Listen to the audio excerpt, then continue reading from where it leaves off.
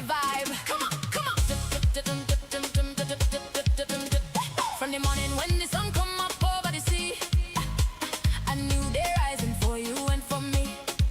15 strong, they answer the call. One legislature standing for all. Down in the chamber where the people have a say, hear the voices ringing brighter every day. So let me hear you put your hand to the sky for the ones who show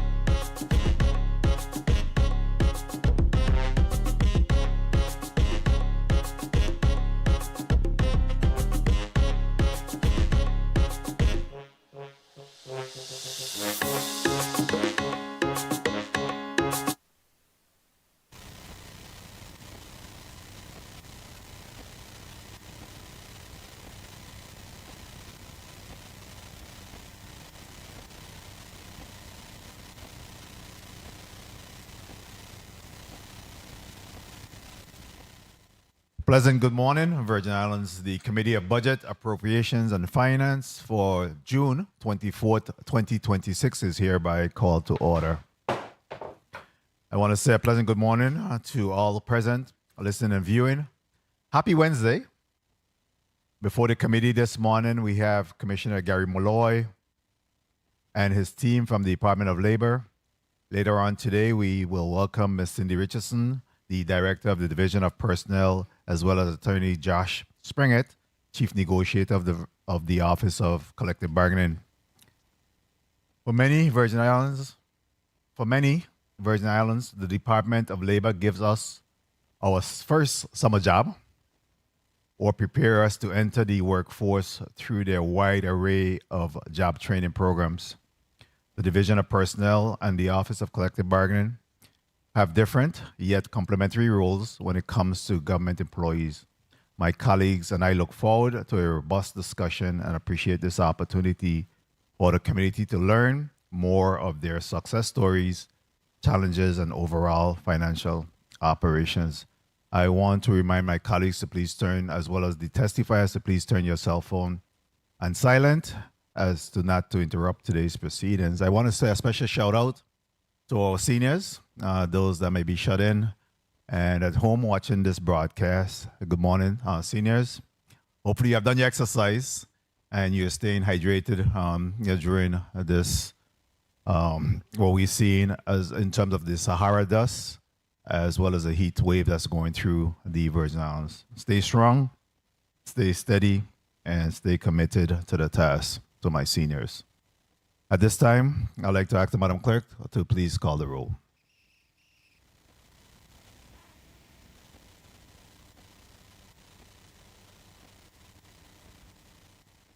Please recognize the mic of the Madam Clerk.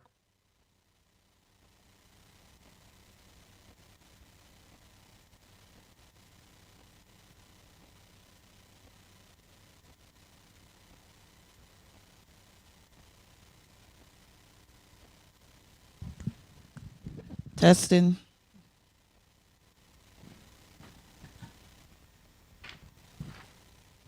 Senator Marvin A. Blyden. Senator Blyden, absent. Senator Dwayne M. DeGraff. Senator DeGraff, present. Senator Ray Fonseca. Senator Fonseca, absent. Senator Novell E. Francis Jr. I'm here. Senator Francis Jr., present. Senator Hubert L. Frederick. Senator Frederick, present. Senator Maurice C. James. Senator James, absent. Senator Kurt A. Vele. Senator Vele, present. Mr. Chair, 4 present, 3 absent. Thank you, Madam Clerk. We do have a quorum and prepared to proceed. At this time, please read today's agenda into the record. Correspondence. Letter dated June 24th, 2026. Dear Chairman Francis Jr., please be advised that I will be late to today's Committee on Budget, Appropriation and Finance meeting scheduled for 9 a.m. in the Earle B. Ottley Legislative Hall on St. Thomas. I look forward to joining the meeting upon my arrival. Respectfully submitted, Maurice C. James, Esquire, Senator, 36th Legislature of the Virgin Islands. This concludes the reading of today's correspondence, Mr. Chair. Thank you very much, Madam Clerk. Please mark Senator James as excused at this time, or we recognize her as soon as she gets here. We also want to recognize the presence of committee member Senator Marvin Blyden, as well as committee member Senator Ray Fonseca. Good morning, gentlemen. Thank you for joining us. And Madam Clerk, go ahead and read today's agenda into the record, please. The Committee on Budget and Appropriations and Finance will meet on Wednesday, June 24th, 2026, 9 a.m. in the Earle B. Ottley Legislative Hall on St. Thomas to receive testimony on the Fiscal Year 2027 budget. Block 1, 9 a.m. via Department of Labor, invited testifier, Honorable Gary A. Molloy, PhD Commissioner. This concludes Block 1, Mr. Chair. Thank you very much, Madam Clerk. Please also record the presence of non-committee member Senator Angel Bocas Jr. At this time, we do have Commissioner Dr. Gary Molloy seated, as well as Team Labor. So we'll go to them to do a quick mic check. We'll start off with you, Commissioner, and then we'll go to your left and to your right, and then we'll get you to put your testimony on the record.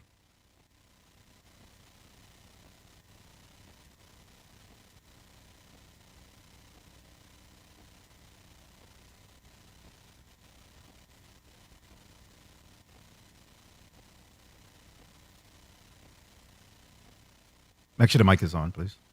It's on. It's on, media.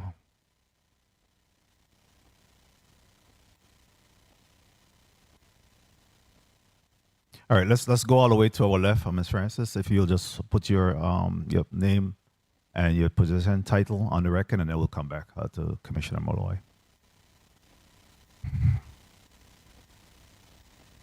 Yeah.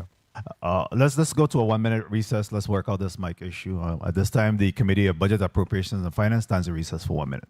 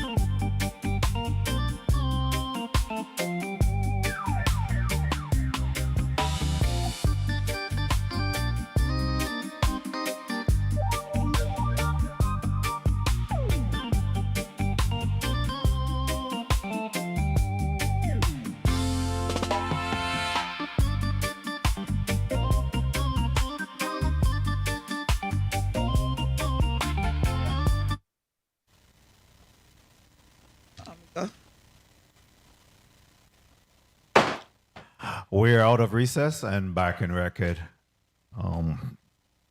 Let's try this again. Commissioner Dr. Molloy. Good morning. Commissioner Gary Molloy, Department of Labor. Assistant Commissioner.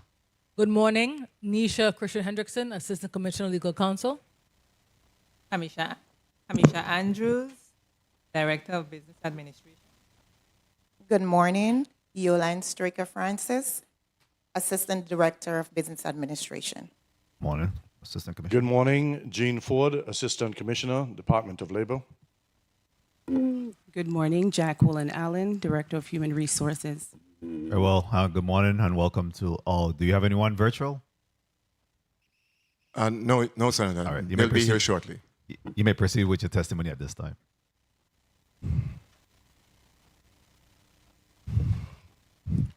Good morning, Honorable Senator Novell E. Francis Jr.,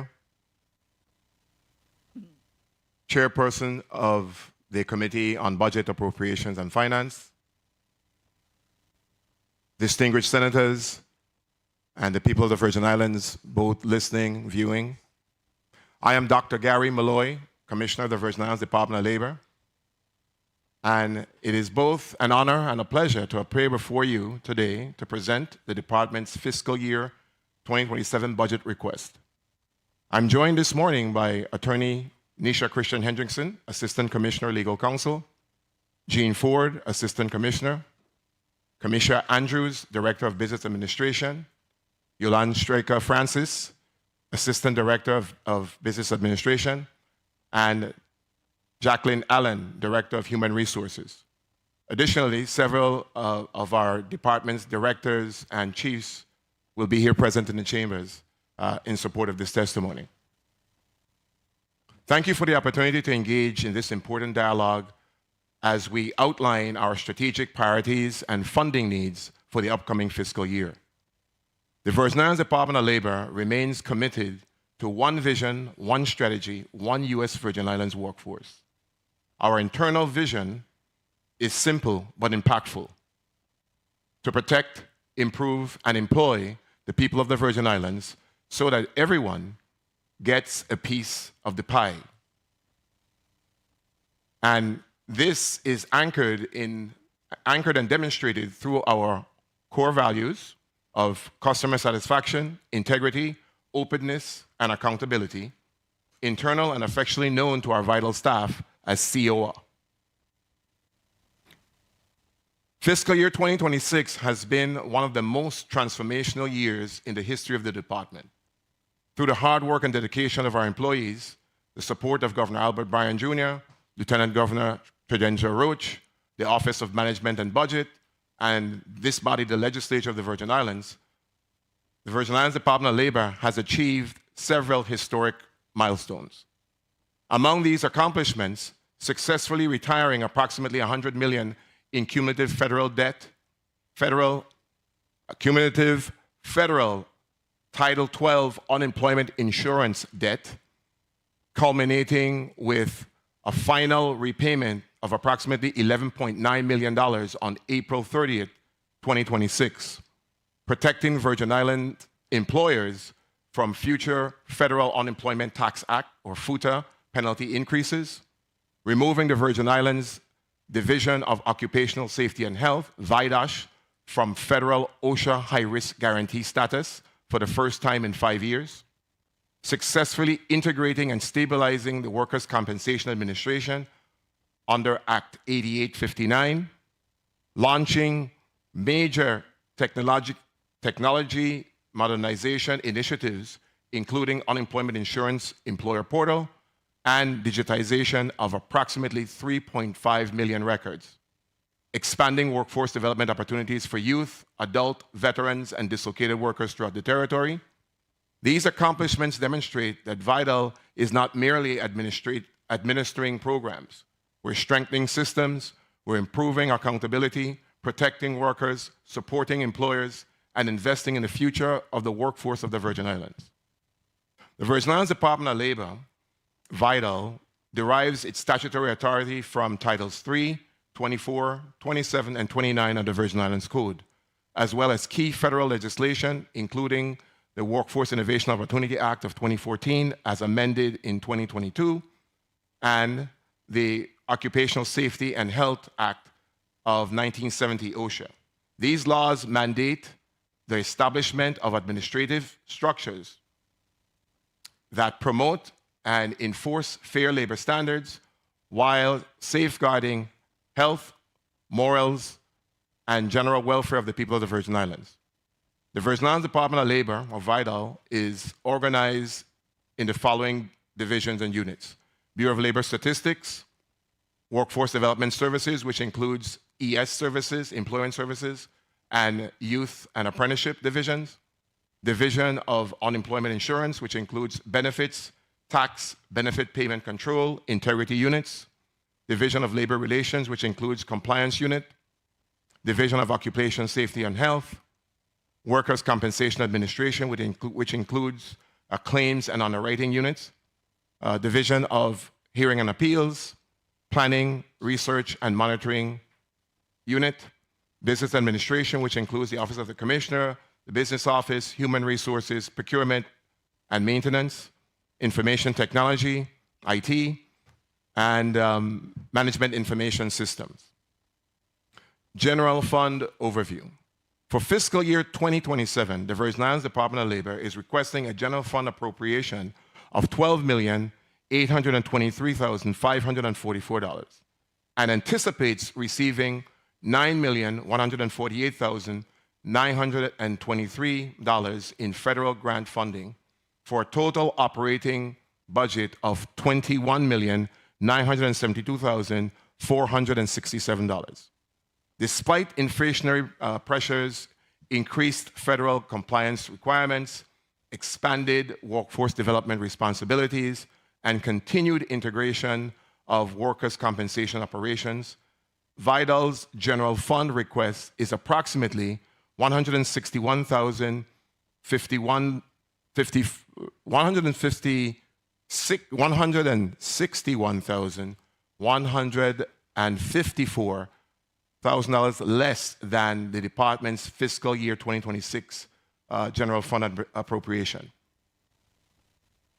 As a result, VIDAL anticipates leveraging the federal funds to represent an increase of approximately $3 million over the FY 2026. This demonstrates VIDAL's commitment to maximizing federal resources while minimizing demands on local taxpayers. Every general fund dollar invested in VIDAL supports the department's ability to secure and administer federal funding and directly benefits Virgin Islands workers, employers, youth, veterans, and job seekers. FY 2027 general fund, again, we're requesting $12,823,544. Personnel services of $6,868,279. Fringe benefits, excuse me, my allergies are acting up. Fringe benefits, $3,502,131. Supplies, $457,500. Other services, $1,729,806. Utilities, $265,828. Personnel. For fiscal year 2027, the Virgin Islands Department of Labor is projected to be staffed at a total of 137 employees across the territory. As the current reporting period, VIDAL employs 124 individuals, 59 based on St. Croix, and 65 in the St. Thomas St. John district. Of the current workforce, 81 employees are classified under the collective bargaining unit agreements with the Seafarers International Union of North America and the United Steelworkers Union. Additionally, 38 positions are exempt, 5 positions are classified as non-union. As of June 22nd, 2026, VIDAL has 11 vacant backfill positions, 9 on the general fund, and 2 are federally funded. Additionally, VITAL has 2 vacancies for FY 2027, both on the general fund. Federal grants. Federal grants are a vital component of the Virgin Islands Department of Labor's funding portfolio, providing essential resources to support a wide array of programs and services. For FY 2027, VITAL anticipates receiving $9,148,923 in federal grant funding. These funds are designated for specific initiatives that align with federal mandates and local workforce priorities, including the Occupational Safety and Health Administration, Employment Service and Labor Market Research, Unemployment Insurance, the Bureau of Labor Statistics, the Workforce Innovation Opportunity Act, the Work Opportunity Tax Credit, Temporary Labor Certification for Foreign Workers, Jobs for Veterans State Grant, Occupation and Safety Health Statistics. These allocations directly support key program areas and personnel necessary to implement and sustain the Division of Occupational Safety and Health, Workforce Development, Unemployment Insurance, the Bureau of Labor Statistics services across the territory. Protecting unemployment insurance, historic milestone. Fiscal year 2026 marked one of the most significant accomplishments in the history of the Virgin Islands unemployment insurance system. On April 30th, 2026, the Virgin Islands Department of Labor processed the final repayment of $11,888,166 toward the territory's federal Title 12 unemployment insurance loan. This final payment completed the repayment of approximately $100 million in cumulative federal unemployment debt that had accumulated over multiple years. This successful retirement, the successful retirement of this debt represents a major achievement in fiscal stewardship and economic stability. It protects the Virgin Islands employers from future FUTA, or Federal Unemployment Tax Act, credit reductions and associated federal tax increases, while strengthening the long-term solvency of the Unemployment Insurance Trust Fund. Based on VITAL's most recent verification of the U.S. Treasury, the estimated accrued interest was approximately $405,952.52. And I'd like to report that as of yesterday, that interest payment has been paid. As of June 18th, 2026, VITAL disbursed $2,184,050 in unemployment insurance compensation to claimants, and the Unemployment Trust Fund maintains a balance of approximately $14,726,556.37 available for the payment of the future unemployment benefits. This achievement positions the Virgin Islands to respond more effectively to future economic downturns while maintaining confidence in unemployment insurance system. There are 4,655 employers registered in unemployment insurance territory-wide.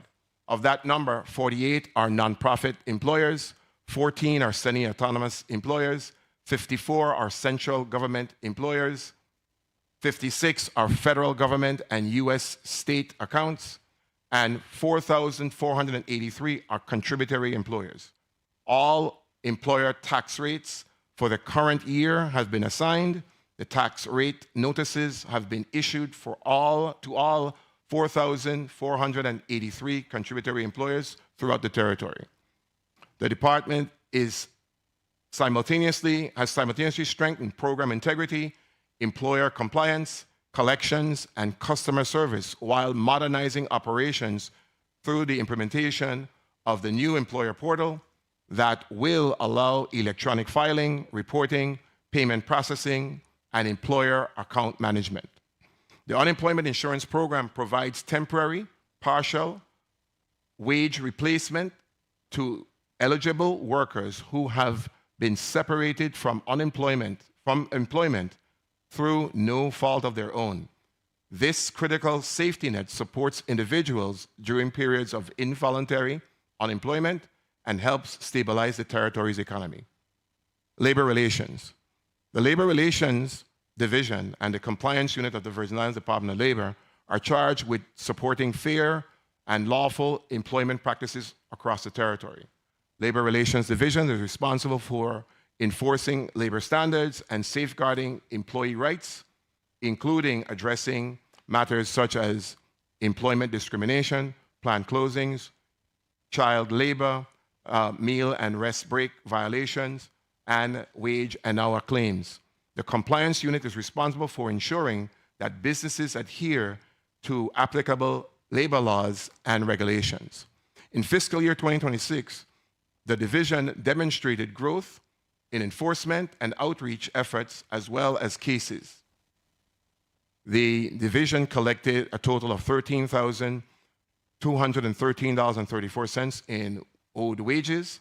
The division conducted 114 compliance reviews, worked on 222 child labor certificates, received and investigated 79 wrongful discharge complaints, successfully resolved 25 wage claims, and executed 13 outreach and educational activities. Looking ahead, VITAL anticipates continued growth in compliance reviews of business entities across the territory. These efforts are part of the department's integrated regulatory framework, which aligns oversight activities across unemployment, insurance, workforce development, workers' compensation, hearing and appeals, and labor relations. This coordinated approach supports VITAL's mandate to uphold labor laws and promote fair employment practices. The compliant unit plays a key role in the integrated compliance strategy. The compliance unit develops and implements verification procedures to determine whether businesses are meeting statutory and regulatory requirements.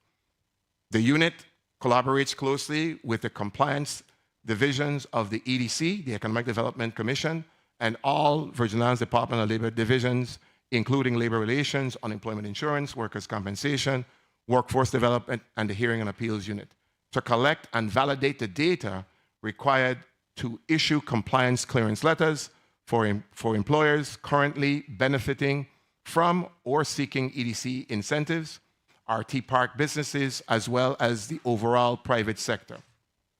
Workers' Compensation Administration. Workers' compensation is a statutory insurance program established to provide medical benefits and wage replacement to employees who experience work-related injuries or occupational illnesses. The program is essential for ensuring that injured workers receive timely and appropriate care while also offering financial support during periods of temporary or permanent disability. Employers' compliance requirements. Under Act 8859, all employers are required to pay their annual workers' compensation premiums by December 31st of the calendar year. Therefore, this year's premium payments are due on or before December 31st, 2026. All payments must be submitted directly to the Virgin Islands Department of Labor offices on St. Thomas or St. Croix. Comprehensive guidance on premium requirements and payment schedules are available at vital.gov/workers-compensation to ensure timely compliance. The Workers' Compensation Administration accomplishments from October 2025 to date include collecting $6,099,310.31 in employer contributions, dispersing $1,027,341.79 in to medical providers, issuing $1,025,326.59 in disability and loss wage compensation, and $18,347.54 in injured worker travel. The Workers' Compensation Trust Fund maintains a balance of approximately $10,981,000 $219.69 available for payments associated with the fund. These performance indicators emphasize the program's growing operational effectiveness and its critical role in supporting both employees and employers across the Virgin Islands. The Workers' Compensation Administration remains committed to processing claims efficiently and ensuring that eligible workers receive the full scope of benefits afforded to them under the law. The successful integration of the Workers' Compensation Administration into the Virgin Islands Department of Labor under Act 8859 represents one of the department's most significant organizational achievements during fiscal year 2026. The transition has strengthened accountability, improved coordination among compliance and enforcement functions, enhanced customer service, and positioned the program for long-term fiscal, financial, and operational stability. The strong performance of the trust fund demonstrates that the program is fulfilling its statutory mission while maintaining the resources necessary to meet the obligations to injured workers and employers throughout the territory. Virgin Islands Division of Safety and Health. The Virgin Islands Division of Occupational Safety and Health, VIDOSH, is charged with ensuring that public sector employees throughout the U.S. Virgin Islands are provided with safe and healthful working conditions. To fulfill this mandate, the division conducts workplace inspections, provides consultation services, delivers training and outreach programs, and enforces occupational safety and health standards within government workplaces. As of June 15, 2026, VIDOSH has conducted 31 workplace inspections, placing the division on track to meet or exceed its annual KPI, or key performance indicator, of 45 inspections. With only 14 inspections remaining and the recent addition of a new assistant director, the division is well positioned to surpass its annual target. VIDOSH has also completed 9 consultation visits, has already met its third quarter benchmark, and remains on pace to achieve its annual goal of 12 consultations. These visits support workplace safety by helping agencies identify hazards and implement corrective measures before injuries or illnesses occur. Additionally, the division has closed 15 inspection cases and resolved 7 unprogrammed activity complaints involving employee concerns, referrals, and reports of workplace hazards. These accomplishments reflect VIDOSH's continued commitment to effective enforcement, proactive safety management, and improved workplace conditions across the territory. Professional development remained a priority for VIDOSH during fiscal year 2026. As of June 15, 2026, staff completed 11 Occupational Training Institute, or OTI, courses, 12 OSHA e-learning virtual courses, and 2 OSHA 30-hour general industry certifications. VIDOSH also participated in 2 Occupational Safety and Health State Plan Association meetings with federal OSHA and other state plans to discuss regulatory updates, best practices, and state plan program practices. By the end of fiscal year 2026, the division anticipates completing an additional 11 OTI courses to further strengthen staff expertise and program effectiveness. One of VIDOSH's most significant achievements during fiscal year 2026 was the removal of its high-risk grantee designation by federal OSHA. This accomplishment is particularly noteworthy given the division's long history of federal oversight. In 1995, federal OSHA determined that the Virgin Islands state plan was no longer operating at a level considered at least as efficient, as effective as federal OSHA program. In 2003, the territory relinquished private sector occupational safety and health enforcement authority to federal OSHA, and in 2020, VIDOSH was designated a high-risk grantee due to deficiencies in critical program areas. Over the past 2 years, VIDOSH implemented significant operational programmatic improvements, successfully addressing required corrective actions. As a result, federal OSHA removed the high-risk grantee designation effective September 30th, 2025, allowing VIDOSH to enter into fiscal year 2026 in good standing for the first time in 5 years. This achievement represents a major milestone for the division, marking the successful resolution of long-standing program deficiencies. It is especially significant given the more than 30 years have passed since the Virgin Islands State Plan was determined to be no longer operating at a level considered at least as effective as the federal OSHA program.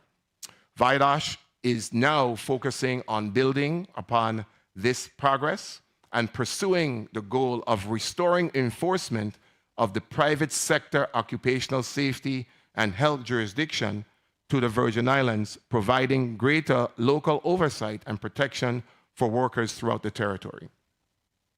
Improving modernization. Fiscal year 2026 marked a significant advancement in the department's ongoing technological modernization efforts. The department will officially be launching a new unemployment insurance employer portal on August 3rd, 2026. The portal will allow employers to electronically submit quarterly reports, remit unemployment insurance contributions, access account information, review tax rates, and communicate more efficiently with the department staff. This modernization initiative will improve customer service, increase employer compliance, reduce administrative burdens, enhance collections, and improve operational efficiency. Additionally, VIDAL has substantially completed one of the largest record digitization projects undertaken by the department. To date, approximately 3.1 million records have been scanned and electronically archived. Upon completion, this initiative will significantly reduce reliance on paper-based systems, improve record retrieval, strengthen disaster recovery capabilities, reduce physical storage requirements, and enhance the department's ability to provide timely service to employers, workers, and the public. Together, these initiatives represent important investments in operational excellence, government modernization, and long-term fiscal efficiency. Improving and employing. Workforce Development Services. Workforce Development Services in the Virgin Islands Department of Labor administers a range of employment programs designed to connect job seekers and employers. The primary responsibility is to deliver job services, training opportunities, and employment assistance to individuals, while also partnering with employers to address workforce needs and fill critical vacancies. In alignment with Governor Bryan's Workforce Development Initiative, the Virgin Islands Department of Labor has continued to strengthen the territory's workforce pipeline by developing and implementing programs and services that provide Virgin Islanders, that prepare Virgin Islanders for employment in high-demand industries identified in Vision 2040. These efforts are supported through a combination of local and federal funding sources that expand access to training, increase workforce participation, and help address both the current and future workforce needs of employers throughout the territory. The Virgin Islands Workforce Development Board, which serves in an advisory capacity to Governor Albert Bryan Jr., functions as the territory's Workforce Policy Board and oversees the eligible training provider system to ensure that workforce training investments are aligned with labor market demands and industry priorities. In partnership with the Virgin Islands Workforce Development Board, VIDAL administers, monitors, and invests federal workforce development funds to provide employment, training, apprenticeship, and career development services that connect job seekers with meaningful career opportunities while helping employers build and maintain a skilled, competitive, and sustainable workforce. General fund appropriations provide critical support for the Summer Youth Work Experience Program, the Virgin Islands' premier youth employment initiative, and fund the administrative and operational activities necessary to deliver youth employment and youth and apprenticeship services.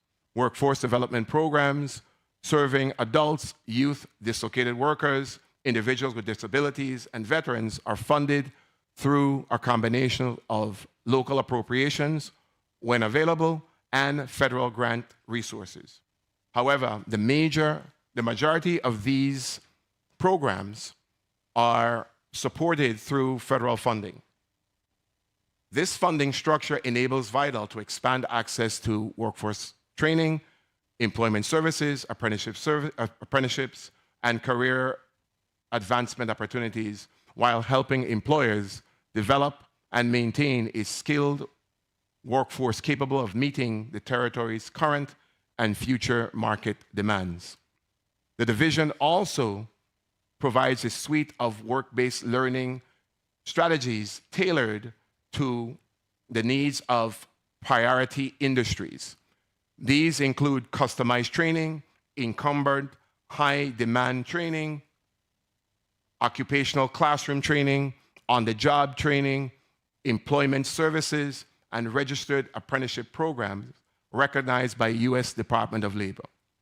Targeted sectors established by the Workforce Development Board include human resources, healthcare, hotel and hospitality, maritime, massage therapy, and pipe fitting under construction. To date, in program year 2025, which is July 1, 2025 to present, the Workforce Development Team has provided 1,157 staff services to 263 employers, submitted 781 job referrals on behalf of 266 job seekers, facilitated 9,745 self-service job referrals for 1,597 job seekers, and enrolled 87 individuals in WIOA training and established 118 individual training accounts. These accomplishments reflect the department's ongoing commitment to advancing workforce development across the territory. The territory's workforce development strategy is intentionally aligned with the economic development priorities of the territory as major public and private investments continue throughout the Virgin Islands. VIDAL remains committed to ensuring that Virgin Islanders possess the skills, credentials, and work-based learning opportunities necessary to compete for and secure quality employment opportunities. Youth and apprenticeship. The youth and apprenticeship programs are integral components of the Workforce Development Division and are funded through a combination of federal grants and general fund appropriations. Programs are designed to provide Virgin Islands youth ages 14 to 25 with career exploration opportunities, work readiness training, employability skills development, financial literacy education, leadership development, and work-based learning experiences.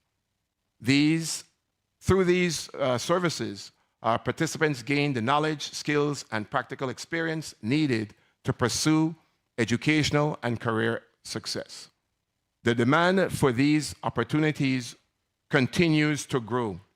For the 2026 Summer Youth Work Experience Program, the department received 1,564 applications, including 309 applications for the career exploration programs, ages 14 to 15, 1,186 applications for summer youth work experience, ages 16 to 25, and 69 applications for the Labor Investing for Tomorrow, or the LIFT internship program, which is for college juniors and seniors. During fiscal year 2026, the department is currently projected to serve 1,055 participants through the 2026 Summer Youth Work Experience Program, with a total investment of approximately $1.5 million.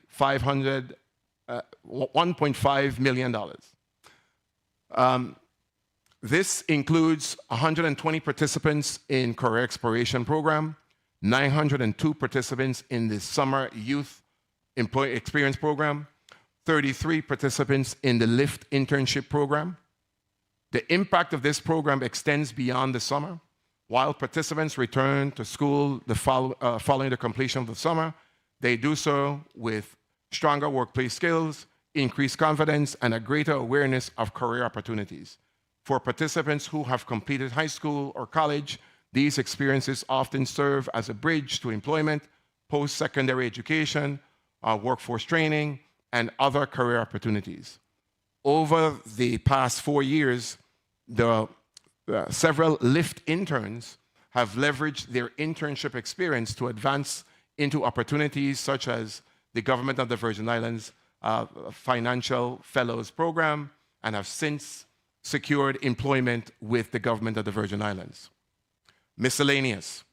The miscellaneous general fund, projected at $4,995,719 for fiscal year 2027, supports a range of critical initiatives and operations carried out by the Virgin Islands Department of Labor.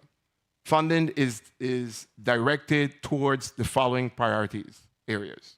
Unemployment insurance contributions on behalf of all agencies within the Government of the Virgin Islands, $900,000. Operational expenses for Workers' Compensation Administration and the Virgin Islands Division of Occupational Safety and Health, $2,077,799. Summer Youth Work Experience Program, the largest youth employment initiative in the territory, is at $2,017,920. These appropriations play a critical role in ensuring service continuity, supporting public sector obligations, and advancing workforce development efforts throughout the territory. In conclusion, fiscal year 2026 has demonstrated what can be accomplished when strategic leadership, dedicated employees, strong partnership, and sound fiscal management are aligned toward a common purpose. I wish to express my deepest appreciation to the Brian Roach administration, the dedicated team of the Office of Management and Budget, and most importantly, the Virgin Islands Department of Labor staff for their continued dedication and support. I would like to offer special recognition and heartfelt congratulations to our 2026 Employees of the Year, Mr. Elvis Lewis of the Division of Maintenance in the St. Croix District, and Ms. Faye Reed of Unemployment Insurance Tax Unit in the St. Thomas St. John District. Their exemplary commitment and professionalism embody the very best of public service and our collective mission. Honorable Senators, we respectfully request your favorable consideration of VIDAL's fiscal year 2027 general fund appropriation request of $12,823,544. This investment will allow the department to continue protecting workers, improving workforce readiness, employing Virgin Islanders, and advancing our shared vision of a stronger and more resilient Virgin Islands economy. My team and I thank you for your continued partnership and stand ready to answer any questions you may have at this time. Thank you very much, Commissioner Dr. Gary Molloy, for that comprehensive testimony. I want to say, first of all, I like the color coordination. And I see you wore green. So we talking about money today, right? So again, I also want to say a hearty congratulations to your Employee of the Year, both employees, Elvis Lewis as well as Faye Reed. And of course, we see you in terms of your public service above and beyond. And we truly appreciate that as public servants. Thank you on behalf of my colleagues and I. I also want to extend a congratulations to you and the team in regards to being able to address the unemployment insurance debt. That is a significant milestone that should not be taken lightly. I also want to toot our horn a little bit because that was as a result of legislation that we also supported where we got significant pushback from our public businesses. But due to stick-to-itiveness, due to our ability to really stay the course on this particular issue, we see the reward today. So my first question to you would be, during your discussion, I'd love to hear you talk about when the businesses will be able to see some type of relief as a result of this move now, and that the debt has now been addressed. But you could do that, as we certainly allow you to do that on the chair's time. At this time, I really want to be able to get my colleagues to begin their questioning round, and then we'll come back and get some actuals as well as some additional information. The quick lineup for today so far, we have Senator Angel Borges Jr., Senator Dwayne DeGraff, Senator Kurt Vielle, Senator Hubert Frederick, Senator Marvin Blyden, Senator Ray Fonseca, and we'll pick up on whoever else come in at any given time. At this time, Senator Angel Borges, you're recognized for your 6 minutes. Thank you so much, Mr. Chair, and good morning to you, Mr. Chair. Good morning, colleagues. Good morning to the listening and viewing audience. Good morning to the central staff and my staff. And of course, good morning to the testifying panel here before us from the Department of Labor. Good morning, Commissioner. Good morning. Good morning, Senator. Good to see you. Good to see you. I always get happy when I see you, and the one next to you too. I like you too. That's my boy. I wanted to start off by saying to echo the sentiments of the chair on that significant milestone that you've achieved, and I believe the Department of Labor has done some exemplary work in the past, going on 8 years. So I commend you and your staff, and from the bottom to the top, thank you for your service. Commissioner, I saw in the post-audit report that you've only received 5.5 of the 13.6, and that's a very small amount, but you seem to still get it done. And I understand that a portion of it is still unallotted at this given point in time. So I'm wondering, were any programs or anything delayed because of that unallotted amount not being available to you and your staff? Were any programs affected? Thank you for that question, Senator. The straight answer is no, we were able to make adjustments accordingly. We recognize that the general fund appropriations had to be reduced by the Office of Management and Budget. We were normally getting allotments about 8.33% a month that had to be cut. And we did a heavy reliance on our federal funds until those were reduced as well. So we're juggling. It was a very difficult, but we didn't have to cut anything. We just had to be more vigilant in terms of our spending. Yeah, you have to pinch that penny before you lose it, right? Yes, okay. More focus. And if a lot of agencies would follow that type of recourse, I think we would be doing a lot better as a government. I want to say in the post-auditor's report, page 6, rental of land and building, we know that you own the St. Thomas building now, so congratulations on that. But I do see that we're paying, what is it, $240,000 in rent in 2027. Could you kind of share with me what that's for specifically? I'll allow our Director Andrews, please expound. Good morning, Senator Kamisha Andrews, Director of Business Administration. So that portion of the 240 is actually the local portion based on the cost allocations we have within Department of Labor. The other portion would be the federal, and that would be covered under the federal grants. Okay. And that is for the St. Croix St. Croix? Yes. Okay, got it. Noted. Thank you for placing that on the record. Also in the post-audit report, it identifies about 2.9 million in professional service contracts. What are the largest contracts, and why are those services being outsourced rather than potentially done by the staff? Nisha Christian Hendrickson, Attorney Christian. Good morning, Nisha Christian Hendrickson, Assistant Commissioner, Legal Counsel. So we have a series of contracts that we are going toward our modernization, number one. Number two, we employ an entity called Geographic Solutions, which allows us to do our views platform, which is the Bureau of Labor Statistics Management. And that particular platform is quite expensive. So all of the services that we have there are services that we cannot do in-house at this present time. And some of those contracts will be finalizing this year. So there should be a reduction in certain areas coming next year. Okay, and through the testimony, I'm aware that you have done some great work in the area of digitizing. 3 million records, that's a lot. 3 million records, and you're launching a new platform like you mentioned. But what in the sense of obviously less paper, which I've been fighting for the Taxi Cab Commission to go in that direction, but I'm not going to take up too much time on that. That one gets me a little passionate. But how many how has that reduced processing time?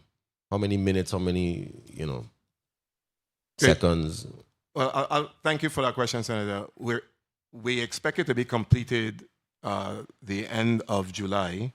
And so in the process, what it does, it helps us with the retrieval. Many times when we have to research a particular case, we would have to go in a file. And especially if we're doing compliance check on a particular business, we might get a request to go back as far as 2015 or further. So we would then have to go to our storage facility offsite to be able to retrieve those documents. So it's going to really improve having the staff have access to those employee files very, very quickly. So the efficiency is going to improve. We got some numbers here to show that we've already scanned clearly 2.8 of the 3.5, so we're 75% completed. And staff has access to all those records as need be. That's excellent. That's excellent. Your testimony also outlines about 79 wrongful discharges and complaints. 1 minute. 114 compliance reviews and about 13,000 in recovered wages. How many complaints remain unresolved, if I may ask? Those are under labor relations. I'll let Attorney Christian Henderson discuss that. Good morning again, Nisha Christian Hendrickson, Assistant Commissioner, Legal Counsel. As the complaints come in, we resolve them within the statutory periods of time. So, for example, if a person comes in, they have 30 days to file. 30 seconds. I will make sure that I get the exact number of anything that's outstanding. But to my understanding, as of today, we do not have anything outstanding. All of the complaints for the wages have been recovered and have been produced, unless they're under investigation. So I will confirm that number. Okay. And you have adequate staffing levels in labor relations? Yes. Yes? Okay, good. And before my time expires, I noticed in the post-auditor report, you have a number of vehicles here, but there's only 2 of them in poor condition. Most of them, with the exemption of one that is in new condition, most of them are in good condition. However, I see that there's a request for approximately $700,000 for vehicles. Our vehicles, if I may, Mr. Chair, please. Thank you, Mr. Chair. If I may ask, are you replacing, are you expanding the fleet? Because most of them seem to be in good condition. Senator, I don't know about 700,000, so that's news to me in terms of we're only requesting one vehicle. Okay, so I might have mixed up another testimony. If you could point me to that section, but it's not Department of Labor. Page 7, right? I know. 7. Page 7. Thank you, the Senator from Princess. And I don't abuse the time, Mr. Chair, but if you could please look at that, because I was going between the two, between the post-auditor report and the testimony, and I just want to clarify Is that accurate, or is the vehicle you're purchasing a large vehicle that would cost way more than a regular vehicle? Or? I'll let Director Andrews shed some light. Commissioner Andrews, Director of Business Administration. This information was submitted initially when OMB was requesting the information for post-audit. But if you look at the overall budget, it's not included in Okay, so that's an 12.8. oversight technically. Then. Yes. Okay, very well. So colleagues, if we can take note of that. And I appreciate the time, Mr. Chair. Thank you so much, Senator Boquist, for your line of questioning. Before I go to Senator DeGraff, let me ask you, Commissioner Molloy, have your financial person give me the actuals to date, please, for personnel services, French, benefits, supplies, other services and charge, utilities, and capital projects or capital outlay, please. Thank you. The actuals. Thank you, Director Andrews. So personnel service, currently, as of yesterday, 2,597,119.68. Fringe benefits, 1,238,315.92. Supplies, 224,708.01. Other services, 998,402.17. Utilities, Electricity, $161,058.05. and capital improvements. Did you have any? Or capital projects?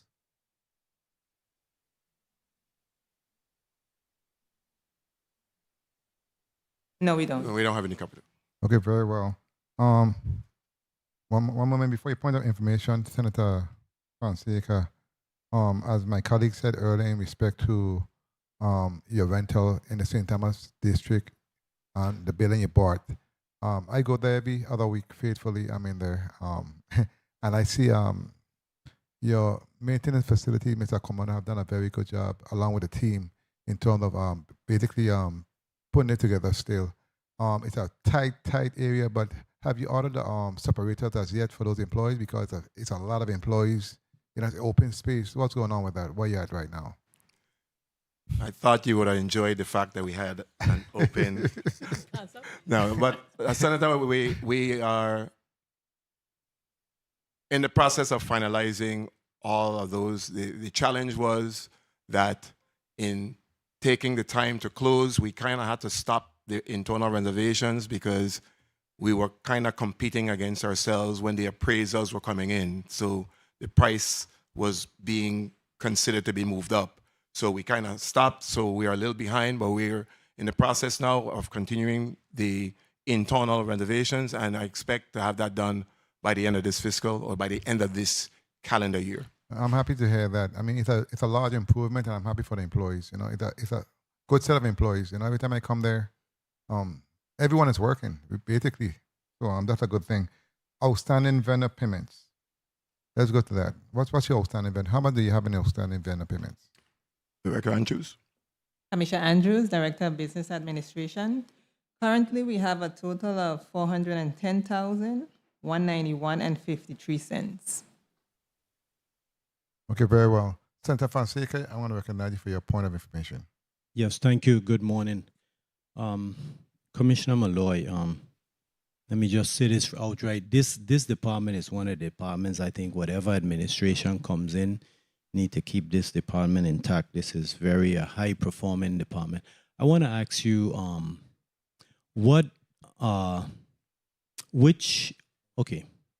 are there any federal grants that the department has not applied for? Any grants? And also, are there any federal funds that can be used to cover more of the general fund? In other words, can we utilize more federal funds? Thank you for that question, Senator. And one of the things that we tried to make sure in our testimony, we kept saying anticipates the amount of federal funding, because the environment on the federal side now, it's to make cuts.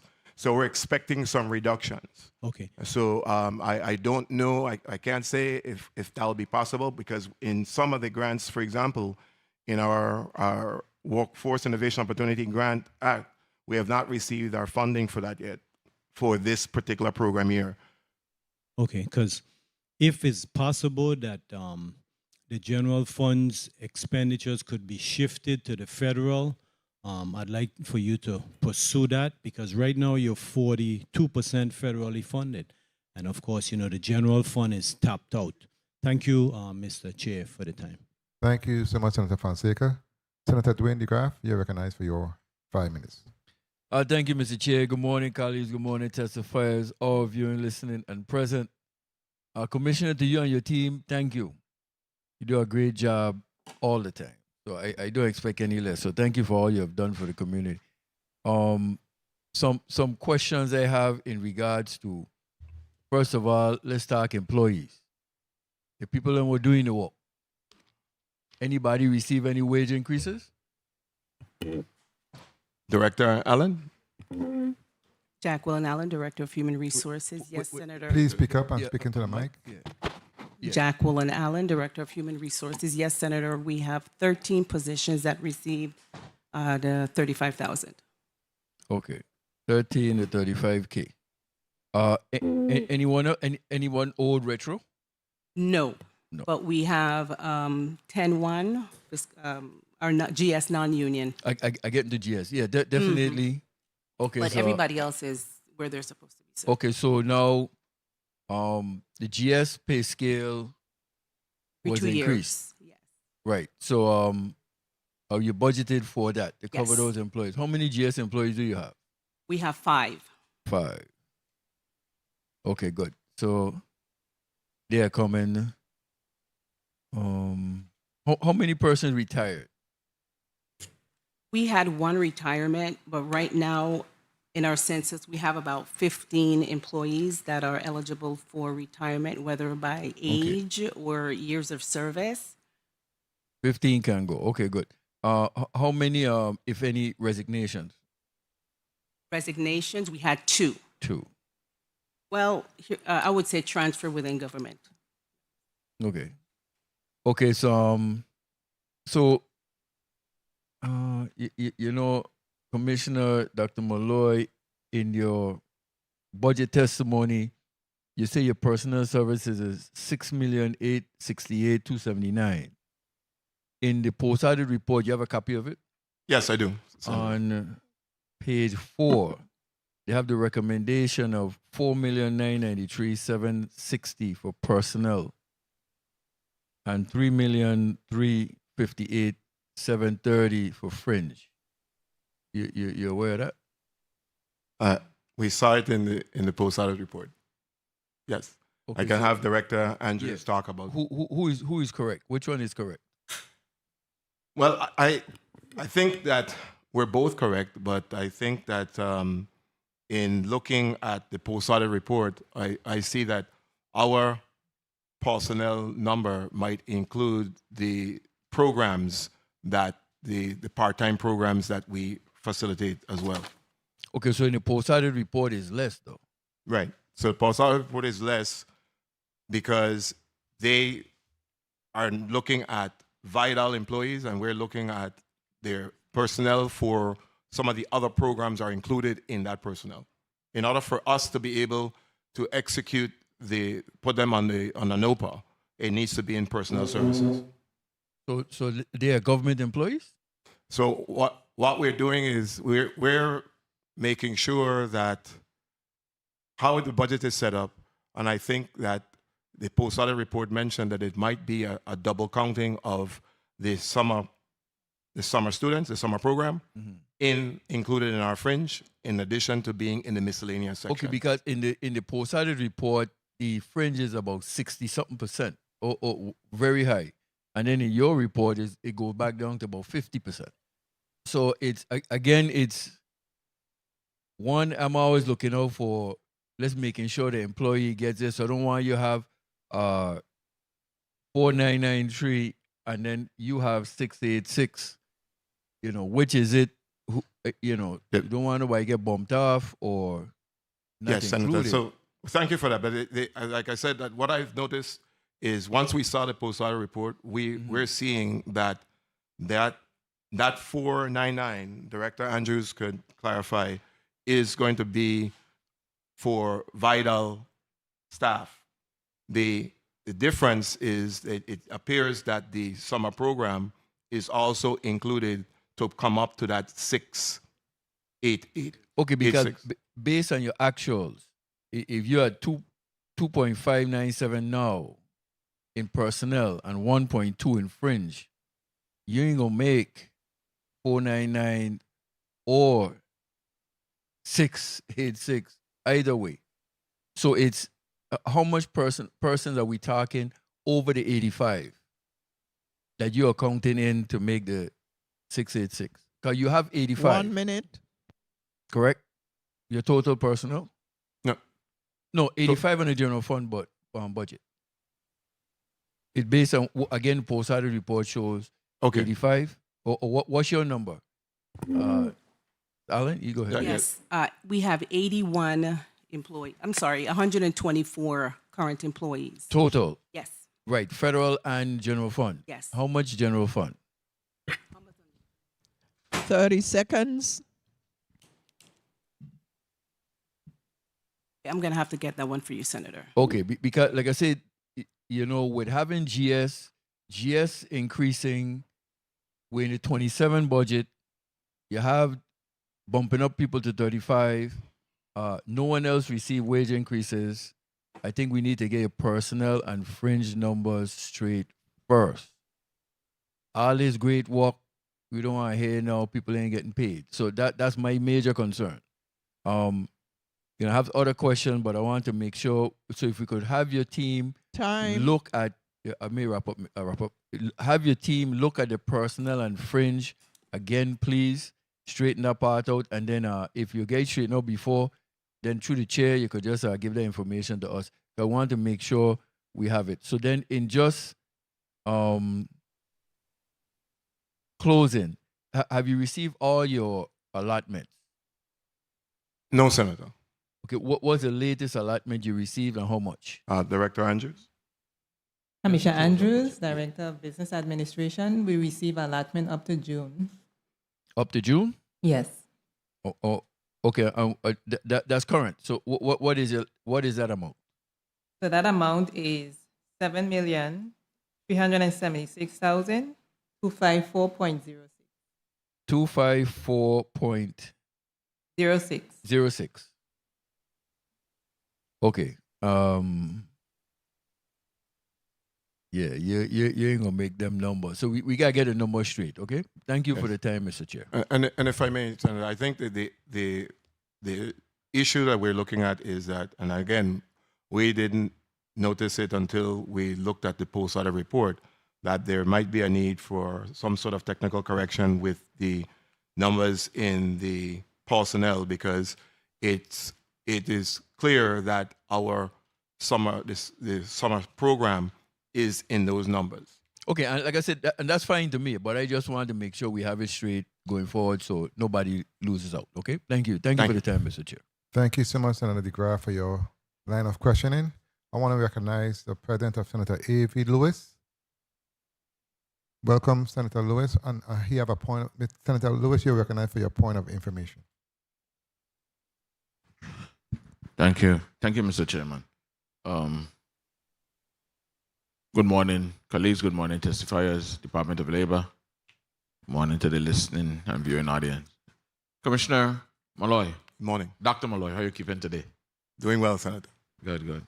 On page 6 and 7 of your testimony, if you mind turning into that portion, please. Okay.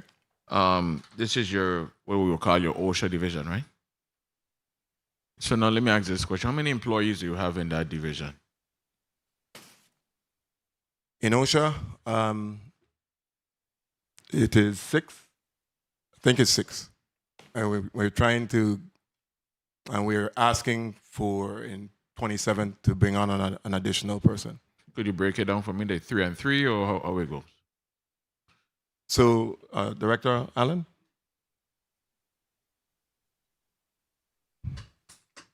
We definitely have to staff up the St. Thomas, St. John. Okay, district. the where I'm going is that I saw your benchmarks, and you set some benchmarks, and I think you met and you're exceeding those benchmarks.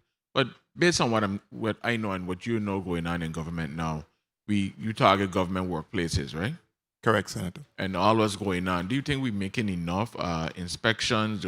Are we getting out there to really provide, make sure that safety is paramount in these workplaces? Because, I don't want to throw nobody under the bus, but when we go in certain divisions, you see different things, and ladders and how we utilizing things. And the reason why I brought that up too is because earlier this year, and I know you are aware that we had an incident down at Finance. Yes, Senator. Where are we with those? Tell me how you think that division is running. Is it? I know you made some deliverables, but I don't know if that's enough for me. Well, I'll say, Senator, I thank you for that line of questioning. And the department, the division of OSHA, Occupational Safety, is very, very much on the rise. They have been able to get a lot of their program deficiencies cleared. And one of the things that we need to realize, they have to go for training, otherwise they can't do that particular inspection. So they have to receive that training from OSHA, and that's why I took the time to break out how much investment is being put in their professional development. So there's clearly not enough of the team in the St. Thomas, St. John district. There's the director in St. Croix. You have the consultant and a co-shell in St. Croix, as well as the administrative staff. On St. Thomas, we just got a new assistant director, and we have a co-shell on St. Thomas. The goal is to have another consultant and to have they need to have independent teams, because each district has a tremendous workflow. Well, I know each district have a tremendous workflow, but we have a lot of agencies out there, and I'm wondering if we get into everybody like how we're supposed to. That's the crux of it. So you said you're hiring more individuals, right? And that should assist you. But currently, how do you feel? I mean, like, remember, in most of it, they're reacting. The inspectors are going out in an enforcement capacity, so that's based on a complaint. The other consultation area, any of the government agencies could request consultation, and we go out there. So there are two phases that's happening at the same time. Sure. So in most of the cases that you're saying, we're not going to go out in advance. For example, we wouldn't come to the legislature. Well, that's what I want to help me to understand how the program is running. Maybe I'm misunderstanding something. So you don't just go out and make random inspections. You go based on complaints. Yes, Senator. Okay. All right. I stand So once the corrected. complaints are lodged, I thought we used to make random inspection, being that we've seen things going on. We could stop in here, there, and do something. I apologize. We can, when we drive around, if we see anything, we can do the stop and do that. But then what we advise at that particular point, we ask the agency, we refer them to the consultation. Good. So how do Mr. Chair, that's this last one. So how do we do advertising of this division? Well, we do outreach, and like I said, and all the agency heads, all of my fellow cabinet members, they receive their nice packages, because we do an assessment and we send it out to all the cabinet members about their agencies to let them know what deficiencies they have or what abatements need to be done because we do have the authority to fine. Commissioner Molloy, you're playing it safe with me. But, I work for an entity. My boss want me to go on a scaffold. I don't believe the scaffold is safe, but every day he says, I'm coming now. Every day he says, you have to go on this scaffold. How do I know I could call labor and make that complaint? You can, because there's a whistleblower component. Anybody can call and make a complaint without having to worry about the threat of retribution. Thank you. Once the complaint is made and lodged within the system, it is kept confidentially and it's investigated. Thank you. I don't want to get put out of the chambers today. Thank you, Mr. Chairman. Thank you, Senator Lewis, for your point of information / line of questioning. Senator Viale, you're recognized for your 6 minutes. Thank you, Mr. Chair. Good morning to the people of the Virgin Islands. Good morning, colleagues. Good morning to the testifiers. Mr. Chair, the senator before me already has exhausted his time. Okay, so we're trying to get the numbers right for personnel and those other areas because it's important when we're marking up the budget to know exactly what you presently have this fiscal year versus what is proposed for next fiscal year. Because if you look at page 4, I think that the area that is messed up is the FY26 revised budget. Now, if you look at what you got under the Budget Act for personnel, it was $3,642,000. And then if you look at what is recommended is $4,993,000, which is a $1.3 million increase. But is it actually an increase? What are your actual budgeted general fund personnel numbers for fiscal year 26? Director Andrews? Commissioner Andrews, Director of Business Administration.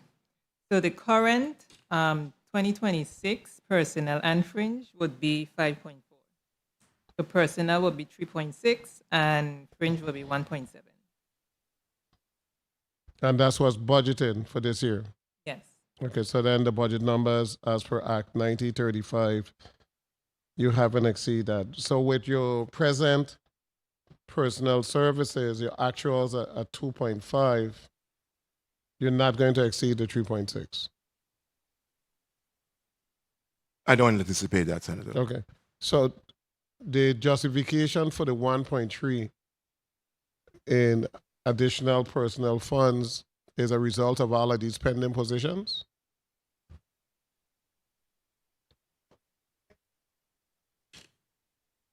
Okay, so the 1.3 you're referencing, is that the variance you're talking about, Senator? Yeah, the variance from fiscal year 26 to fiscal year 27, the recommendation for the increase in your personnel from 3.6 to 4.9. I'm trying to qualify that 1.3. What does a 1.3 represent? So the 1.3, it represents just a small amount that went from, I think it was the increase of the 35. Speak into the mic. Stay in the mic. Hello? No, the 35,000 isn't that large of an impact. Yeah, so it's just a small portion of that. But the remaining of that would be the summer workers. So we put it in there. Okay, so hold on. Okay, but the summer workers, if you go down, right? Summer youth employment, it's in there at 2,017,920. Remember the summer, we do the summer as a line item. So the summer, go ahead, let you explain. Yes, now you do, but it wasn't that way before. So what was happening in order for us to be able to pay the summer, it was included in the personnel. So, Okay, so we just need to be clear that it's not our intention to have it double counted because I'm seeing it clearly it is double Yeah, counted. so hold out there. So what is your recommendation for summer for fiscal year 27? 2 million. Okay, so then if I did that, right? If I said it's 2 million for fiscal year 27 and you're already averaging 3.6 for regular personnel, then the roll-up figure for next year would have been 5.6. It wouldn't have been 4.9. Okay, if you got 2 million and I just added on to what you have for FY25, then that 4.9 isn't a reflection of that 2 million. But Senator, the 2 million includes fringe. Include fringe. It includes the fringe. So the 2 million as mentioned in miscellaneous, it includes, so it wouldn't be. Before we reach to the markup of the budget, we need to have all of those numbers clear, because your summer youth employment is going to be a line item. So we need to know what is your actual personnel, what is your actual fringe, and we want to do a comparison to what you have this year, okay, so that we can see exactly what is going to be the increase. Now, you use the word pending for your vacancies, right? Page 9. The claims adjuster, 2 position, claims auditor, assistant director of human services. All of those positions that are labeled pending. 1 minute. They're actual individuals in those positions. Director Allen? Sorry, Jacqueline Allen, Human Resources. At that point, when we submitted the information, Senator, yes, we do. We have employees in 9 of those areas. Okay, you have employees in 9 of those areas that started recently. Yes. Do you have sufficient? I'm sorry, what was that? The 9 employees in those areas are employees that were hired recently? Yes, from April until last week. Okay. So your numbers from April back didn't reflect that personnel cost. And then in these 9 individuals, from now until September 30th, do you have sufficient funding in your budget? Those positions were in the budget. They were funded positions in the budget? Yes, sir. And they were funded at what percent? As a matter of fact, we have one position which was 50-50, which is the youth and apprenticeship coordinator, but all of the others were 100%. Time. Okay, so when you factor in those 9 positions plus the 4, you have a total of 13, right? I'll be over there. I'm sorry, sir. You have 13 pending positions. Are we talking about where we're at right now for? On page 9. Yeah. Okay. You said you hired 9, so you have 4 more individuals to come on that are pending that you're trying to get on this fiscal year. Yes, they're posted currently right now in DOP. Okay, so that's 13. So next year budget, you're only going to have 2 vacant positions on the general fund? For fiscal 27, 2 new ones. 2 new or 2 vacant? Okay, vacant. But They're going to be new and vacant. So these are new positions you're creating. Is that different? Or if you have a vacant, it's... Yes, they're new for 2027. Okay, and then you have 3 pending positions under the federal fund, 3,100. We have 2, because the youth and apprenticeship coordinator, that was 50-50. 50 on the general and 50 on federal. So, but okay, and the next 2 are what? 100 or 50? 100, and they're posted. 100 federal. Yes.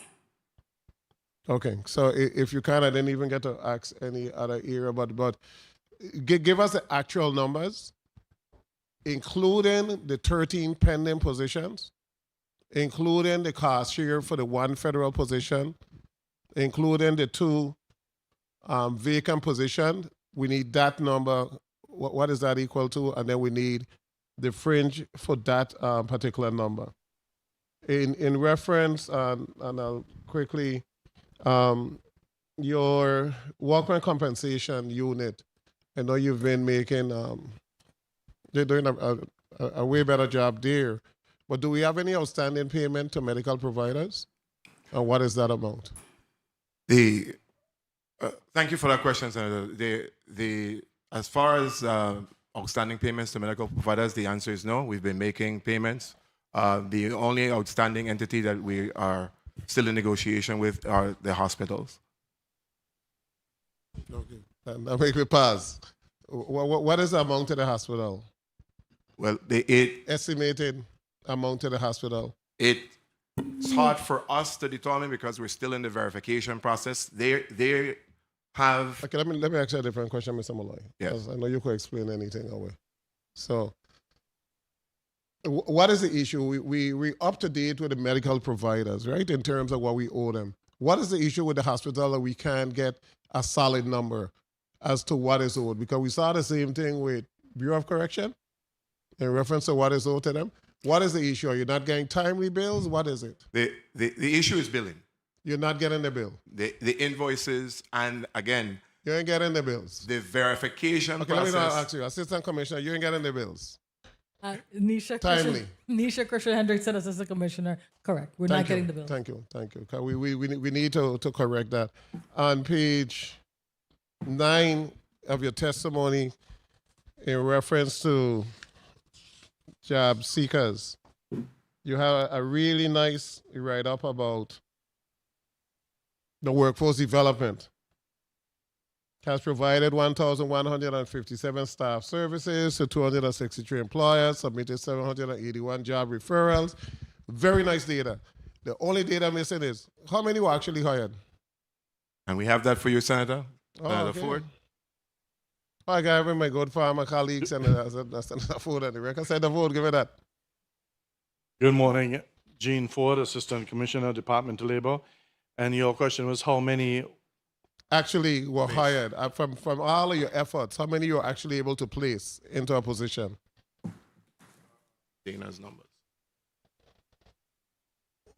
Now, while I'm asking that, Commissioner Molloy, in your estimation, you have made strides in the Department of Labor. Yes or no? Yes, Senator. And you continue to make strides? Yes, Senator. So where are you going? You want me? Where am I going? You want me to spell it out a bit clearer? Where are you going? You're making strides. So where are you going? I'm not going anywhere, Senator. Somebody say you're going. I'm not going anywhere, Senator. You didn't recently have an interview, Commissioner? Don't answer. You had an interview. Don't abandon ship, no. I just put in it on the record. You have achieved X, Y, and Z. Don't abandon ship. Thank you, Mr. Chair. Thank you so much. Senator, you want Senator Villiers, for your line of questioning. Senator Ford. Yes, the numbers Assistant for... Commissioner Ford, can you respond to Yes, thank you. Gene Ford, Assistant Commissioner. As per last quarter, we have placed 295 individuals in job positions, and that amounts to about 43.5%.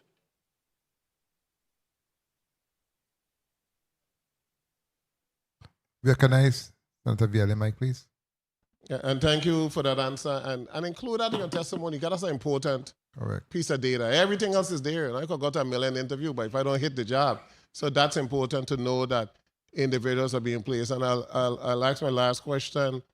All of these current development that's taking place with the major contractors, are they listing the jobs through Department of Labor before they say that there's not sufficient individuals or capacity? Are they coming first and listing all of those positions? And do you have a bank of individuals where you know what the skills are that you could then refer those individuals to these positions? Thank you, Senator.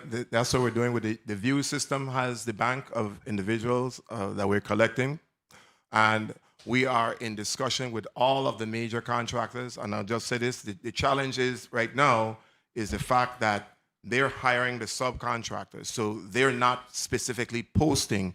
It's the subcontractors that have to post. So are the subcontractors posted? Yeah, so we're making sure that they're posting, because the majority of those placements are in the construction area. Okay, and I asked the question because there's a local group, a local company, Indutech, and I think you had individuals at that job fair that they had.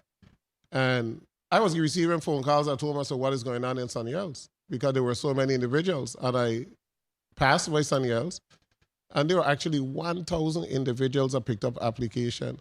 A lot of skilled labor, like probably 500 skilled labor. Those guys were there in coveralls, everything, filling out application, being interviewed. So it made me quickly realize that we have a pool of individuals that are looking for work. And I walked the line, I spoke to a lot of them, and a lot of them are skilled. are you able to capture that, or can you have a relationship with Indutech, because they're also creating a job bank? Can you have a relationship where we're able to capture every single able body in the Virgin Islands that's able to work before we import anybody? And thank you for that question, Senator. We've already had our meetings with Indotech. We're already comparing their list and our list, and majority of the individuals are already in our system. So we're trying to make sure that it's one bank, one process. So one vision, one strategy, one U.S. Virgin Islands.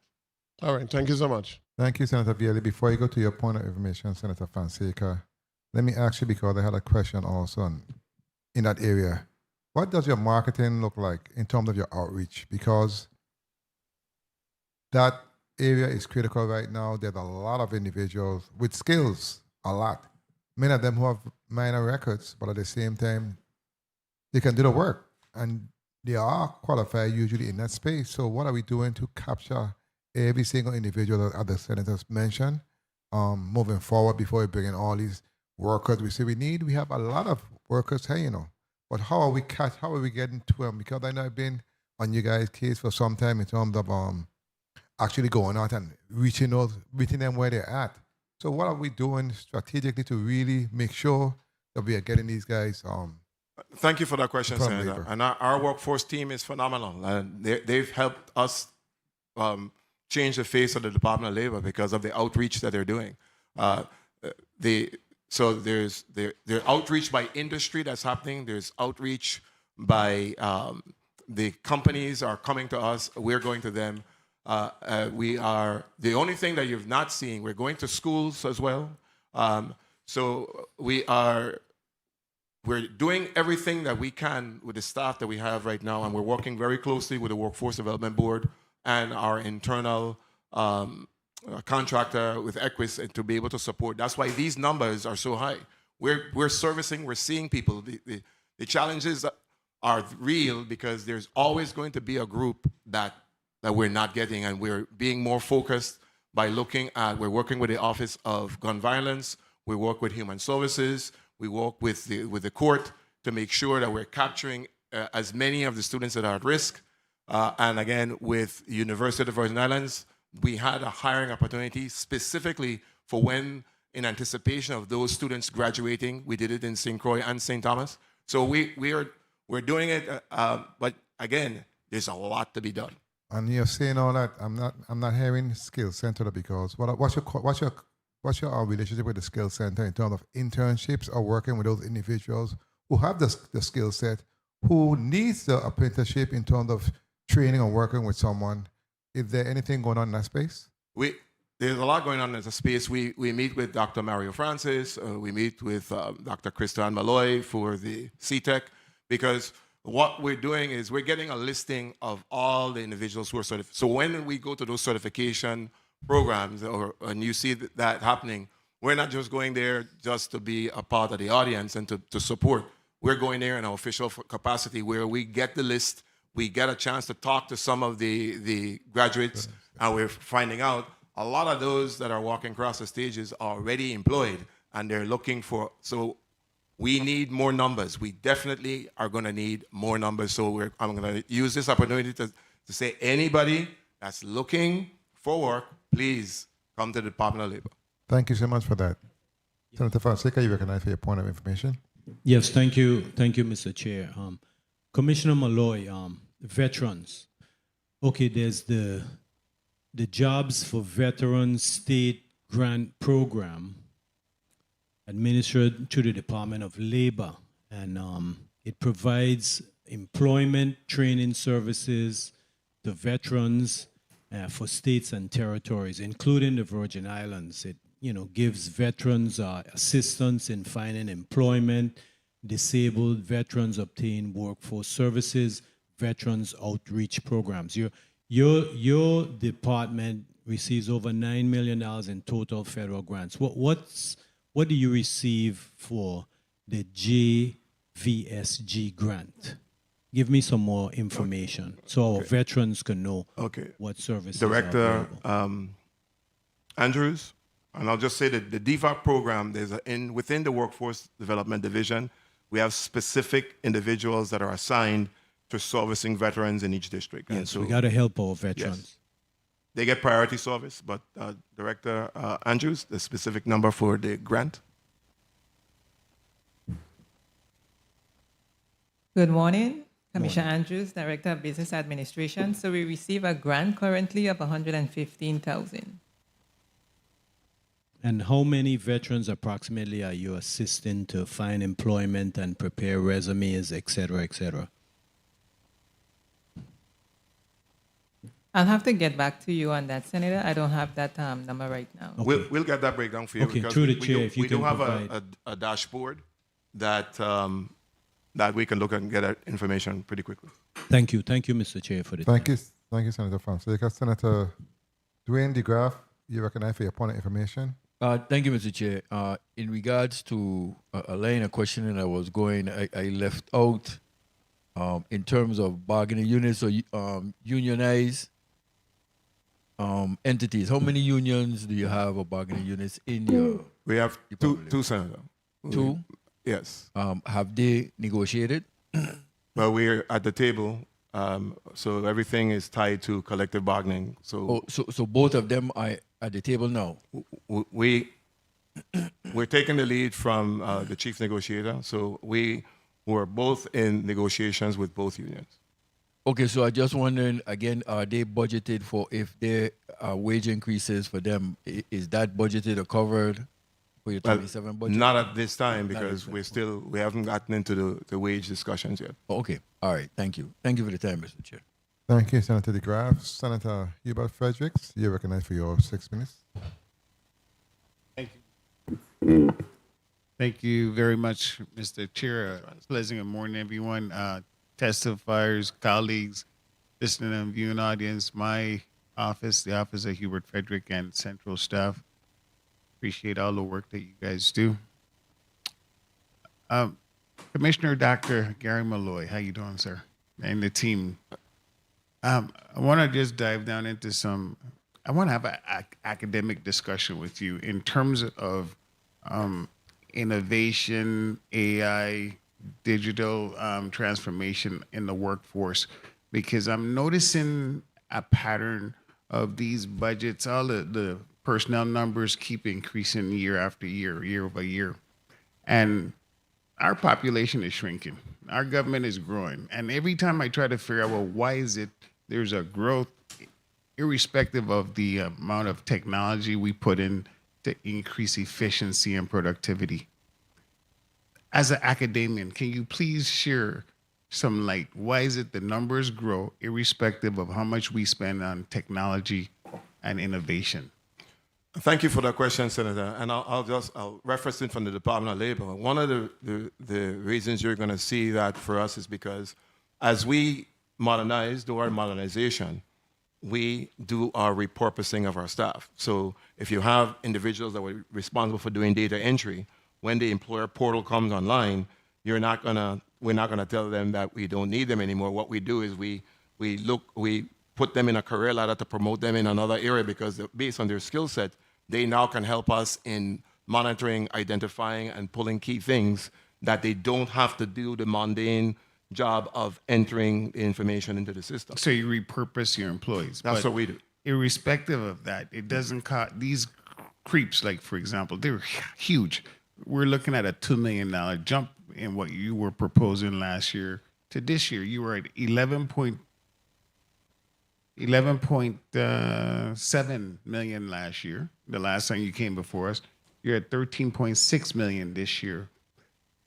So I'm just using that because I really respect the work you've done. Had an excellent single audit, all that good stuff. But I am looking for the change in cost reduction because of innovation and technology, and I'm not seeing that anywhere yet. Well, and I'll say, Senator, two things, because this body, the cost of living is increasing. So that's going to do some increased costs, one. And two, like I mentioned, the challenge that we are continuing going to have in the territory is the fact that as automation comes, we're going to have to retrain and repurpose. And so there's going to be more of an investment in training the people of the Virgin Islands. So there's going to have a combination. What we found out, what we can tell you is that we can't do all online training. There has to be a hybrid. So you have to have in-person services, and so those are going to require people. Okay, we'll have more discussion on that. In reference to your 2023 single audit, congratulations again, excellent job. This is what we're looking for in terms of leadership from these departments. Get clean audits. You had a few little recommendations that the auditor spoke about in terms of documentation, management, evaluation, stuff like that. How are we with those? Well, I'll tell you, I have a phenomenal team, and we have been having a lot of federal oversight, and so in terms of our records and preparing, so that's why we spend so much time and invested in the automation, because we're making sure that our systems can generate the reports necessary within a very, very quick time, and we've made sure that we're moving from siloed to more of an integrated department where we have a dashboard that each of our departments can get numbers so that we don't have to sit and wait. Okay, so they were talking about policies and procedures. Policies and procedures are already in place. Okay, they're already, okay, good. So they're in place, and especially in unemployment, we have to tighten up a lot there. So page 10 of the post-audit report, I noticed we have some expired leases that were reflected in the report. We've got Prime Storage and Storage on Site LLC. Those leases expired in December of 2025, and then one in January 31st of 2026. 1 minute. On page... Page 10. On page 10, Yeah. most of these leases are... Just those two. I went through the list. So those are the only 2025. Last year. That is storage. So, because again, as we complete our digitalization project, we're not going to need storage. So next year, I'm not going to see those. Well, as long as the project, everything goes 30 well with the project, seconds. then we will not see it. Okay. In terms of unclassified versus classified employees, again, we're definitely trying to make sure the classification role increases versus the unclassified roles. I see in your shop, the unclassified roles seems to be growing faster than the classified roles, which means we're going to have more high-end people in there than line folks that we do need career civil servant. Why is that? Thank you for that question, because in order for us to be high functioning and efficient, we need to pay people what they're worth. And so one part of what's happening with my team, we were one of those agencies, we were third from the bottom in salaries. And so in terms of looking at a graduated process, we try to make sure that we put in at least an increase for at least 6 of the senior leadership team in each budget cycle, and we look at that in commensurate to when the individuals within their unit are going to be moving up. So I try to make sure that we don't have a situation where when the increase comes that the person that reports to you is making more than you. So we have a very clear schedule, and I'd like to discuss that with you clearly, but that's what's happening. So when I came in 2019, every director was making $60,000. Unemployment, IT, $60,000. So the kind of... Were they classified? They were exempt. We couldn't even find a tax auditor, because the tax auditor, we wanted a CPA, and we wanted to pay them $30,000. There's no way that's going to happen. So as in order to be able to achieve what we've achieved, we had to make our analysis and paid people what they're worth. Just to piggyback off that, when I was Deputy Commissioner of Health, we had the same issue. We were trying to get a psychiatrist at the Department of Health for $60,000 a year. And I was able to get it up to 80. They make, at that time, like $250,000. So I agree that our classification rules need to be updated, but at the same time, we need to preserve our workers, and we're going to lose them when they become unclassified because then they're not tied to the system as they would have. I beg to differ. We're not going to lose them, Senator. They're still going to be a functional part. The problem, the challenge that I always have with the unions is this: you have to make sure that we look at the working conditions. We have to be able to bring the wages up for all staff that's the rank and file. And so in order to do that, you have to have a graduated schedule. In the Department of Labor, we have a clear schedule.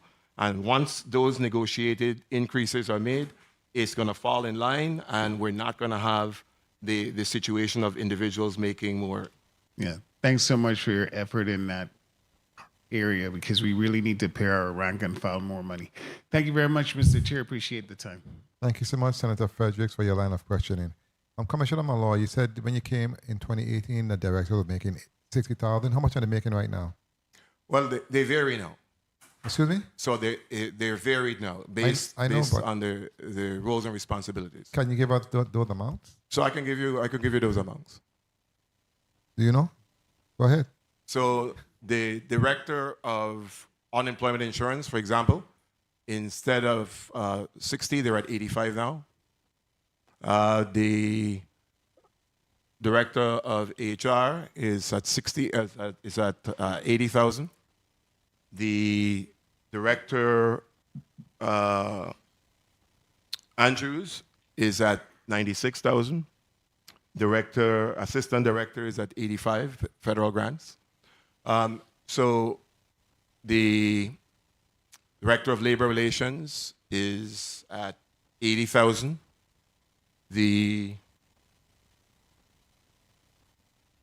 director of workers' compensation is at 93,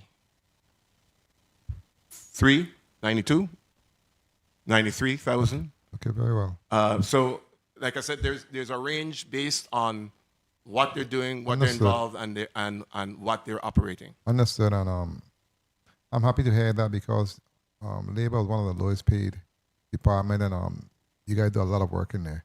Let me go to who deals with the grants. I need to focus on the federal grants. Both Director Andrews and Assistant Director Straker. Go to page 10 of the Post Editor's Report. I want to focus on the federal grant, because I'm seeing some numbers that I don't like too much in terms of this amount that have been expended. We have first, let's go to the One-Stop Workforce Information Grant. What is that grant for? Because nothing has been utilized from that grant since 2023. The One-Stop Workforce Information Grant. Those grants come in multi-year, so I'm It looking. expires in September, though, I'm seeing of this year. All the grants I'm asking about, they all expire this year. Okay, page 11. So, Senator Commissioner Andrews, Director of Business Administration, the one stop that expire of this year, there's a balance of 7,187. So far we spent 71,000. Okay, very well. That was the oversight on my part. I did not see that. You're correct. So why all youth activities? So that one is expended. We have 530. So we spend that full amount. Speak into the mic, please. That amount is expended. So we expended that portion of the WIOA grant. Oh, that expired in June, correct? Yes. Okay. Let's go to the Dislocated Worker Rapid Response, the YOR also. And okay, so those are the ones for June of this year? Mm-hmm. Okay, so we only have a balance right now, that's a statewide, of approximately 29,000. Okay, very So well. the adult and youth are fully expended. Okay, what about the occupational safety and health state program? So that one has a balance of 115,000. We spent 167. So we don't have any federal grants in jeopardy. Currently, no. Okay, With very the well. exception of the one for the 29, but currently, no. Okay, very well. Next, we're gonna go to Senator Ray Fonseca. You recognize for your 6 minutes. Yes, thank you, Mr. Chair, and good morning, colleagues, and all viewing and listening audience. Commissioner Molloy, I congratulate you again on the unemployment insurance loan. I want to go to the Virgin Islands Employment Trust Fund. I got some numbers here from last year. The balance was approximately 28,435,000, and the total balance was 51 million with accrued interest of 1,264,000. Can you give me the short answer? What are those balances? Well, those balances are paid off. So those are what they were last year. So what we worked with the federal government with, the Office of Actuary, so any excess that we had in our local trust fund, we were able to make sure that we could make additional payments on the loan. So we worked out how much, from an actuarial perspective, how much did we have to keep in our local trust fund in the event of any event, and then we were able to do that. And I need to give a big shout out to the employers in the territory based on this legislature and the body. And when we implemented the payroll variation model, the employers in this territory have been paying between 6 to 7 million in the FUTA taxes. So we utilized that and we leveraged that, and we leveraged the excess in our trust fund to make the payments for the loan. Okay, good. So to follow up of that, how many employers are registered with the unemployment territory-wide? Give me the nonprofit, the semi-autonomous agencies, et cetera, et cetera. And also, how many employers are delinquent? Okay, so Senator, in our testimony, we clearly outlined the number of, there are 4,655 employers that are registered with unemployment, of which 4,483 are what we consider contributory employers. And so the breakdown of that is that we have 48 are nonprofit, 14 are semi-autonomous employers, 54 is from the central government, 56 is from federal government and U.S. state accounts. That's the breakdown. Okay. And how many delinquent? That number. It was 1,910 last year. I want to compare it to this year. It's approximately about 1,800 So now. it's gone down. And it's going to go down drastically because we're based on us being able to modernize, and we're being able to see that many of those businesses have either closed, or so we're looking at the inconsistencies. We should be able to close a lot or make agreements with a lot of those businesses so we can collect. Okay, the government insurance fund, workman's compensation, collected and distributed. Give me those numbers. Okay, so they collected $99,310.31 in terms of contributions. So premiums that the employers had to pay for the insurance coverage. We disbursed $1,027,341.79 to medical providers. And we also disbursed $1,025,326.59 in disability and lost wage compensation. We also paid out $18,347.54 to the injured workers that have to travel off island. Okay. And just for the record, so the community can know, what's the maximum weeks benefits can be paid For unemployment? the maximum weeks right now still on the books is 26, and we have been revising it to 16. Remember, we came before this body to ask for the Yes, revision of 16. yes. But we're still utilizing the 26 model because we still have to finish finalizing programming the system. And the goal is to ensure that you're not going to lose, you're going to get the same amount. Okay. But when we get to 16, the only difference is we're trying to get you back in the workforce faster. Okay, I want to go back to your federal grants. And remember, you're going to give me 1 minute. the numbers for the jobs for veteran state grants. You're going to give that out as a request through the chair. There's a senior community service employment program, the SCSEP. CSEP, yes. Yeah. Do you apply for that grant? No, we do not. It's done in conjunction with Human Services. Does Human Services apply for that grant? Do you know? Yes, as far as I know, yes, they do. Okay, so I'll ask Human Services that question.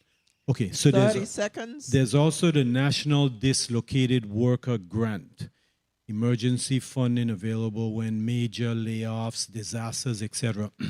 Do you apply for that grant? We've applied. Excuse me. We have applied for that in the past when we needed it, but currently, within the current WIOA structure, Workforce Innovation Opportunity Act, there's a dislocated worker portion, and because the unemployment rate has been so low throughout the territory, those numbers, the amount of dislocated workers are smaller, and so we're seeing some reductions from the federal government in those areas. Okay.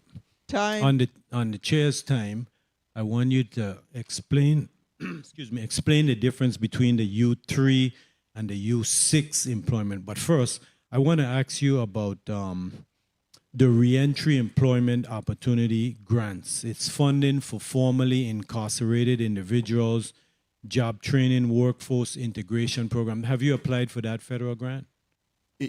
Yes, we get the Reemployment Act. We call it the RESCA grant. We do get that. Okay. So on the chair's time, if you can give us an update on how you're helping the seniors, the U3, the U6, and also the Reentry Employment Grant. And thank you, Mr. Chair.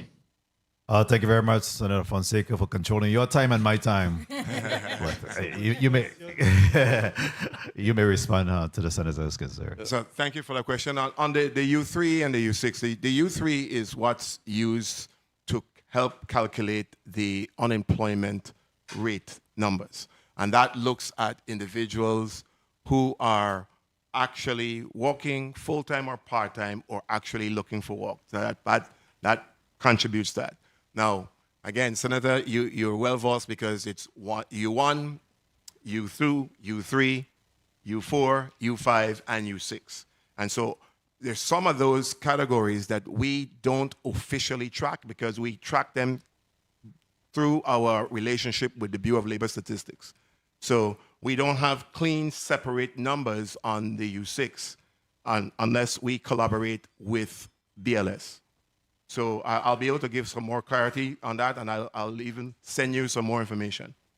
And in terms of the seniors, we are working with Human Services, with the CSEC program, but that is really administered through the Department of Human Services. You're welcome. Senator, if I can I respond regarding the number of veterans served? Sure. It's a total of 26 individuals served. And of course, as we have stated, they do get priority, they do get preference in placement. Just put your name on the record, please, Assistant Commissioner. Gene Ford, Assistant Commissioner, Department of Labor. Very well, thank you. Thank you for that dialogue there. Commissioner, do you collect any fees, bring in any type of revenues, any fees, fines, or anything that you're able to collect on? We technically don't bring in revenue, but unemployment, we have a penalty and interest that we can charge, and that goes into a penalty and interest account tied to unemployment. We can charge fines and fees for OSHA. We can charge fines within workforce development, where if you don't post based on Act 5174, if you do not, all employees in the territory, if you don't post your vacancy in views, we can charge a fee. But in terms of, we don't contribute to the overall general fund collections. Have there been an instance during FY 2026 where there was a fine, fee, or anything collected, and what that aggregate amount is? I'll have to get that to you because we've been collecting fees from especially the EDC beneficiaries if they don't post their vacancies, or the RT Park beneficiaries, they have to post their vacancies in the view system. And then again, administratively, we work with licensing and consumer affairs where we identify it, we identify the issue with licensing. Licensing then schedules a show cause hearing, and then they can either determine or challenge, and if not, they pay a fee, and then we move forward. And that funding is then deposited where? That funding goes, licensing collects the fees. On your behalf, the LCA? Yes, and we're working on them for them to be able to remit the fees back to us. Okay. Yeah, so please submit whatever that amount may be and for what. Okay, thank you. Well, thank you. What does technology look like for the Department of Labor? Our technology is robust, and I ain't gonna say bleeding edge, it's cutting edge, because we have been able to modernize the unemployment system. The workers' compensation is practically 90%, 95% or better in a paperless structure. So technology, and I really have to thank my IT director, Roger Richards, and my MIS team led by Dana McDougall, because they really keep us in front of everybody else. Excellent. And tell me, I know that you spoke about digitizing a number of files. I was trying to get back to the amount that you spoke about. I think I highlighted there. But I wanted to discuss with you the space accessibility as a result of all of these file cabinets now being removed. I believe it's tremendous. I know when I was with the police department, I felt like my assessment was that maybe a good 30% of our space were occupied by file cabinets.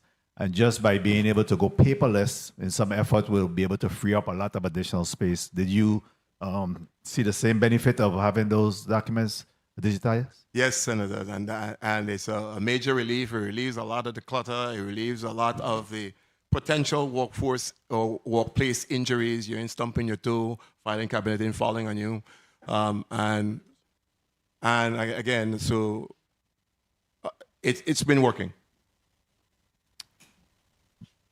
Very well. Who assisted you in that endeavor? How was that done? The digitization, again, our team with IT, Roger Richards, my MIS director, Dana McDougall, our contracts administrator, Patricia Schroeder-Cook, worked with BIT, and we were able to, we had to hire a contractor, so we went through property and procurement. We were able to leverage 1.1 million in the ARPA funding grant, and the remainder we were able to make the payment from the penalty and interest account, since it was directly tied to unemployment insurance. Very well. Before, I want to recognize the presence of Senator Carla J. Joseph, and before I go to Senator Blyden real quick, so in that, is there additional files to, let's talk about how far back you were able to go in terms of years and getting those documents now digitized, and is there more to go as it stands right now? Have you been brought up to date? Thank you for that question, Senator, because what we had to do, we had to determine each area had a document life. And so in workers' compensation, while it's perpetual, we've determined that we're keeping 7 years of data. In unemployment, we could go back to 10 years of data. But in some parts of unemployment, we have the data in the system, because if you remember, the payroll variation uses 20 years of data to do the calculation. So we're making sure all that data is in there. So we've went back in each unit, unemployment, workers' comp, and look at the life expectancy, and we are current. Now we're finalizing, getting up to date, and in the process, and putting a clear process in place so that we don't get back to where we were, because we're going to be developing the workstations where the staff is going to have to scan as a regular part of their workflow now. And all of that data now was properly shredded, burnt, or whatever, so we don't have any breach of confidential information? A part of the contract with the vendor is the fact that once it's scanned, it's verified by us, it's shredded. It's not coming back for us to dispose of. Very well, thank you. Senator Blyden, you're recognized for your 6 minutes. Thank you, Mr. Chair. Point of information, Senator College J. Joseph. Thank you so kindly, Mr. Chairman. I just came in on your last questioning, and it's a very critical question because regarding our records and the retention of the records, government, that's one of our primary responsibility to retain those records. Kindly indicate for us, do you have a record retention policy for the Department of Labor?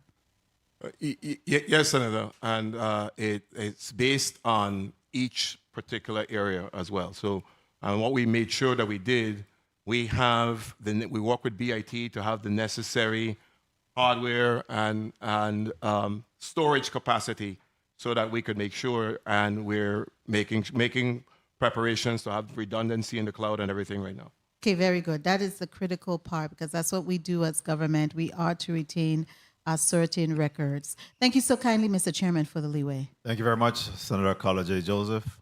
The chair will now recognize Senator Blyden. You recognize for your 6 minutes. Thank you so much, Mr. Chair. Good morning again to all.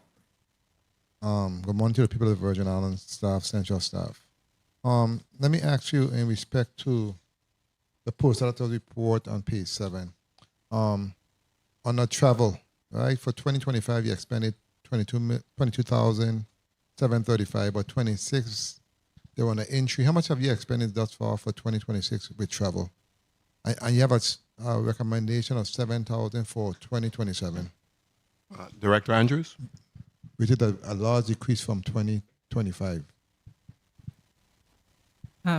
Commissioner Andrews, can you repeat the question, please, Senator? Travel.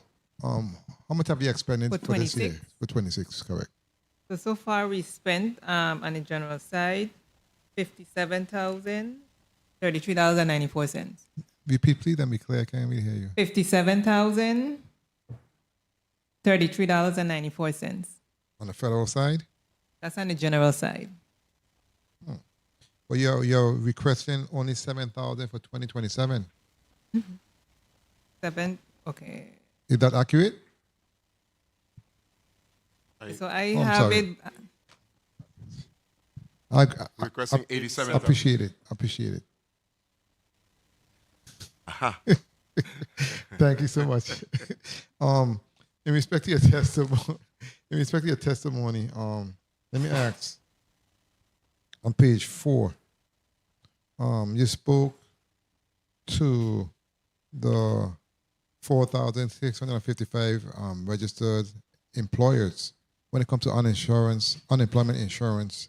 How do you monitor or track these employers to assure that many other businesses are registering?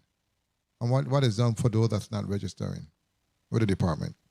Well, thank you for that question, Senator. And with the merger of the government insurance fund that came into the Department of Labor, that's where we were able to see a large discrepancy. At that time, the workers' compensation program under GIF were insuring about 2,400, and we were billing for 4,000. So now the gaps are being caught by the merger because now we're looking at the systems are more integrated and they can now check. So we're getting closer now. So those individuals that had workers' comp that didn't have unemployment are now being registered. So it's an outreach project, and now we're doing it from our compliance component where we're going to be able to tell everybody whether you're compliant or not on an annual basis. And you also spoke to the $14,726 that's goes into account for claims. Is there any interest on those accounts, and what is done with those funds?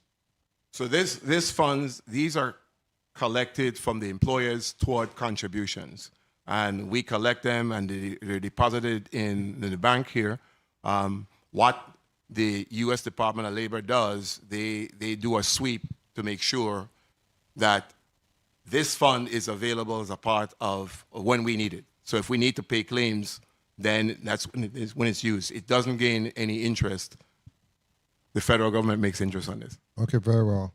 And also on page 6, right, under Act 8859, in terms of all employers being required to pay the annual workers' compensation premium on December of every calendar year, and they usually are in compliance, what percentage would you say are compliant on an annual basis? We're moving to compliance. We're moving to compliance. I would say right now we're probably in the mid-80s%. Okay, very well.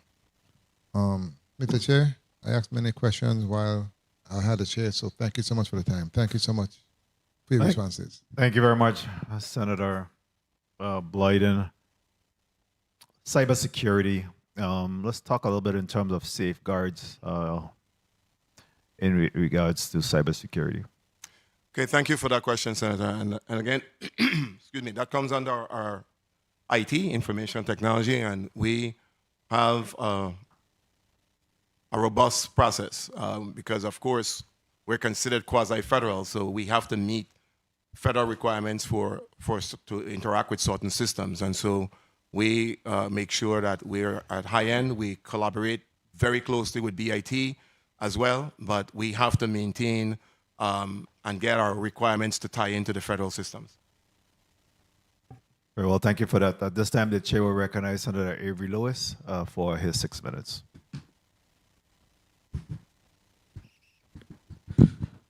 Thank you, Mr. Chairman. Good morning again to my colleagues. Good morning to the testifiers, to the listening and viewing audience. Before I ask any questions, Commissioner Dr. Molloy, on page 9 of your testimony, youth and apprenticeship, right? Yes, sir. I want to say something here publicly, and I think I want to commend that division for the awesome job they continue to do year in, year out. A lot of people wouldn't come back and say thank you, but I'm going to say thank you. You know why? Because I see it as a deterrent. And the chairman here also talk about breaking a pipeline to the prison. And I think this is one of those ways we could do that, because we're keeping the children busy, we're keeping them engaged, we're keeping them aligned with things that they're interested in. At least we try to place them in areas that they're interested in, and no longer gone are the days where they're just sitting down in the office and say they're filing because you throw out all the file cabinets. So they can't do that anymore. So we're challenging them, and hopefully something would pique an interest and they would be able to further their careers, whether it's a traditional 4-year college or a technical college, whatever we have to offer. But I want to commend that. I really want to call no name, but Ms. Sebastian and her team. Thank you, Senator, because she does a great job. Yes, thank you. Right? And I really have to say this publicly. So who don't want to tell her thank you? And the team, thank you. That's their business. But I'm going to say publicly, and I want you to really express it to the agency that they're doing a good job. And it's not just about getting numbers. It's about really educating a population. And the more we educate a population, it's a domino effect, less crime. We have a workforce development team. We talk about job creation. And this is where we started with at a young age. I look at the pictures. I see some people boasting about their summer employment. I see Bureau of School Construction and Maintenance. They have the children them out there. Those young men and women are working. That bring school pride. That give them a little change in their pocket. I mean, they look forward for payday. Because I hired some and they'll be asking when it's payday. And then they're working hard, but they're asking for payday. But I mean, it's a sense of thing going into the bank, making your deposits. Thank you. Thank you. Now moving on. Thank you, Senator. You've been doing some renovations to your building here in St. Thomas. I can't speak for St. Croix. Are they completed? No, Senator. They're still ongoing. What's missing? Because every Saturday I pass, I see Senator Ford and Carmona down there. What are they doing? Well, right. Tell me. You mean, well, right now, Senator, we're in erecting 4 offices on the first floor for more privacy. We are still awaiting the rest of the cubicles to start doing the partition, and we're also awaiting the new elevator lift that will replace the old one that we removed. So let me ask another question. I want to ask you because you don't give me a political answer. Let me go to the Assistant Commissioner. With the new renovations you see going on, how do you think that has changed your morale in the place? Yeah. Nisha? Nisha Christian Hendrickson, Assistant Commissioner, Legal Counsel. I think it's improved morale, Senator. Come closer to the mic. I'm sorry. Nisha Christian Hendrickson, Assistant Commissioner, Legal Counsel. That has improved morale, Senator. One of the things that we have seen over the years in the department is people want to know that we were investing in their space. And so that what we have done, especially post-storm. Good, because I think a good working environment, a clean, conducive working environment, makes people want to come to work a little bit more than coming into the same moldy, draggy place. So I commend you and the team, Dr. Molloy. I didn't ask you because I know you that time. It was great, things going on. And that's not what I really wanted to hear. But now delving into the budget here today, looking at the post-audit report, if you could turn with me, please, on page 12 and 13, the entire team. The post-audit found some compliance, oversight, and corrective action review. Briefly, Commissioner Molloy, could you just run down? Let's look at page 13, some corrective actions. And I think these are things that to your testimony that you're started and so forth. Could you tell me where you're at with them and where we're going, what direction we stall, any impediments, anything? Well, thank you for that, Senator. I can tell you that we've made tremendous progress on all of them, and we're working on all of them. And we've received real accommodation from the U.S. Department of Labor for within a 60-day period being able to bring a lot of outstanding things together. And again, that's a credit to the automation and the team working and having the system and human working together, because our team had to come out there. It came on weekends, even when St. Thomas had the carnival. We were in there the day before the children's parade, doing a lot of different things. So the team has really done and addressed this. So we're going to be. I don't expect to see any of these next year. Next year. Good. So you're updating policies, and this one jumped out at me: updating policies and procedures and providing staff trainings. Is staff included in these policy and training in making, or we just 30 tap seconds and we're sending it down? How is that going? Well, two ways, because sometimes we get on unemployment, we get what was called UPL, the unemployment program letter. In workforce development, we get what called TEGLs. And so that gives us specific guidance. What we're doing is making sure legal counsel and the teams sit down to make sure that we understand the interpretation and how it relates to the actual workflow so we can have some consistency. So we're doing training internally, and we're also affording the opportunity for staff to go out of the territory for training. Thank you. My last question, Mr. Chairman. Time. On page 11 of the post-audit report, I realize you have there's a lot of good, but to me, I think you have an aging fleet, right? What's the plan to update that fleet? And I think the administration was trying to move towards more of a energy efficient fleet.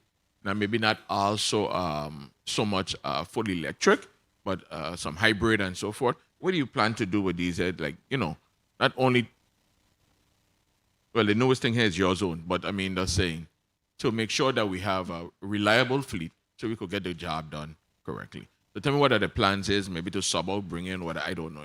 Well, I'll you take the road. Thank you very much. What we don't order any vehicles unless we can maintain them, and so we really do a very good job of keeping our fleet updated and moving. That's why even the ones that are here in 2012, we're going to get ready to retire them, and then assess the need as to whether we really need them or not. Because you're not going to find us having vehicles on the road just for having on the road's sake. They're going to be there for compliance, for collections, or to help us with what we have to do on a daily basis.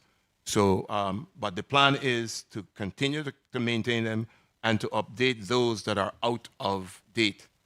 And especially, we need to get some vehicle for OSHA, because we have to go in some of the different types of terrain. So we're trying to make sure we get the appropriate vehicles to go in those areas. Thank you very much, Senator Lewis, for your line of questions. Commissioner, do you have a credit card or Impress fund? I do not have Impress fund, but we just received a credit card earlier this year. Okay. And that's up to date in terms of the adherence to the executive order? Definitely. Use of it. Let's talk a little bit about morale. How was morale at the Department of Labor? Well, I always like to defer that to HR? the HR director so that she could let us know what the temperature is. Jacqueline Allen, Director of Human Resources. Senator, speaking honestly, I think that the morale at the department for the past year has been fairly positive, okay? We've had some significant highs that Commissioner referenced in his testimony and you guys have discussed. We've also had some difficult lows with the loss of 2 of our employees, and I know that that did affect the morale of the staff, and I think that they're still feeling the effects of that loss. But we have done, or the employees have done, great work this year. I mean, and I'll be honest, it's not always rainbows and butterflies, but that's straight across the GVI. But the employees have really did a great job this year, and I do believe that that the morale is pretty positive. So what is the mechanism or assessment that you use to gauge and determine effectiveness or the relationship with employees? Well, you do a survey, you have an open door policy. Let's talk a little bit about how do you meet the employees where they're at and their ability to be able to. Well, I'll tell you that I have always had an open door policy. At any time, if an employee wants to see me, they can just come to my office and see me. They can call me. I know that they can come and reach me if they need, okay? How are we dealing with the behavioral health, especially you talk about you had two bereavement. Yes, how are you dealing with the behavioral health of the employees? We did, as I said, we did have some employees that really wanted to have that counseling, and I did provide that for them through EAP. After that unfortunate death, we did have Department of Health come in with their therapist, and they had counseling with the staff, and I also had all staff counseling with EAP as well. But I think they're doing okay. Very well. Yeah. Key performance indicators. Who tracks and monitors your key performance indicators? I do. Jacqueline Allen, Human Resources. We are doing very good in that area. Can you put on that screen? I didn't get Oh, you to can't see see you. me? Okay, sorry. Yeah. No, we're doing very good in that area, Senator. We have, if I'm not mistaken, about 30 or 35 performance measures, and our directors are doing an excellent job with that. We meet our KPIs, and sometimes we exceed it. So we're doing very well in that area. And I would imagine because of the number of federal programs that you're involved in, that you have to report those KPIs to them as well. Yeah. Correct. So you're satisfied, Commissioner, in terms of your KPI, your ability to track those, measure them, and you're seeing the efficiency and effectiveness based on your KPIs? Yes, Senator. And we have a very, very clear process where we look at our organizational structure. It's tied to our key performance indicators. It's tied to our workflow. It's tied to our evaluation process before we decide on how we're going to spend the money. So we use that process whenever we try to make a decision, any major decisions in terms of the department. We look at the structure. We look at what's happening KPI-wise, what the workflow is going to happen with the staff, how we're going to evaluate that workflow and the KPI, and then before we decide how we're going to spend the money. Okay. And do you believe your budget is adequate to be able to carry out the mission of the Department of Labor? It's definitely adequate. It requires us to be creative, and what we intend to do, we intend to consistently leverage all the federal dollars that we get to maximize them to the maximum capability. We do, and I want to put this out there, that's why we keep saying anticipated. The federal environment, they're making cuts. And so we expect some cuts. And so, but right now we anticipate that 9.5 million. And so we've been making sure that the decisions that we've been making lead to clear investments in how we operate. And so the request is adequate as long as we get what we're asking for the summer employment as well.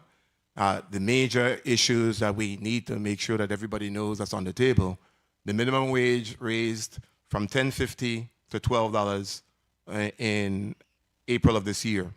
Next year, it is slated to raise from $12 to $14 June 1 of 2027. And so we are already factoring in those increases and why we're asking for the additional funding for the summer. Okay, very well. Do you have a field investigator or someone that ensure compliance?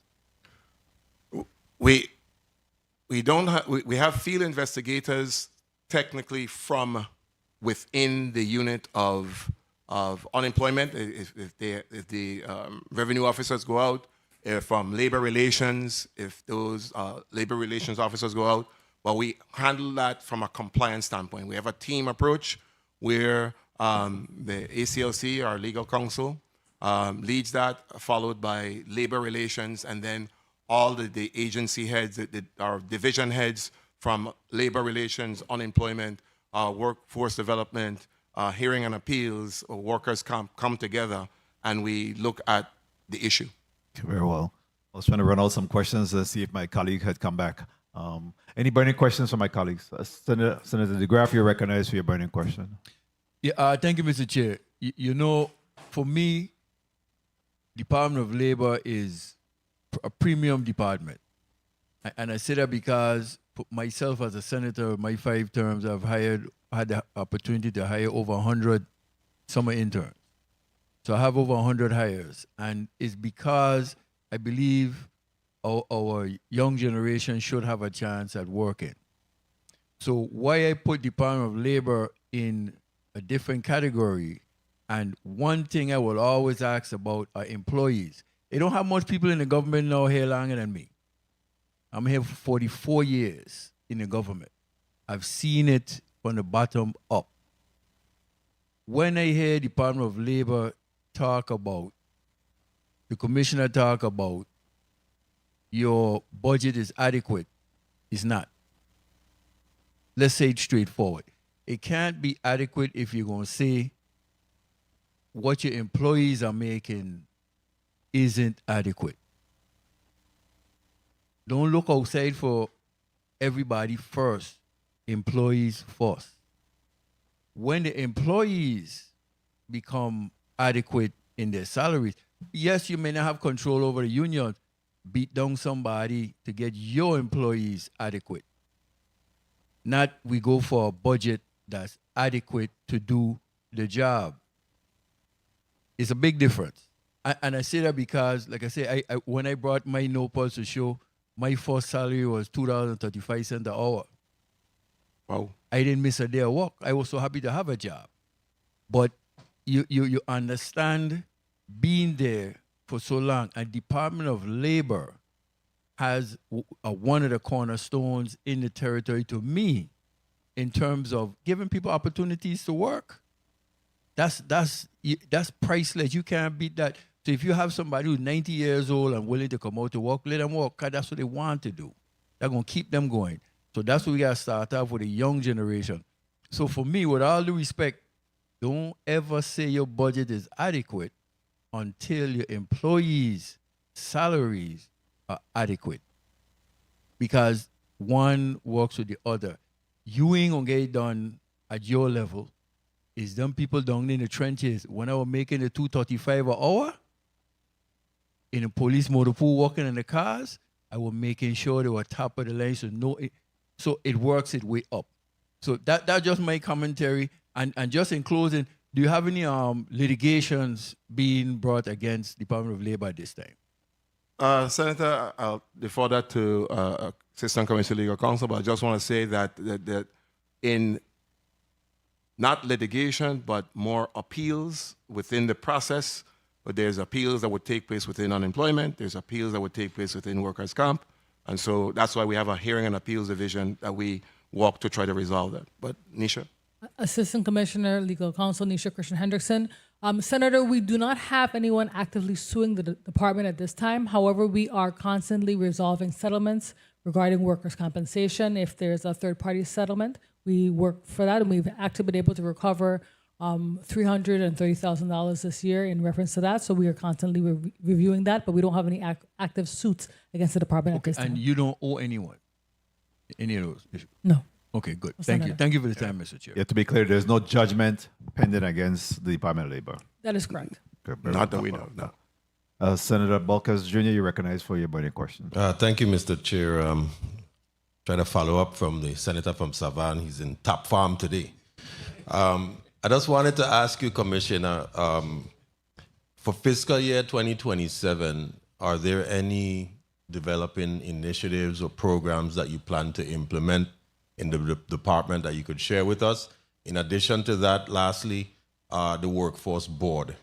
When last have they met? What are some of the initiatives that they've undertaken? What are some of the things that they're focusing on at this given point in time? Well, thank you, Senator, for that. And in 2027, the focus is going to be maintaining modernization, continue to move forward with our systems, continue to invest in the training and upgrading of our staff. And for the most part, we're going to be honing in and focusing on the operations, becoming more efficient. And so those are the major areas that we are going to be continue to focus on for 2027 to build on everything that we've been able to accomplish so far. And in terms of the second question was? In relation to the Workforce Board, when last have they met? What are some of the undertakings or initiatives that they're focusing on for the next year? The Workforce Board has regular meetings. They're published on their website. I am a member of the Workforce Board, and I've been excused from several of the meetings because of some of the other things that I've been involved in. But the Workforce Board functions as an advisory board to Governor Bryan, and they are the ones that set the policy for the workforce system. They help to determine the in-demand sectors, and that determines how the Department of Labor is able to spend its federal dollars. And so they have a very large impact. They are working on specific initiatives with Governor Bryan. They're looking at the maritime sector. They've been working with us on the apprenticeship program that education now has a new apprenticeship program to help build teachers. And so we work very, very, very closely together, and we have a vested interest in terms of looking at the entire workforce system. Okay, and in relation to certifying our workforce here, because we know a lot of federal opportunities are coming down the pipeline, and before I don't want to abuse my time too much, but what are we doing to try to get more of our people certified and aligned with those requirements that the federal government would otherwise deem necessary? Well, some of the numbers that we've shared, I know AC Ford has some more specific numbers on the numbers trained and everything else. Remember, it's based on what individuals are interested in. So one of the challenges that we might have a demand, but the individuals are not interested in what the demand is in. And so we have to be able to leverage our federal dollars as responsibly as possible. So that's the biggest challenge that we've been having right now in that mismatch. But the funding and the training, for example, there's been, AC Ford mentioned how many of the unemployed, there were 678 individuals that are the unemployed job seekers that received employment services, and 295 of them were placed. But again, their placements were 46 were in construction, and then you had another 46 in food accommodations. But there's a greater need for construction than these 46. Yes. So we would have been able to place more if more of these individuals were interested or trained, because some of these individuals that are in the food accommodation services have construction certification that we train already. Oh, But interesting. they've decided that they want to go in another area. So Okay. that's always the challenge that we've been having. Very well, and thank you so much for your responses, Dr. Commissioner Molloy. Thank you for the time, Mr. Chair. Thank you very much, Senator Bulkes Jr. Senator Ray Fonseca, you recognize your point, burning question. Yes, thank you, Mr. Chair. You know, you serve different hats. You're also the chairman of the EDC board. Vice chair. Vice chair, that's Yes. right. So, Commissioner Molloy, how does the Department of Labor ensure that the EDC is monitoring, the EDC companies are meeting the local hiring requirements? Thank you for that question. And that is the main reason why we spend so much time describing the compliance unit within the Labor Relations Division, because what we do, we operate as a team strategy now, where, like I mentioned, Assistant Commissioner Legal Counsel is the point, and work very closely with Labor Relations, and we bring all the directors together unemployed. So it's about making sure that they are compliant with all the labor laws. So one of the labor laws clearly is placement, is how much employment that they have indicated that they're going to have within the particular period once they get the certificate. So we make sure that if they don't place their vacancies in the view system, they're the ones that have been receiving most of the fines that we've been levying out. We've levied out some very hefty fines for them to come in compliance. Okay, good. Do you have any idea what the average salary the EDC companies are paying? Well, I'll tell you, they do a very good job of looking and utilizing our labor market, the information on our website. They look at the ranges. So for the most part, we have them that they're either in the middle of the range that you would see on our website for the labor market information that BLS posts. They're normally in the middle of, depending on the industry, they're normally in the middle to the higher end. Except we're working with one particular entity now that we're clarifying some things, because we noticed that some of their information that they're looking for is a little lower than the minimum wage, but it's because they were looking at packaging certain things in a particular way. But we're working with them to clarify it, because they have to come in compliance with the labor laws of the Virgin Islands. Okay, and then one final question real quick. I'm amazed at the amount of federal grants available for the Department of Labor. Do you have a dedicated grant writing team in the Department of Labor? You're looking at it. Us, we pretty much work with any of if it's workforce, we get together with our workforce director, Charlene Hodge, Shaneka Sebastian, and we get our team together. But we don't go after every grant. We go after the grants that we know that we can use and that we can expend within the program period time. Okay, awesome job. So let's ensure whoever is the next governor that Dr. Gary Molloy is commissioner, not principal. Thank you, Mr. Chair, for the time. No comment necessary. Thank you, Senator Fonseca. Senator College Joseph, you recognize for your 6 minutes. Thank you so much, Mr. Chairman. A pleasant good day to everyone once again.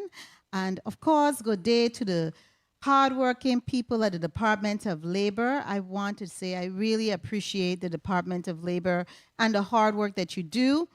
And I know we still have much more work to be done. And I want to be able to encourage you to get this work done. on behalf of the people of the U.S. Virgin Islands. Now, to my questions, I wanted to ask you, because of course, we have some issues, concerns. I had some concerns with your professional services. I don't know if that questions were asked when I was out. And I'm looking at the post-audit report from 2026, when you were here last year to defend your budget, and what we have here for your post-audit report for 2026, which is for the fiscal year 2026. Now, your professional services recommendation is $723,206. But last year, your recommendation was $953,973. Why are we seeing that level of increase?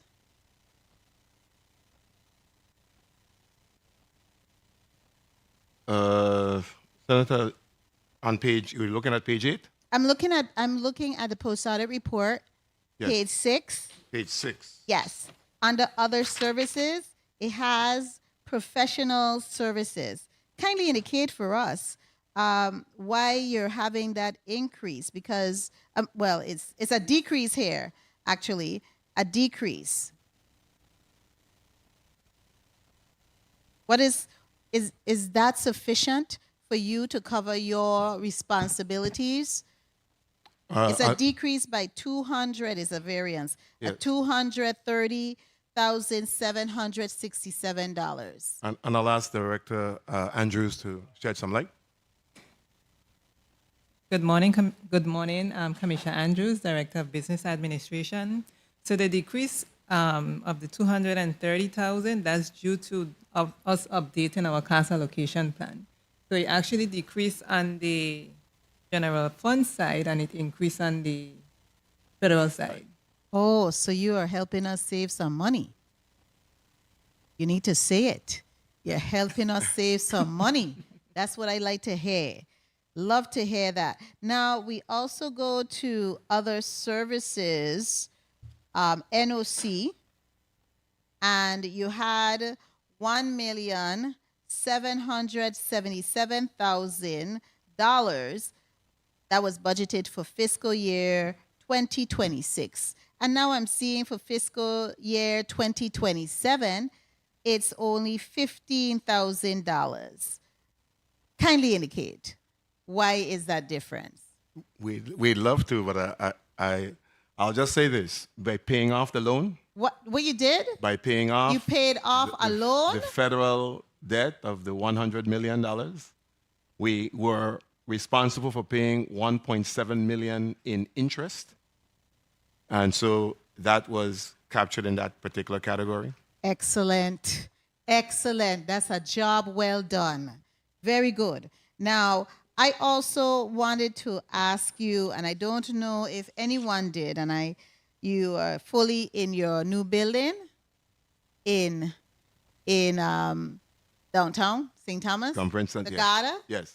You're fully in there, Yes. fully equipped. How are your employees? We're still in the process of doing the build out, and so we are, as with families, we are asking our families to give us the patience because we're still reconstructing. We bought the building, and now we're finalizing all the parts in there. So we'll be finished. We expect to be finished by the end of this calendar year. By this calendar year. Very good. And the building is sound and it doesn't have any leaks or anything? We're fixing anything that had it. There's no leaks that we know of at this point in time. And we made sure that we were prepared. We're in the hurricane season, so we made sure that everything that needed to be in preparation for that, we're prepared for that. Very good. I'm very happy to hear that. 1 minute. I also wanted to ask you regarding your unemployment opportunities. Are you seeing, the legislature passed a law to reduce the amount of time persons can collect unemployment. Are you seeing that persons are now aggressively job hunting, and you as well are working to place our people in jobs? 30 seconds. Thank you for that question, Senator. And the legislation took effect, and we're still operating with a hybrid, but no individuals are Before you say hybrid, you have to explain it. the hybrid between the 26 weeks and the 16. Mhm. Because remember, while it was a reduced time, there would be no difference in the amount that would be paid. So there would be no impact on the individuals receiving the benefit. However, we're seeing that individuals are getting back in the workforce a lot quicker because the Time. unemployment rate is low and the opportunities are good. And our RESCA program is working. That reemployment program, the workforce development team is working very well. Thank you. Mr. Chairman, if I just have one burning question, and I ain't going to ask no more. You after promise? that. I guarantee. A promise is a Sure. comfort to a fool, and you're not one. Kindly proceed. Thank you. What would be your biggest ask legislatively from us as your senator, working in concert and in cooperation with you? What would be your ask as far as legislation that you would need to further improve the work that you're doing here for the people of the Virgin Islands? Thank you for that question, Senator. The ask would be to ensure that there is some general funds available to assist with the workforce development system. The federal dollars can only go but so far and have restrictions. If we have some general fund, we have more flexibility to be able to assist more of our residents within the territory. So that's what we'll ask for, and we have in the budget, we have an amount in a line item there that is, we're asking for that request. And I will be supporting that request. Thank you so much, Mr. Chairman. Thank you very much, Senator Carlo J. Joseph. The chair will now recognize Senator Avery Lewis for his burning question. Thank you, Mr. Chairman. Mr. Molloy, look, you tell the whole army come to them, and every day we hold up my head, they filing in, you bring him, tell them you're okay, man. It's okay to tell them you're okay, you're going home now. But anyhow, real quick, help me to understand something. I know when I was administrator, we were having a conversation. I think you had a grant or something that you were helping tourism out with the taxi drivers. I think it was along the line with the workforce development. Well, thank you. What we were doing with tourism, with former Commissioner Bushotti, especially with the taxi drivers, we were working on training, so to make sure that the customer service training, we were using whatever tourism model we were using there.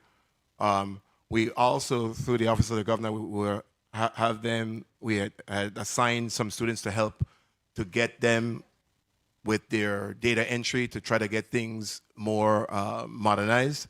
And so those have been the roles that we've been playing with the taxi cab commission. Well, how is it going? Is it materializing, like a fruition? What's going on?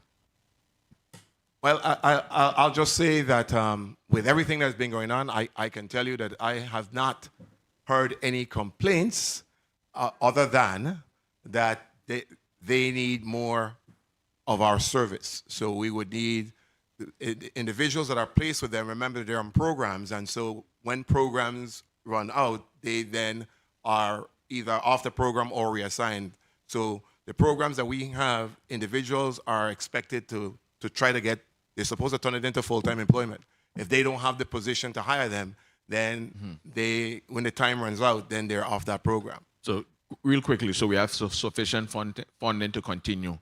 What your role? It would all depend on what that individual is eligible for. So there is a cap on how much, when we talk about individual training accounts, if an individual is placed there, they have a cap in terms of how much federal dollars can be utilized. That's why we're asking for some of the general funds so we can balance some of those things that we need to deal with locally. Thank you very much. Thank you, Mr. Chairman. Thank you very much, Senator Avery Lewis. I think Commissioner Dr. Molloy, that wraps up our review of your requests today, and I'll give you 30 seconds to issue a closing statement. But before you do that, I'd just like to ask you, what keeps you up at night? Beside the legislature? What keeps us up, what keep me, and I'm sure I keep the team up at night. I have a tendency to send texts, emails, everything to keep us focused. But, you know, we've come such a long way, and I need to really thank the team, because sometimes I really don't think that they realize just how much work they have done. And I try to make sure that, so what keeps me up at night is making sure that we continue to move Vital from compliance to more performance, making sure that we move from activity counts to more outcome measures, and making sure that our programs don't go back to silos, that we continue working in an integrated process. Because at the end of the day, you know, we are one family, we all have the same goal, the same vision. So that's what keeps me up at night. So what would be your legacy? What do you believe, if you had the opportunity to write your legacy, what would that be? Well, the legacy that I would like to, from a leadership perspective, to make sure that some of the things that I just mentioned, that the process, I always talk about, we are so reliant on people. We need to make sure that there's a process in place that if any one of us is out, the system still has to work. It can't be that because I'm out, this doesn't move. And so the legacy that I would like to make sure that leadership means everybody is involved. It means that no matter what the perspective is, you have to get the voice to the table.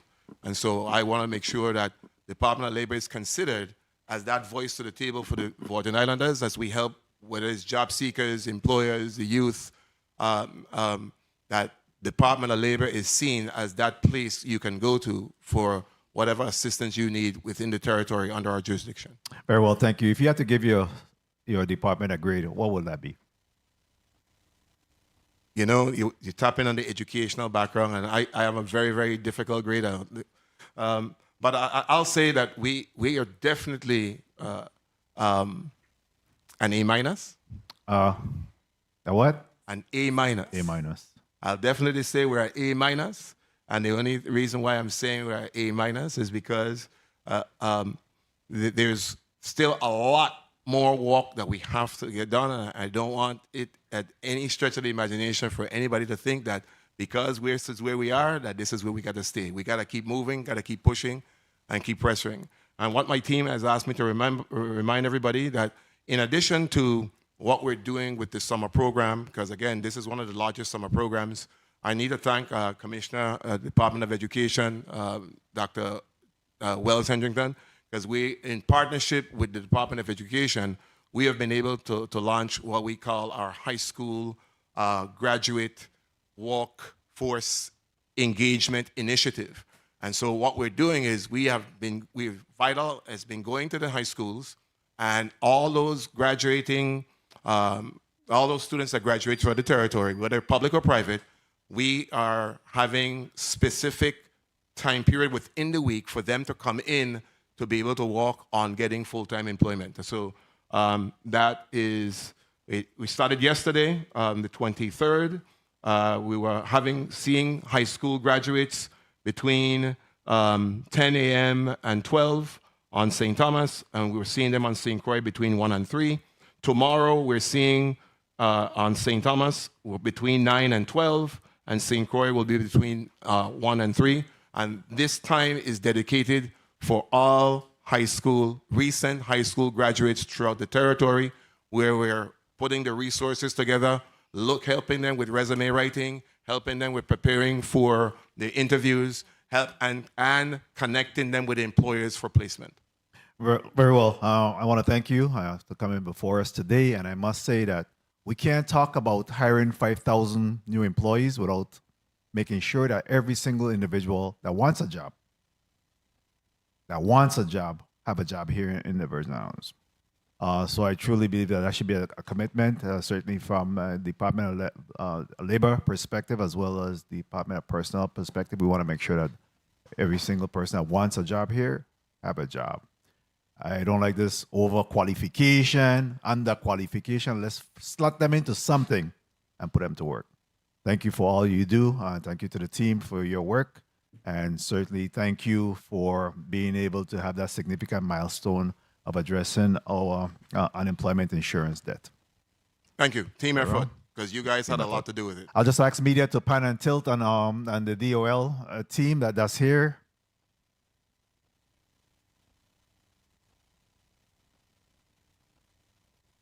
There they are. We talk about process, right? We ain't closed. Operations continue to go. Thank you very much, media. The Committee of Budget, Appropriations and Finance stands in recess until 3 o'clock, 1500 hours. All right.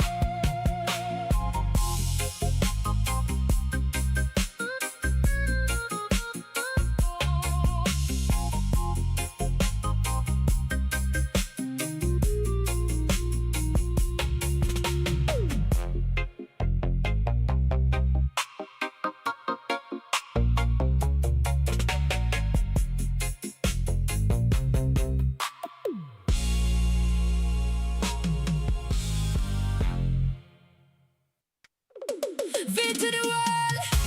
Tree Island, one heart. St. Croix, St. Thomas, St. John, we ready start. On.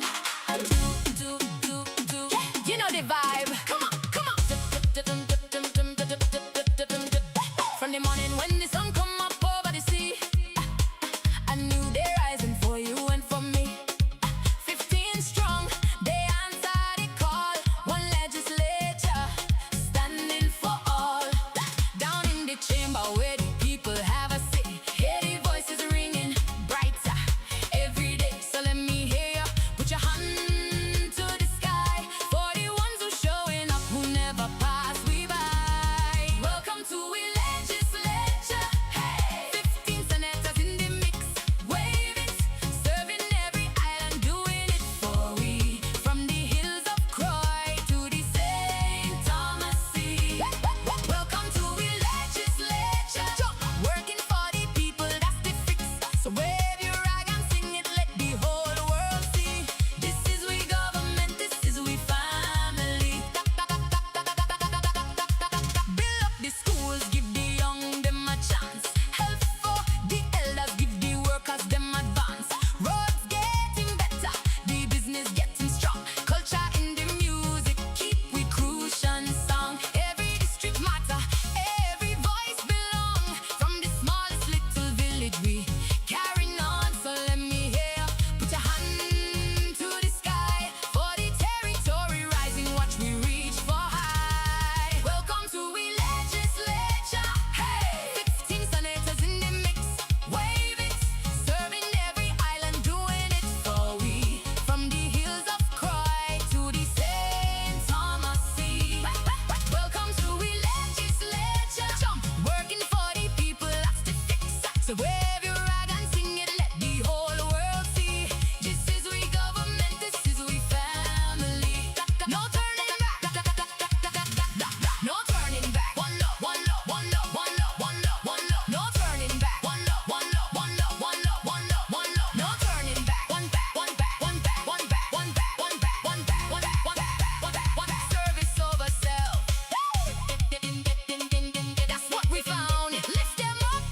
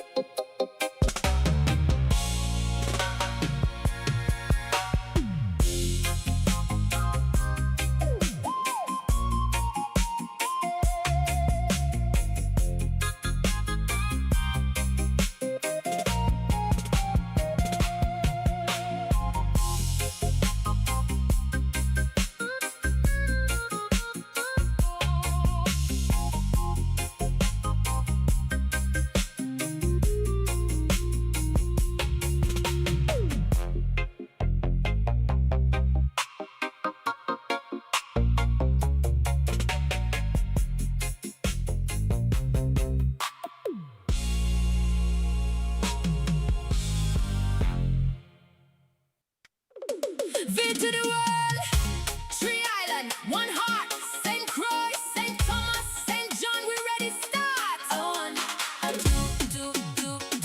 You know the vibe. Come on. From the morning when the sun come up over the sea, a new day rising for you and for me. 15 strong, they answer the call. One legislature standing for all. Down in the chamber where the people have a say, hear the voices ringing brighter every day. So let me hear you put your hand to the sky for the ones who showing up who never pass we by. Welcome to we legislature. Hey, 15 senators in the mix, wave it, serving every island, doing it for we. From the hills of Croy to the St. Thomas Sea. Welcome to we legislature, working for the people, that's the fix. So wave your rag and sing it, let the whole world see.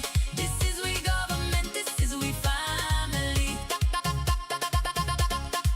Build up the schools, give the young them a chance. Help for the elders, give the workers them advance.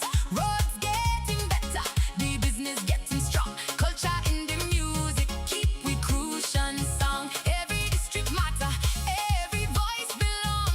From the smallest little village we carrying on. So let me hear you put your hand to the sky for the territory rising. Watch we reach for high. Welcome to we legislature. Hey, 15 senators in the mix, wave it, serving every island, doing it for we. From the hills of Croy to the St. Thomas Sea. Welcome to we legislature, working for the people, that's the fix. So wave your rag and sing it, let the whole world see. This is we government, this is we family.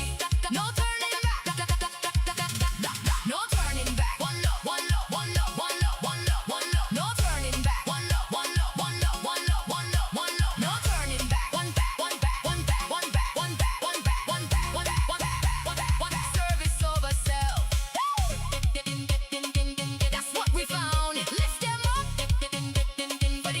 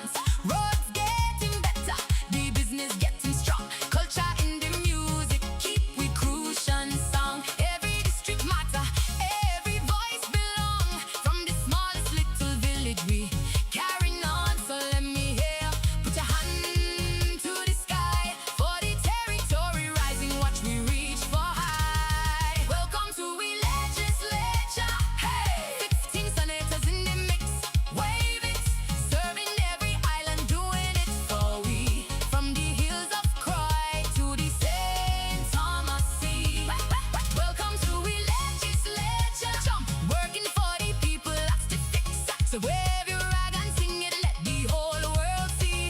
This is we government, this is we family. No turning back.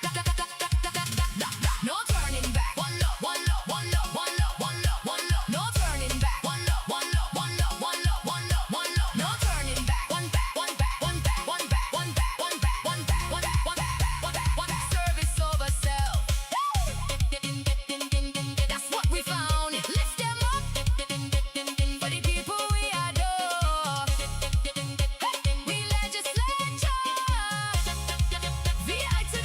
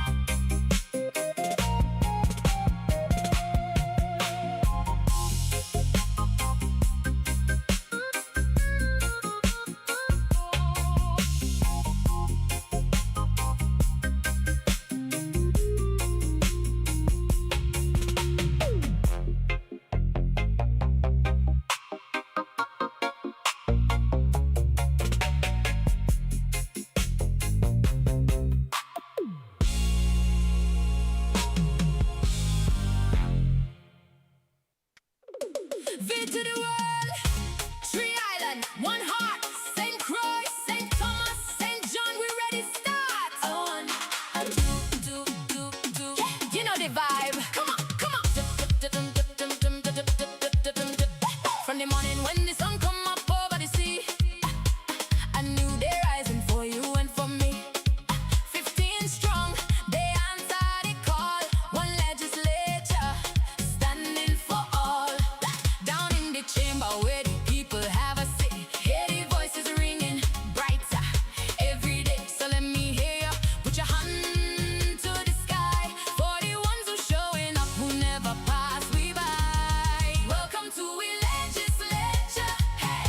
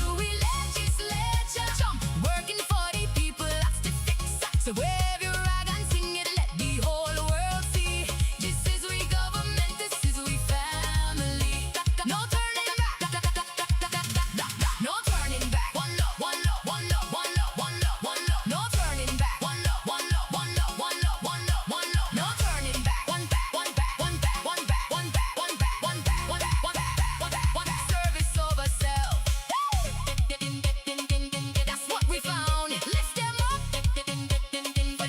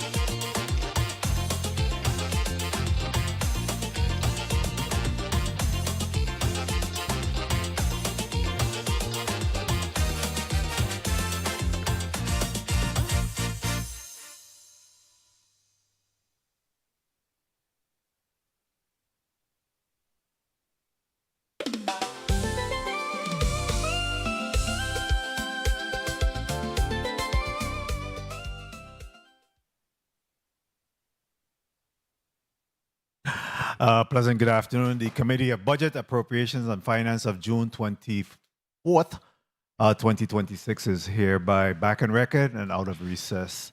Madam Clerk, please call up the next item on today's agenda.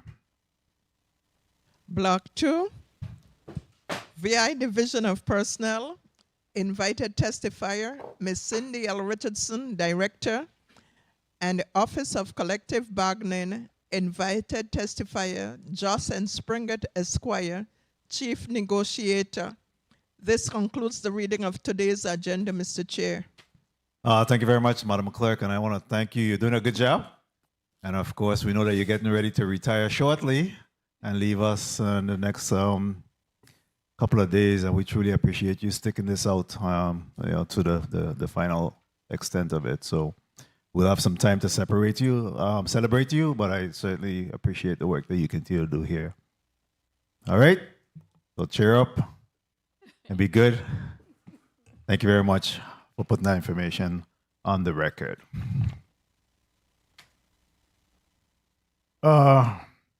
At this time, we do have the Division of Personnel as well as the Office of Collective Bargaining seated in the testifiers table, and I want to take this opportunity to apologize. We had started out earlier this morning, and then we had to run off to a meeting, and we're here back to be able to conclude today's agenda. So we go to the testifiers table. Director Richardson, good afternoon. Welcome. Good afternoon. Please recognize the mic of Director Richardson. Let's try that again, please. Good afternoon. Very well. We'll go ahead and introduce all of your staff, and then we'll come to Office of Collective Bargaining. Okay, Cindy Richardson, Director, Division of Personnel. Good afternoon. Florine Odine Hassel, Assistant Director, Division of Personnel. All right, ma'am. Good afternoon. Cordell Reimer, Chief Technology Officer, Division of Personnel. Ms. O'Bain. Good afternoon, Millicent O'Bain, Territorial Administrator of Recruitment and Classification. Deputy Commissioner. Good afternoon, Valsina Kwashi, Deputy Director, Division of Personnel. Deputy Director. Good afternoon, Valerie Daly, Chief of Group Health Insurance, Division of Personnel. Good afternoon, Legal Counsel. Good afternoon, Aliyah Felix Blyden, Legal Counsel, Division of Personnel. Good afternoon. Office of Collective Bargaining. Let's start off with you, Chief Negotiator. The introduction. Oh, I'm sorry, you from Personnel as well. Yes, go ahead. Good afternoon. Gabriel Knight, Chief of Strategy and Organizational Development, Division of Personnel. Absolutely. Good afternoon. Good afternoon. Joss Springette, Chief Negotiator, Office of Collective Bargaining. And let's go over to St. Croix. I know you have someone on St. Croix. Ms. Richards.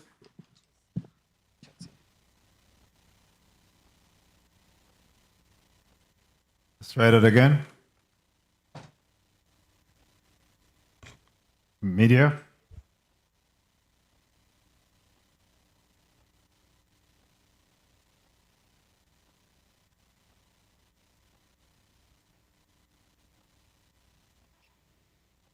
Media, let's try getting that person on St. Croix again, Ms. Richards.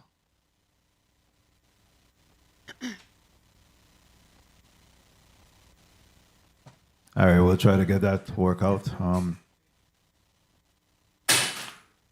In the meantime, we'll go ahead and get your testimony, Director Richardson. Good afternoon, Honorable Novell Francis Jr., Chairman of the 36th Legislature's Committee on Budget, Appropriations and Finance. Other honorable committee members, non-committee senators present, as well as the listening and viewing audience. I am Cindy L. Richardson, Director of the Division of Personnel. Here with me today are members of my executive team, Florine Odine Hassel, Assistant Director, Valsina Kwashi, Deputy Director, Cordell Reimer Jr., Chief Technology Officer, Valerie Daly, Chief Group Health of Insurance and Wellness, Gabriel Knight, Chief Strategy and Organizational Development Officer, Millicent O'Bain, Territorial Administrator, Recruitment and Classification, Aliyah Felix Blyden, Legal Counsel. Sitting in the well are Joanne Carr, Public Information Officer, Janice Dennis Freeman, Executive Assistant, Niola Christopher, Coordinator of Financial Services, and Kima I. Martin, Human Resources Specialist, Nakisha Young, Associate Chief of Group Health Insurance and Wellness, and Shakoi Penny, HRIT Network Systems and Operations Manager. At the Division of Personnel, we recognize that succession planning is critical to maintaining organizational effectiveness and ensuring long-term success. The last three individuals recognized are being developed to assume future leadership responsibilities within their respective units, helping to preserve institutional knowledge and ensure continuity of operations. This investment in leadership development is particularly important as we prepare for the future, with approximately 50% of the executive team currently eligible for retirement in the coming years. We are committed to building a modern workforce for the government of the Virgin Islands, mandated by the Virgin Islands Code, Title III, Chapter 25, Sections 451 through 667, and the Personnel Rules and Regulations. We support each central government department by focusing on improving organizational performance, professional development, and retaining a diverse workforce equipped to meeting the territory's evolving needs. Our division is comprised of the following units: Human Resources Information Technology, Recruitment and Classification, Strategy and Organizational Development, Fiscal and Administrative Services, and Group Health Insurance and Wellness. Thank you for the opportunity to present and provide testimony in support of our proposed fiscal year 2027 budget. We appreciate the continued partnership and consideration of our funding priorities as we work to strengthen operations, enhance services, and support the government of the Virgin Islands workforce. The following budget overview and funding breakdown shows how we leverage our funding to meet the statutory responsibilities, implement projects, and support sustainable workforce development within the government. This financial snapshot not only reflects our core operational needs, but also highlights measurable outcomes in recruitment, wellness, training, and professional development. Our budget summary. Our recommended FY 2027 budget from the Office of Management and Budget totals $66,853,857. The budget recommendation includes allocations of $66,263,857 from the general fund and $590,000 from the indirect cost fund. Additionally, we project revenues of approximately $45,000 for the training revolving fund.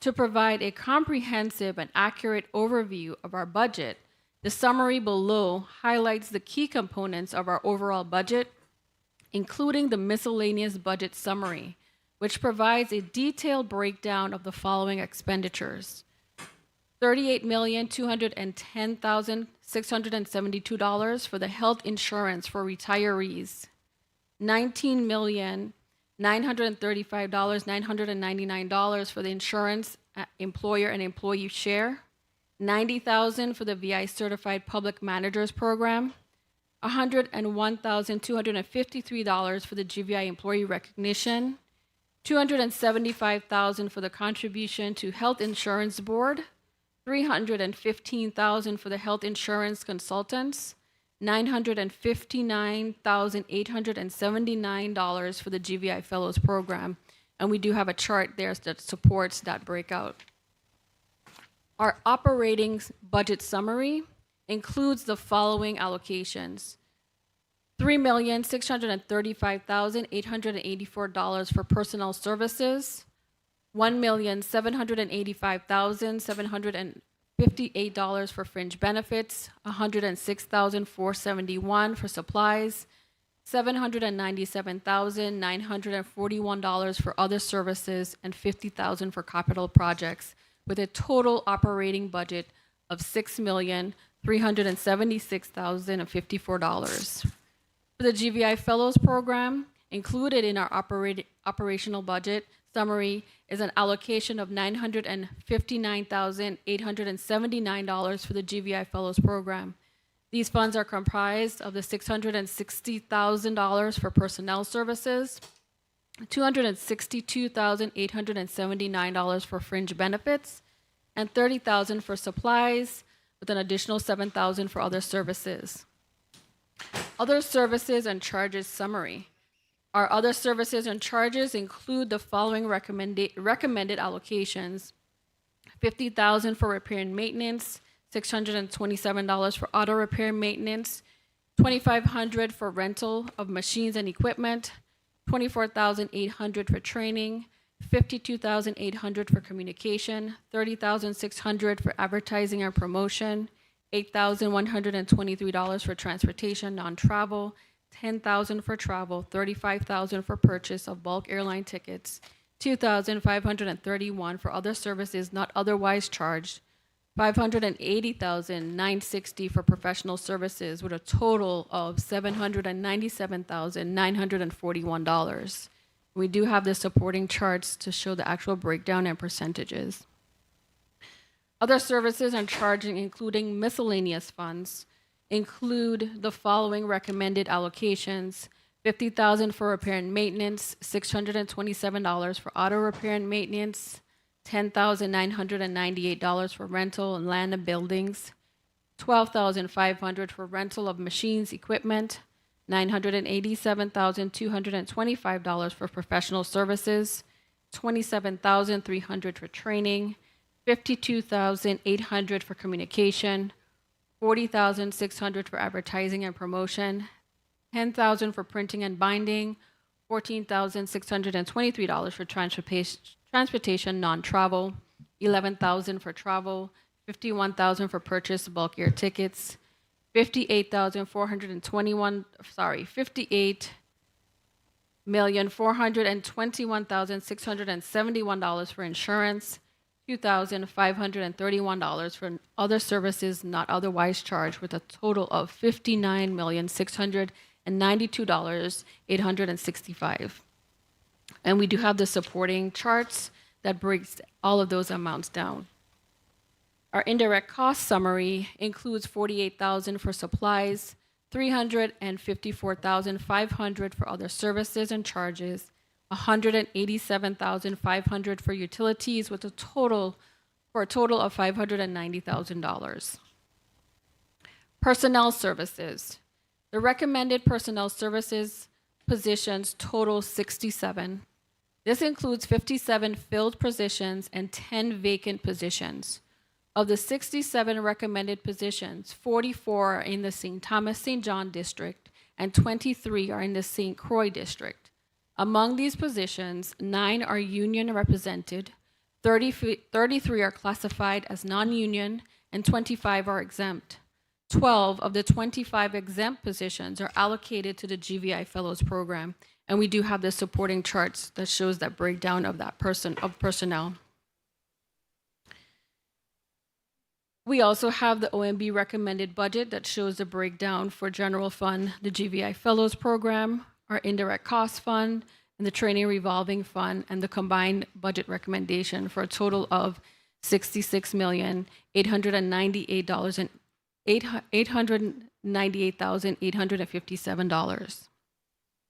Our Human Resources Technology Unit provides technical and administrative assistance, including specialized training for the ERP system to strengthen the efficiency and effectiveness of our HR professionals.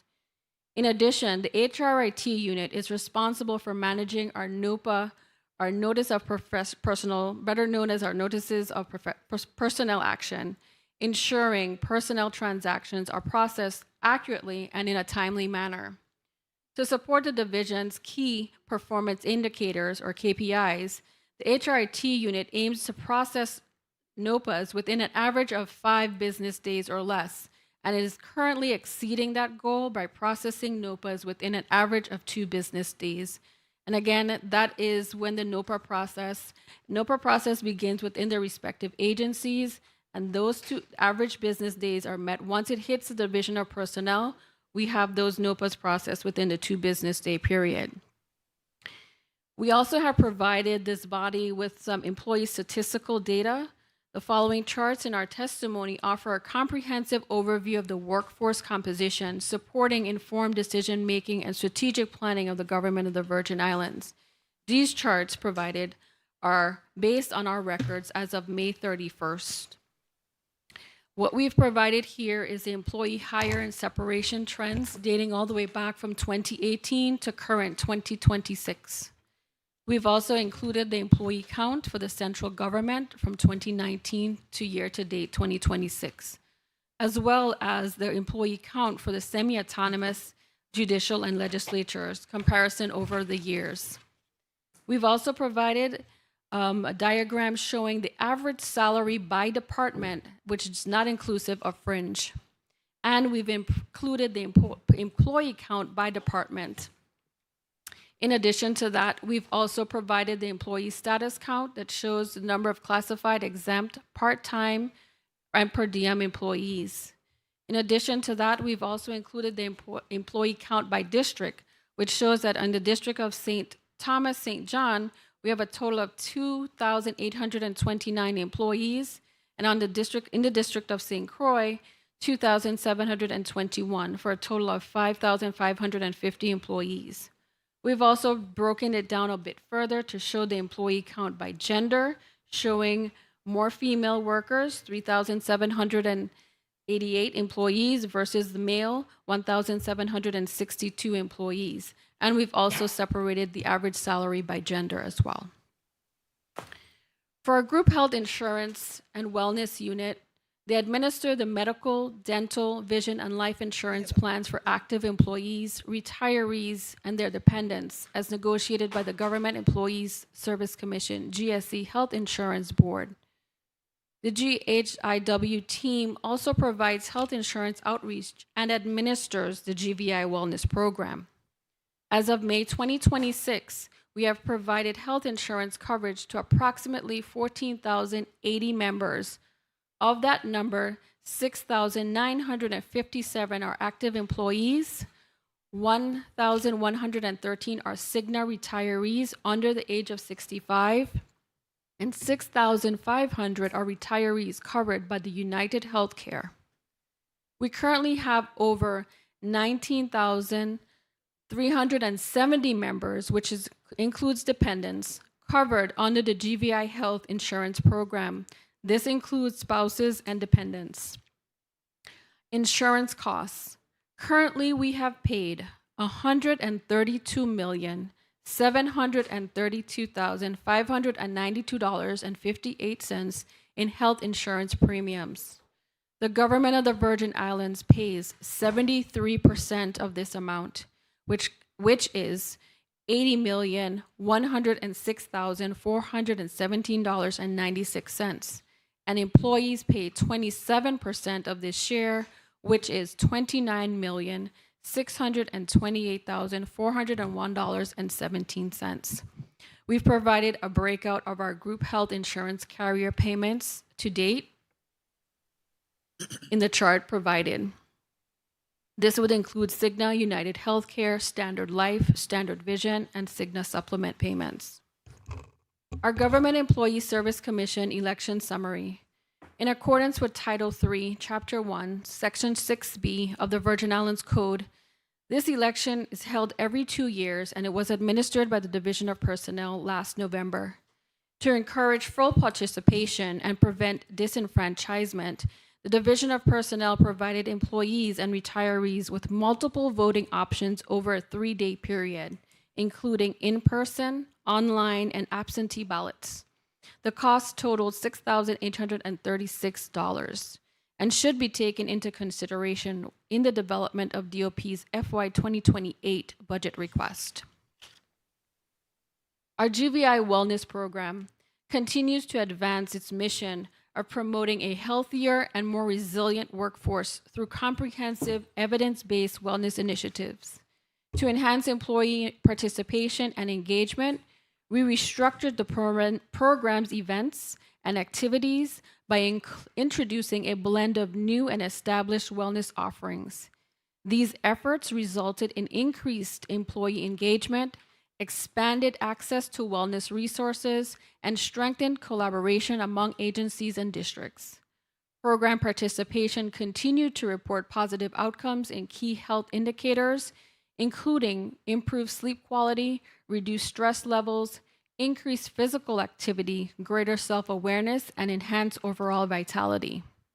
In addition, the Division of Personnel also administers several employee wellness initiatives, including the Motivate Me Wellness Incentive Program, the Employee Assistance Program, also known as EAP, and the AMATA program.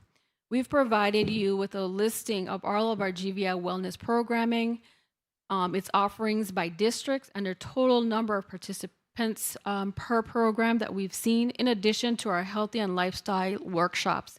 We have definitely seen an increase, and these numbers are reflective as of June 19th. And we want to just highlight that the Fit Force Free Gym membership, which was a partnership with the legislature, is one of our best performing programs right now. We have over 8,949 individuals with a wait list of over 529 employees for this program. The Recruitment and Classification Unit of the Division of Personnel plays a crucial role in supporting the central government's efforts to recruit and retain top talent. By standardizing and streamlining the classification and recruitment process, enhancing talent acquisition efforts, and providing guidance and technical support to human resources professionals across the government agencies. Some of our hiring trends. The highest number of candidate referrals to GVI agencies occurred in May of 2026, reflecting peak recruitment activity during these periods. The table below provides a detailed overview of current trends across our central government agencies. And what we've done in the chart is that we've provided you with the total number of referred candidates for FY24, FY25, and FY26 year to date. And that is the total of individuals referred to by each month of the fiscal year. Our recruitment outreach activities.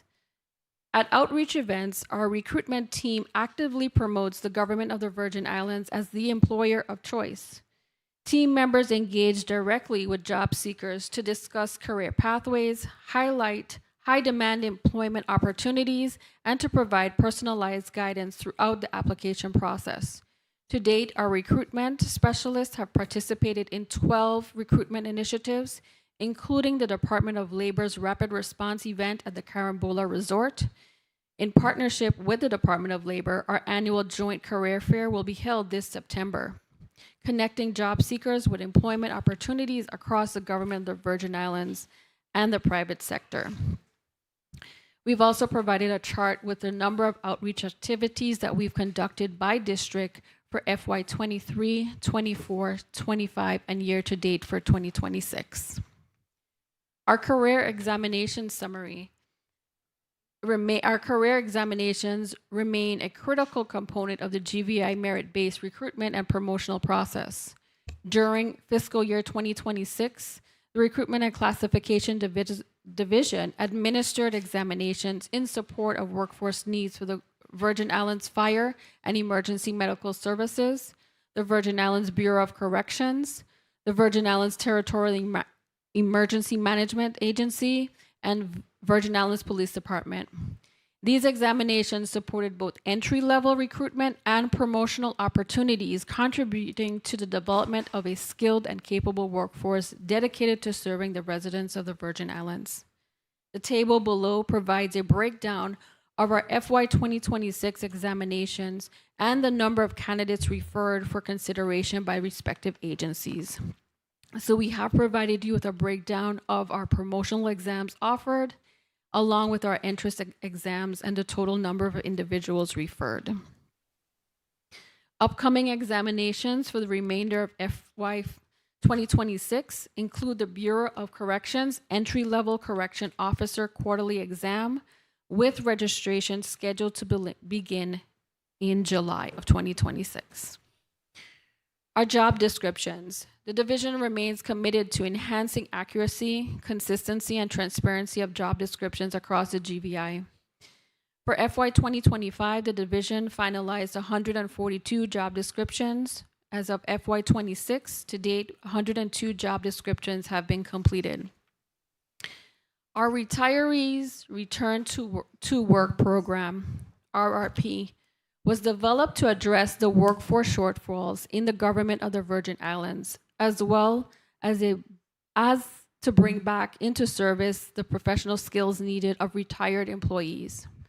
This program is governed by Act Number 8560 as amended by Act 8690, which establishes guidelines for retirees seeking to re-enter government service while maintaining their annuity.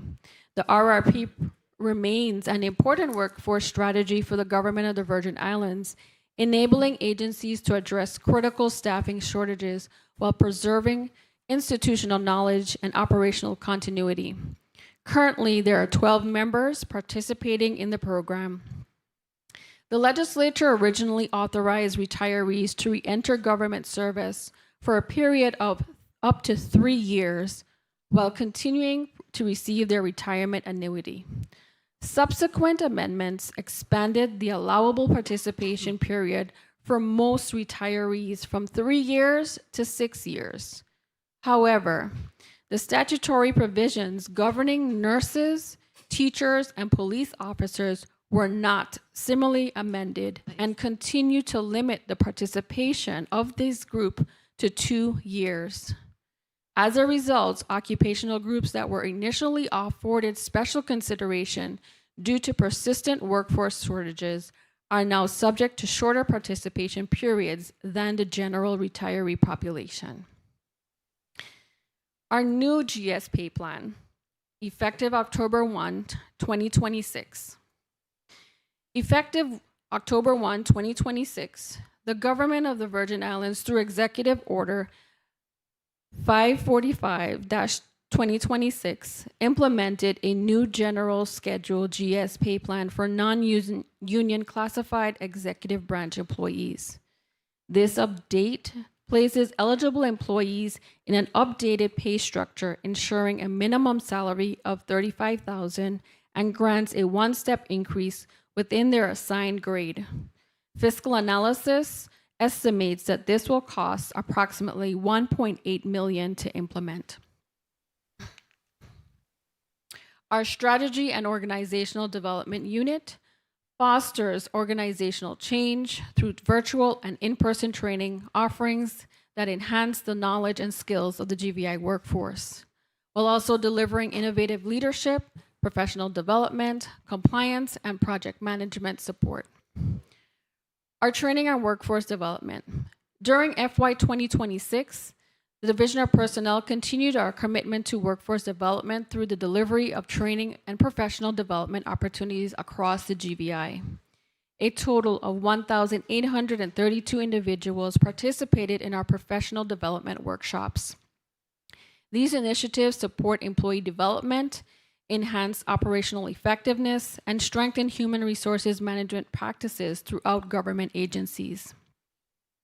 Building on these efforts and our ongoing investment in employee development, the division has taken a significant step toward modernizing and expanding access to training resources through the implementation of a new learning management system. We are happy to announce the launch of our new learning management system.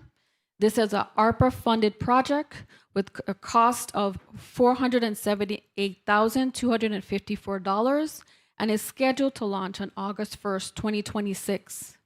This system will serve as the government's centralized platform for administering, delivering, and tracking employee training across agencies. The LMS enables the assignment of required training, real-time tracking of completion, centralized record keeping and certification management, and data-driven reporting to support compliance, workforce planning, and performance oversight. Central government employees will now have access to a catalog of over 30,000 free courses. This system also supports a blended learning model by integrating instructor-led training with online and self-paced learning. Employees will be able to participate in in-person classes, virtual sessions, and structured e-learning programs while maintaining continuous access to training materials through a single online system. This approach expands access to training, standardizes delivery, and ensures consistent tracking of learning outcomes across the workforce.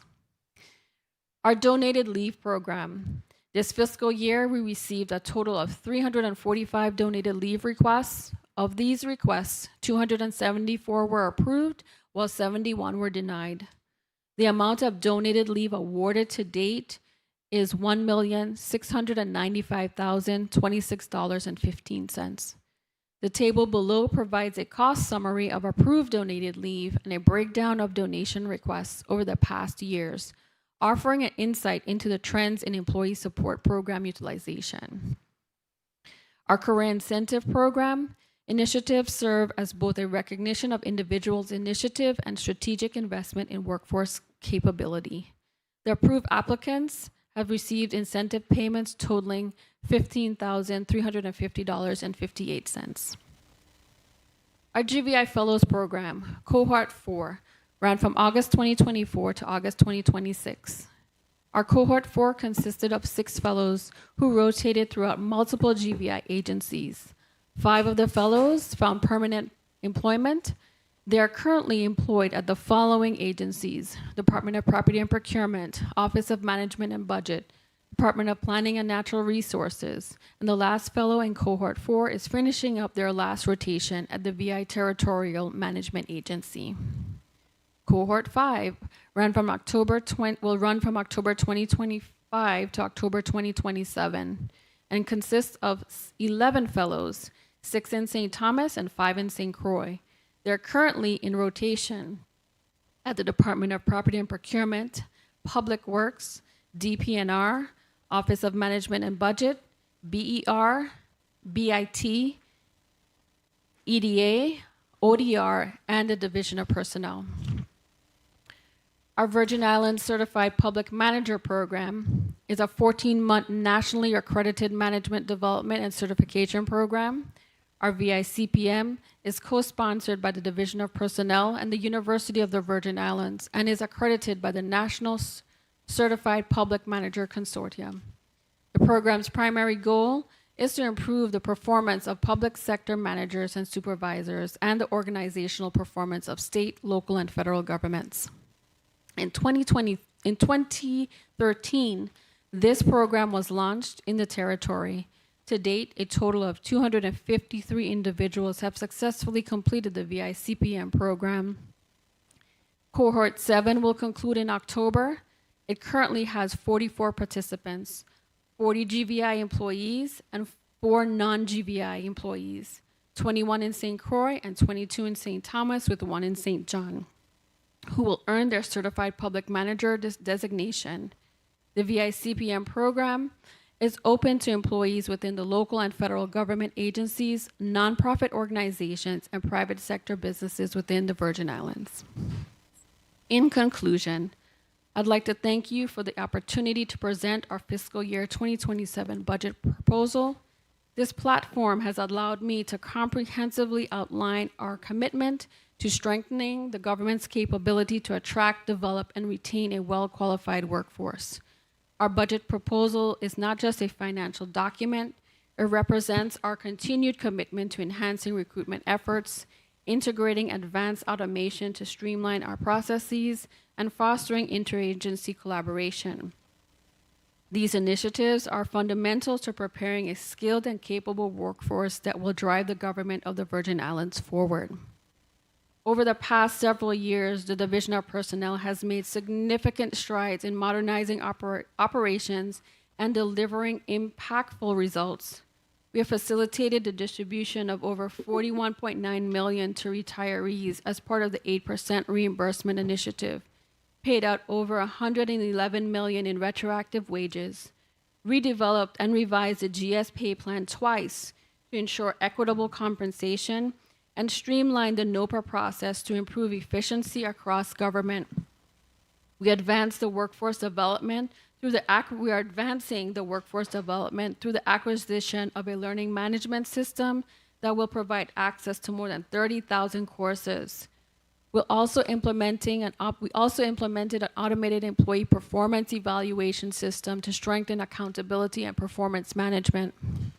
Additionally, we've expanded innovative workforce programs such as the GVI Fellows Program established a formal telework policy to support flexible work environments, and fully automated entry and promotional examinations to enhance transparency and accessibility.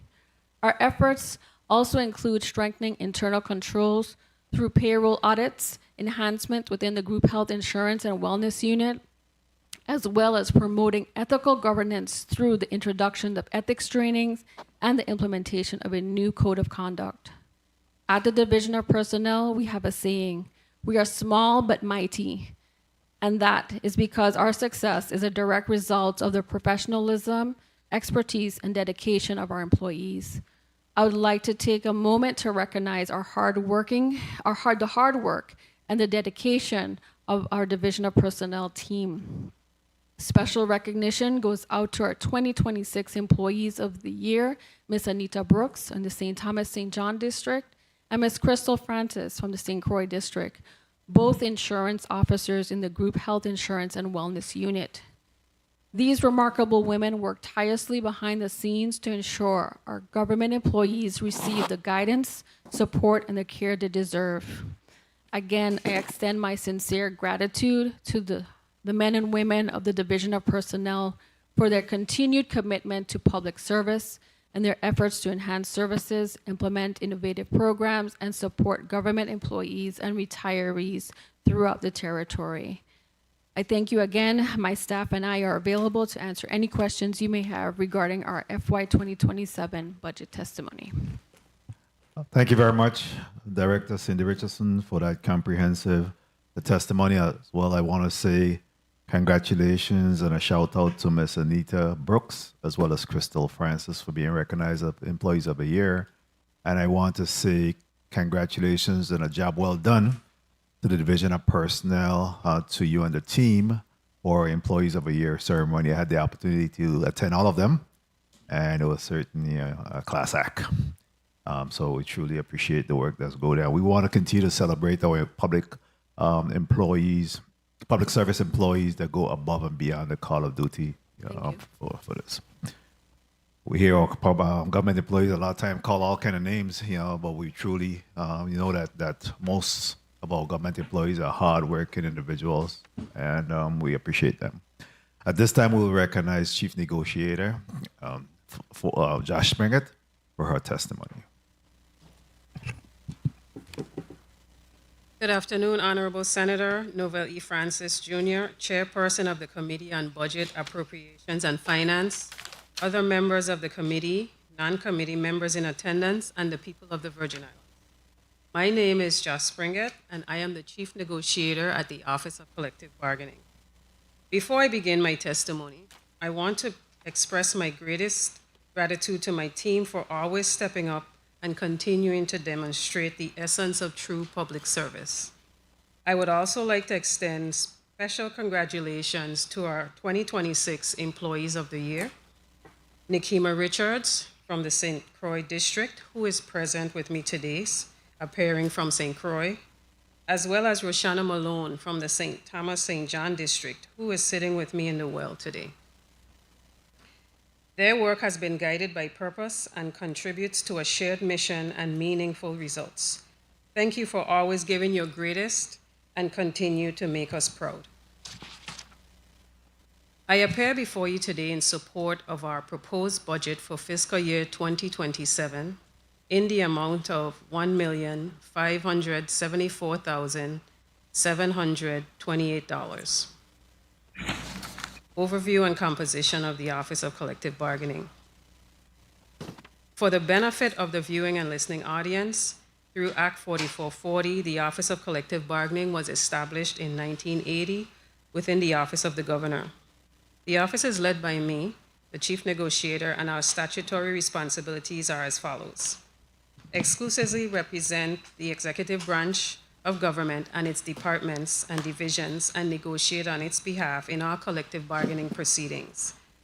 Assist the governor in formulating labor policies for collective bargaining and plan strategies for such bargaining. Coordinate the government's position in all mediation and arbitration cases and labor disputes. Conduct systemic studies of collective bargaining agreements for the purpose of contract negotiations. and prepare and submit an annual report and such other reports as may be requested to the governor and the legislature on the effects of this chapter on the annual budget and personnel matters. Our St. Thomas office is located in the GERS building on St. Thomas and at Chandler's Wharf on St. Croix. We currently have a team of 6 employees. OCB's current employees hold classified non-union positions. The team consists of employees with a wealth of experience in administrative functions, labor relations, human resources, arbitration, general legal practice, labor law, and employment law. The current organizational chart is attached. Personnel services and fringe benefits. Our proposed budget for personnel services is $867,215, which represents 55.07% of the overall proposed budget. Fringe benefits are projected at $371,168, which represents 23.57% of the overall budget. Equipment and supplies are at $40,000 or 2.5% of the overall budget. This amount will cover things such as the cost of paper, cleaning supplies, and other equipment necessary for the daily operations of the office. Our utilities costs are projected for fiscal year 2027 at $13,000 or 0.83% of our overall budget. This amount only applies to our St. Croix office because we do not pay utilities in our St. Thomas office. These funds are transferred to the Department of Finance, and our utilities are paid through the single-payer utility fund. Our proposed budget for other services is $163,345, or 10.37% of our overall budget. These funds cover overall expenses including rent, service agreements, IT, and communications. Our capital projects. Our offices in both districts are in need of new copiers. Additionally, both vehicles need to be replaced. Most recently, the vehicle in the St. Thomas district was turned over to the Department of Property and Procurement for disposal. While the vehicle in St. Croix is operational, it is in need of extensive repairs. Therefore, we are requesting $120,000 in capital funding for the purchase of new copiers on a vehicle. We do not receive any federal funds. Operations. The demand of the office has increased, and clients are making more requests for training and advice. Therefore, we urgently need to fill the current vacancies and are recruiting candidates for our financial management officer, legal counsel, and paralegal officer positions. Pending cases. OCB continues its statutory commitment to amicably resolve pending cases and avoid future ones. As of May 31st, 2026, OCB has a caseload of 473 cases. Of that amount, there are 390 rights arbitration cases, 46 unfair labor practice charges, 6 civil cases, 8 unit clarification cases, 1 equal opportunity case, 1 government service appeal, and 1 recertification case. From October 1st to May 30th, 2026, we received 98 cases and were successful in disposing of 5 during this time period. Both attorney positions were vacant, have been vacant. Below is a chart showing the caseload as of May 31st, 2026. OCB engages in contract negotiations with 15 labor unions that represent 31 bargaining units within the government. Of the 31 bargaining units, 9 are current and 1 bargaining unit does not have a CBA. Since my last budget hearing, we have completed negotiations with the following unions. The American Federation of Teachers, there are 3 contracts for teachers, paraprofessionals, and support staff.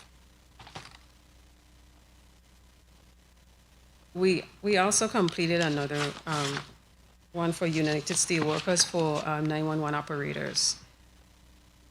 Negotiations continue with the following unions: Virgin Islands Workers Union for Head Start, Virgin Islands Workers Union for Vitran, Seafarers International Union for Public Health Physicians, Educational Administrators Association, Seafarers International Union Masters Union Unit, United Steelworkers for Supervisors, International Association of Firefighters for Supervisors, Police Benevolent Association, our Virgin Islands Labor Union for employees at Department of Public Works, Association of Firefighters for Firefighters and Corporals, Association of Firefighters for Support Staff, and the International Association of Machinists and Aerospace Workers for security guards at the Department of Health and both hospitals.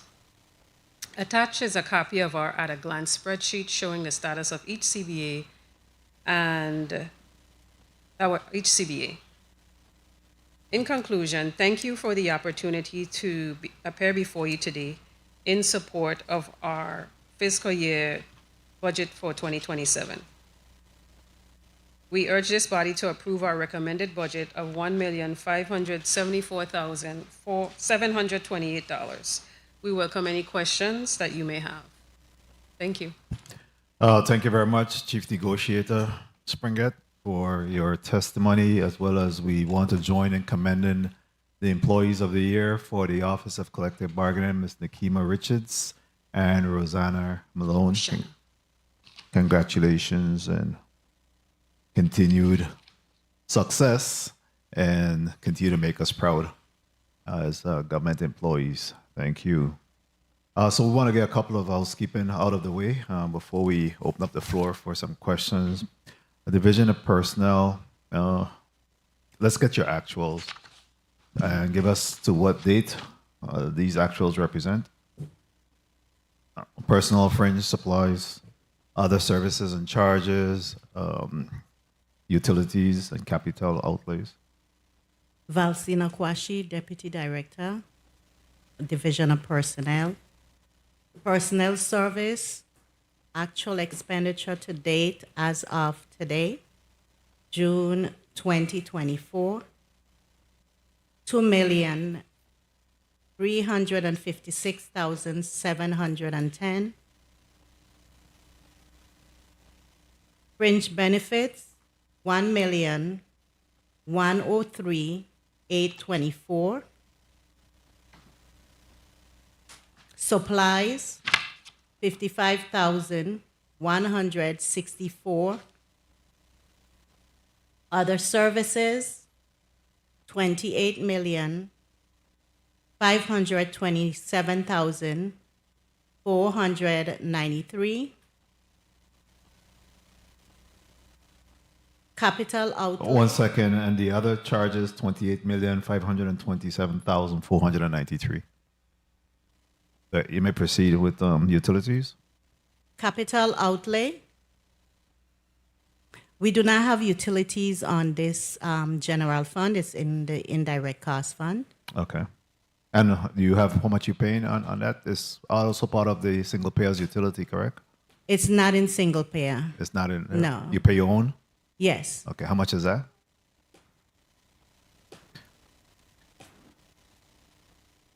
The actual we've paid to date in utilities is $105,430. 430. Capital outlay. Capital outlay, $48,500. We have currently spent $32,091,692 in general fund. That's $32,091,692. Yes. Okay. Why are you not part of the single payers? Any particular reason, Director? Our budget for utility is on indirect costs, and Okay, indirect it's costs totally- does not go to Right, single okay, payer. very well. 100% comes out of 100%. indirect costs. Very well. Outstanding vendors payment. Okay. give that to you. So currently, we have about 18,986,533 in insurance carrier payments. Those payments should be made shortly. For other vendors, we have approximately 49,686 for a total of $19,036,219. Okay, outside of your insurance payment, the 49,000, what's the age on that? The 49, the age is about 2 months. 60 days? Yes. Any particular reason why it's going beyond the 30 days? Depending the check runs, so we have been in communication with the Department of Finance and has expressed the importance of getting them taken care of. In respect to your vacancies, you have 10 vacancies? We do. How many of those are PRFs? We have about 5 of them that is PRF and in the process right now of onboarding. How soon? Onboarding process should be within a month. Within a month. Yes. Vacancy savings, what do you project as vacancy savings for this fiscal year? As you can see from our report, we don't see that we'll be realizing any vacancy savings. Yeah. We really were very considerate in budgeting and making sure that we hire at a certain time so that we do not exceed what we should. Even though those that you'll be hiring within, I guess, within 30 days, you still, this is in the last quarter? Yes, You they still were don't- already projected to be hired around this time. Around that time? Yes. Okay. So those were pegged at a percentage rather than 100%? It was? Yes. Okay. What it was, 50 or 25%? It was at, I think it was like 63 point something percent based on the month that we're bringing them in. Okay. Federal funding, do you receive any federal funding? No, we do not. You do not? Okay. What about grant funding? Any grant funding that you receive from OIA or Office of Insular Affairs? No, we do not. Interior, any place else? No. Any ARPA funding expended during this fiscal year? We do have a project ongoing, but it's funded through OMB. So we do not handle it on our own. Do you have any litigation judgment against Division of Personnel? No, we do not. You do not. Okay. All right. The survivors' retroactive pay. What's the status on those? So currently, right now, we have A beneficiary, I should say, not survivors, beneficiary.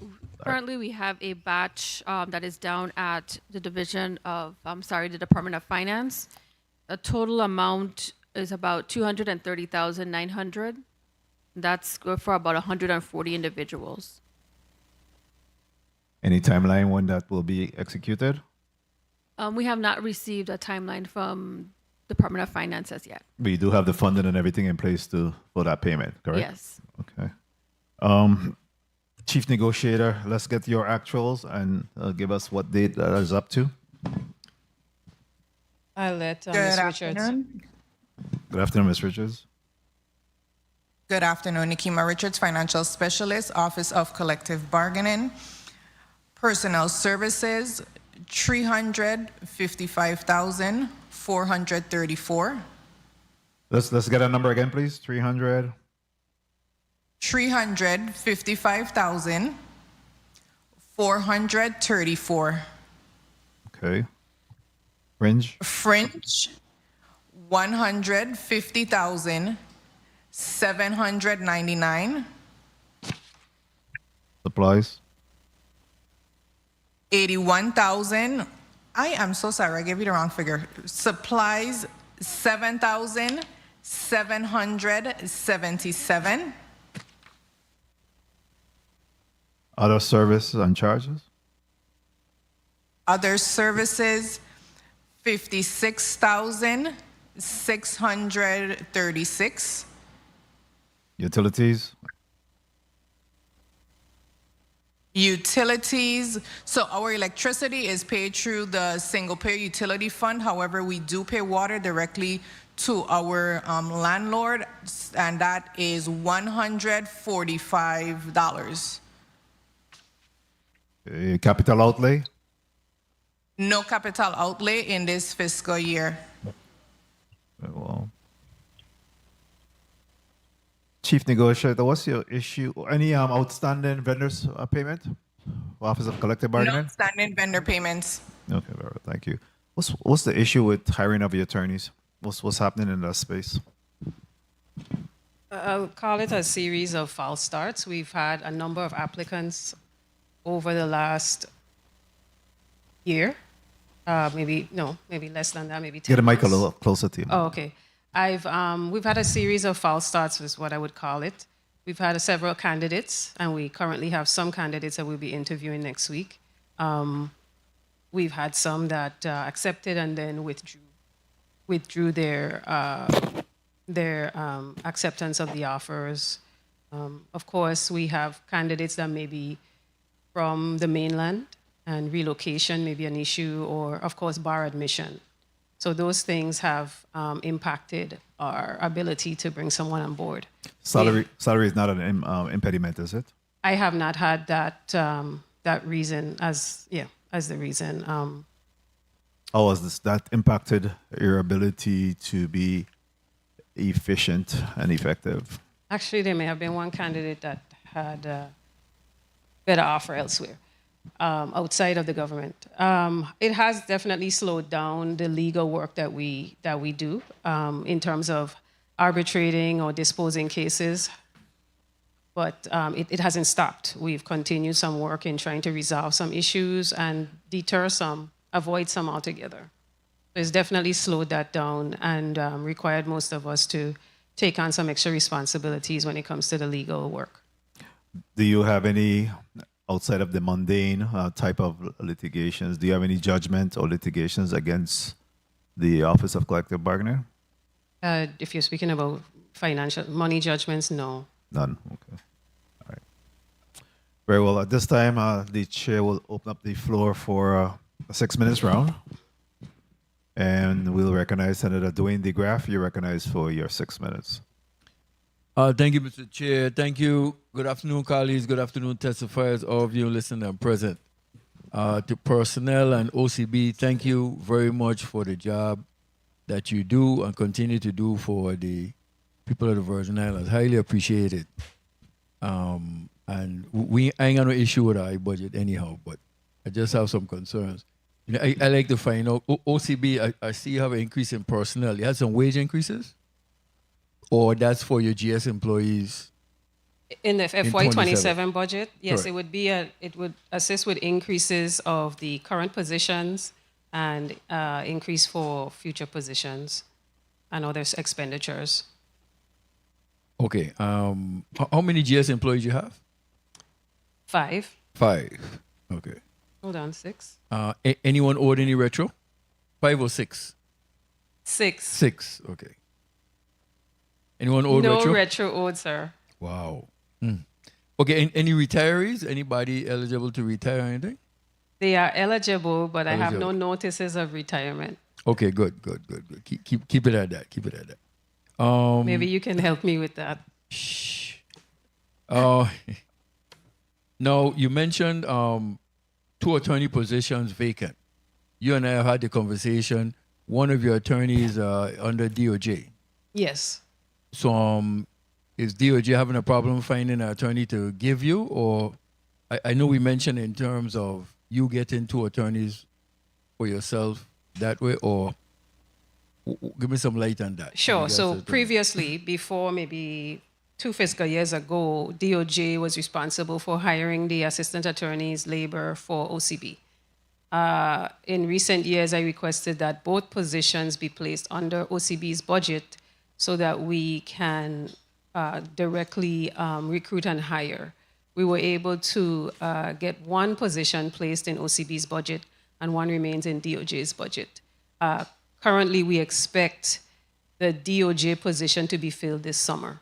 Crossing our fingers that the individual meets our bar requirements and is able to onboard this summer. So can we settle that by removing them from DOJ and just put in 2 under your budget? That'd Have be you had great. that discussion? That would be great. Or have you had that discussion with DOJ? No. What part you would remove it? What part you would try to get your own rather than having to wait for DOJ to give you one? Not recently, but we've had that discussion. Okay, because right now you have 473 cases and no attorneys. Correct. So that's basically a wash for the rest of the year. I wouldn't say it's a wash if we're expecting to fill both positions. If you're speaking of a fiscal year, we may have an attorney before the end of the fiscal year. We may have 2 attorneys by the end of the calendar year.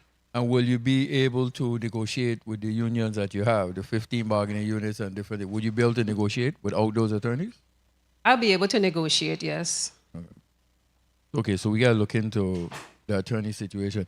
Now, DOJ, anybody receive any wage increases? DOP. DOP. I do apologize. Wrong department. Yes. Yes. We had one individual. One person get a wage increase? Correct. Are they owed any retro? No, they're not. Okay. No retro. How many GS employees do you have? We have a total of 26 GS employees. 26. Okay. Are any of your GS employees owed retro? No. No. Okay. So, and the increases in your budget for personnel and fringe are for those GS employees only? The increase is due to the fellows program being placed in the recommended budget, as well as some vacancies that we will still need to fill in 2027. Okay, so GVI fellows will get increases in. They will not be getting increases. As far as the variance that you see, and that looks like increases, it is Okay. part of it is the GVI fellows personnel services. How many GVI fellows have you increased? Total of 12. 12 increased to what you already had? No, not But increase, no. 12 total? 12 total. Okay. So Yeah. they were just added to There your is no budget. salary increase to the GVI fellows. That's it. Their salary was added into our personnel services. Okay, that's what I Therefore, was it asking. looks like there is a variance. Okay. I got that. I got that now. Clear on that. Okay, health insurance. Is the health insurance due for increase this year we're looking at?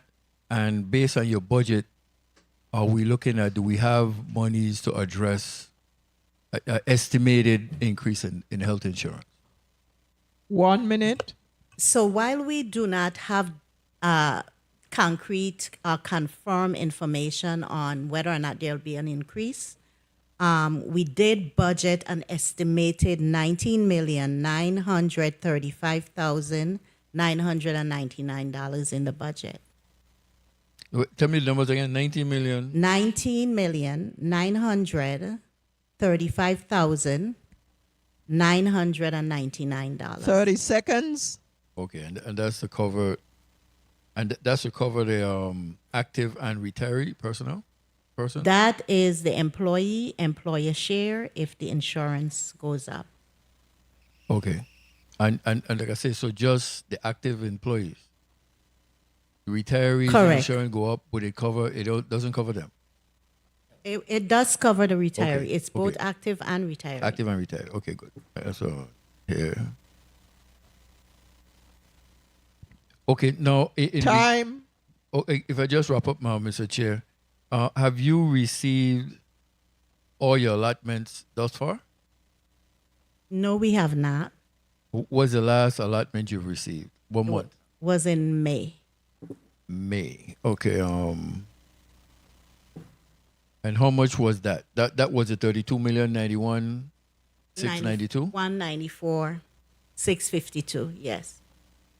No, okay, so I have your allotments at 32. Well, no, I guess the actuals came to 32,091,692.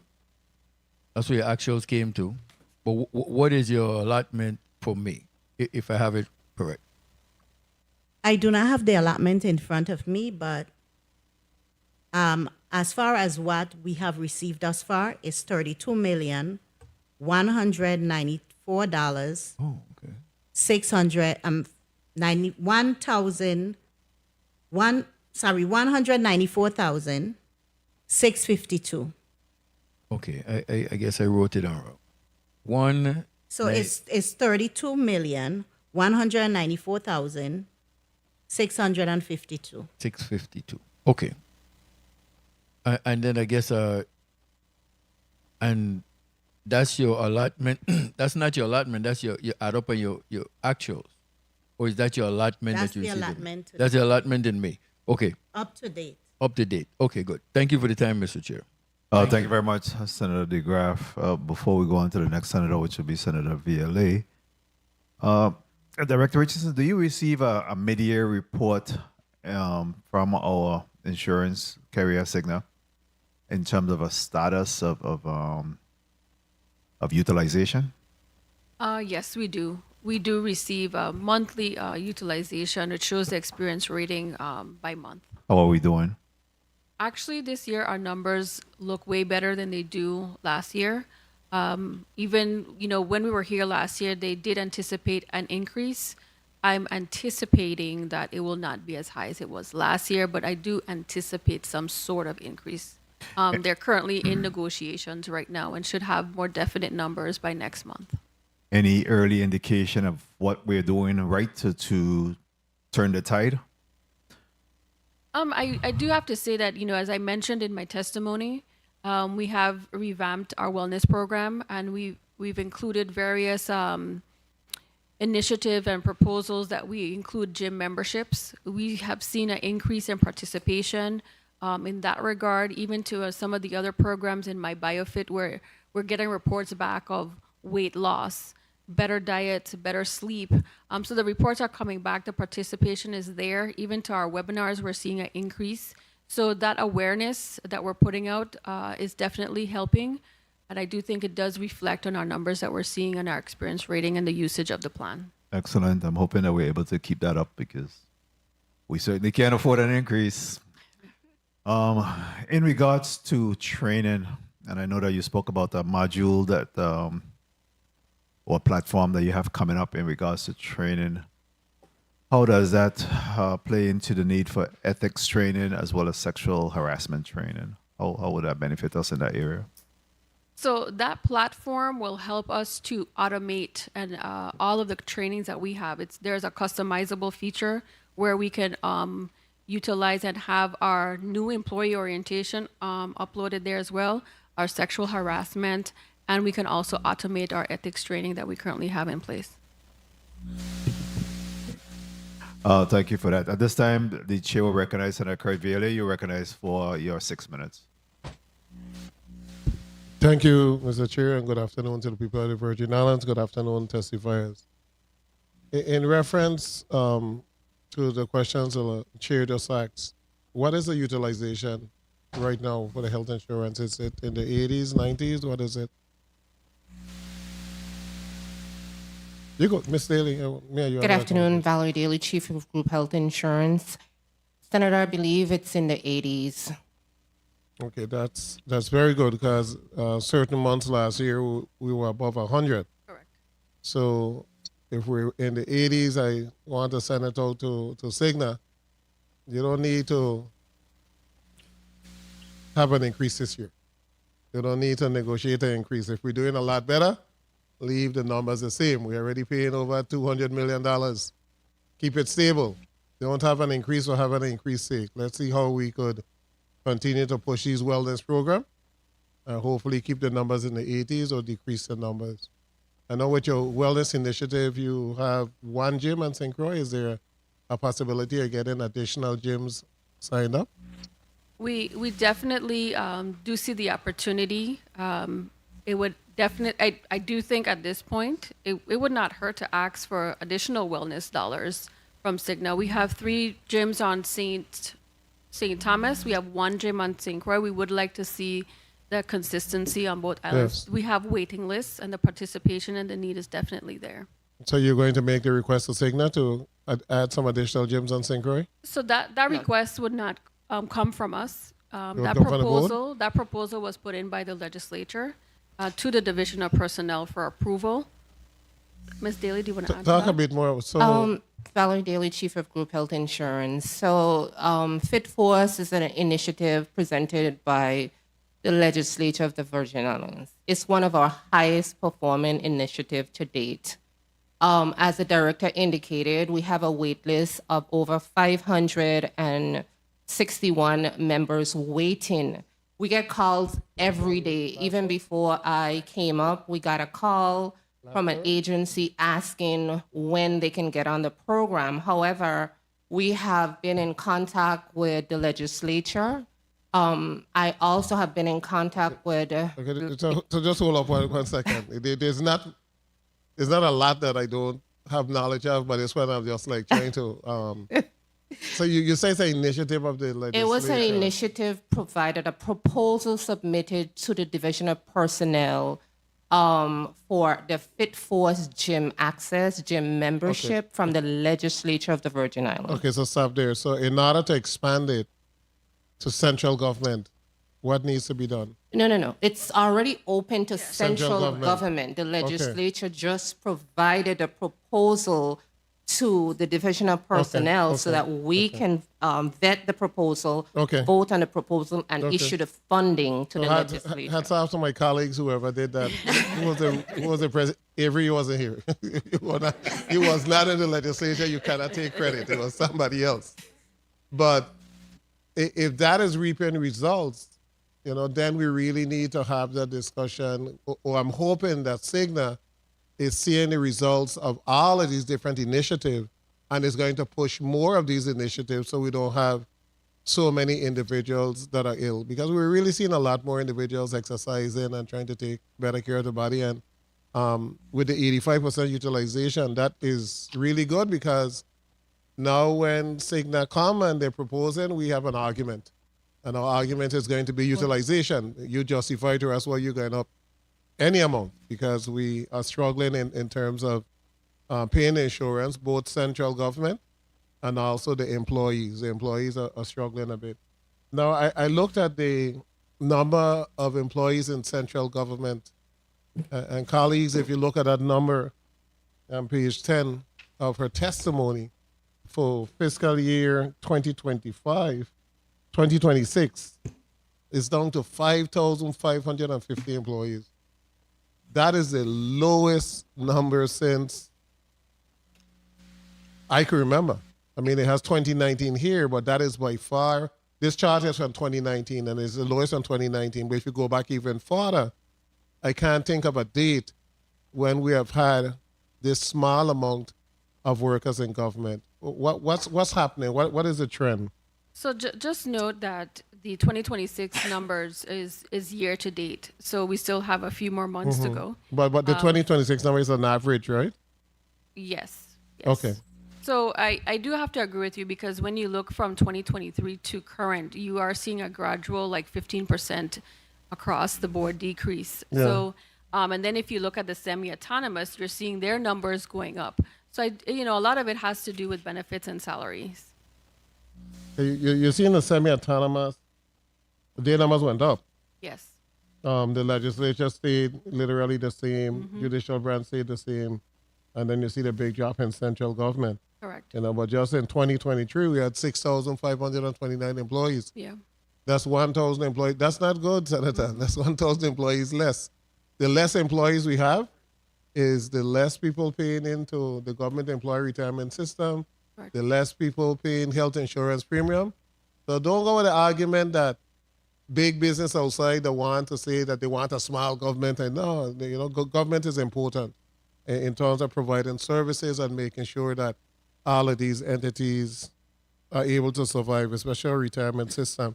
When you look at your health insurance numbers, you actually have more retirees and health insurance than active employees. Correct. So you could see the direct correlation there, okay? And a lot of us are at that particular juncture where we could retire. So we have to look at those particular numbers. In terms of a lot of agencies come before us, we have seen quite a number of entities that just are not filling the vacancies. So when we run the personnel number, we're seeing that they are by far not going to expend how much money was allocated for personnel for this fiscal year. Your numbers are very close. I did the next 3 months. You're going to be very close to hitting what was allocated to you.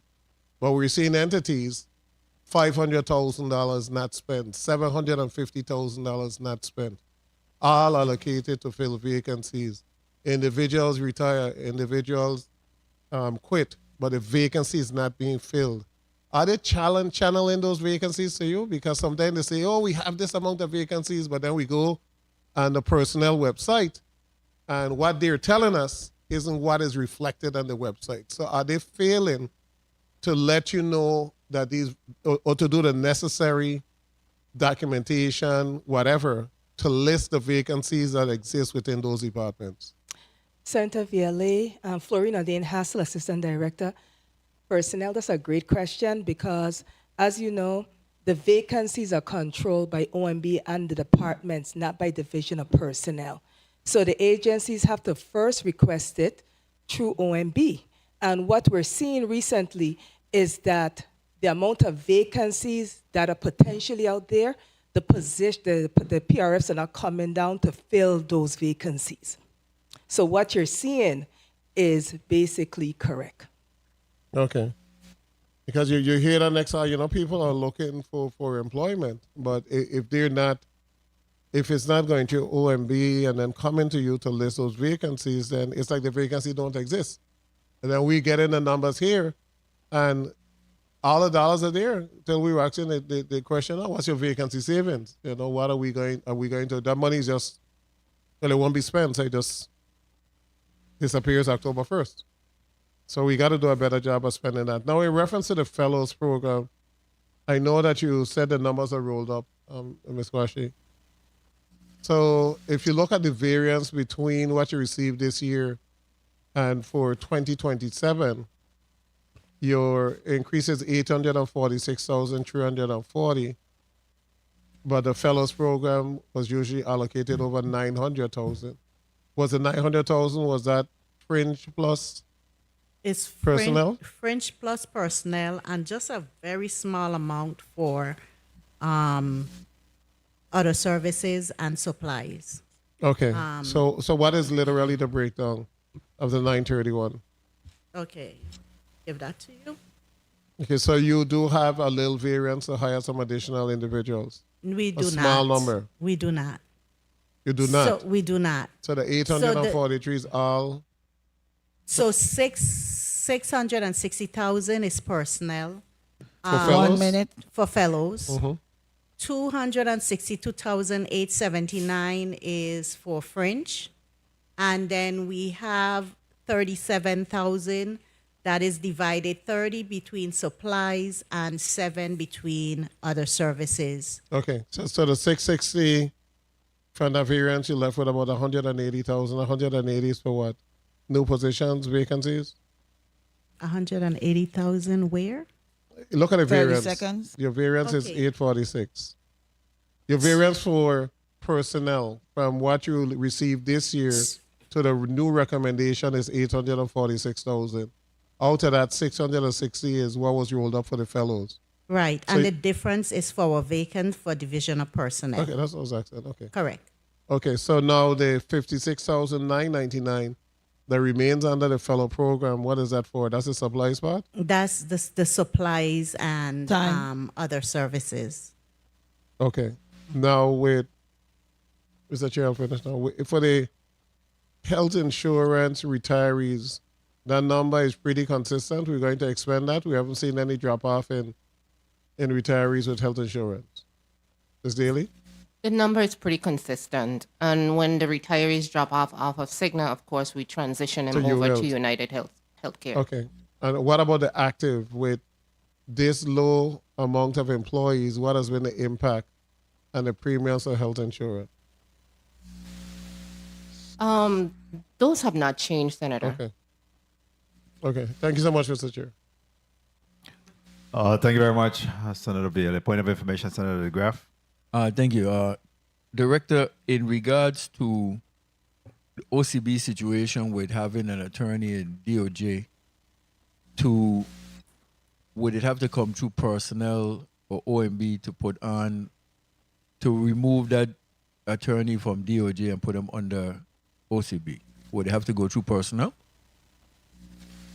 Florina Dane Hassel, Assistant Director, that'll be, in my opinion, the legislature, right? The legislature will take the money from justice and give it to OCB so they could hire that attorney.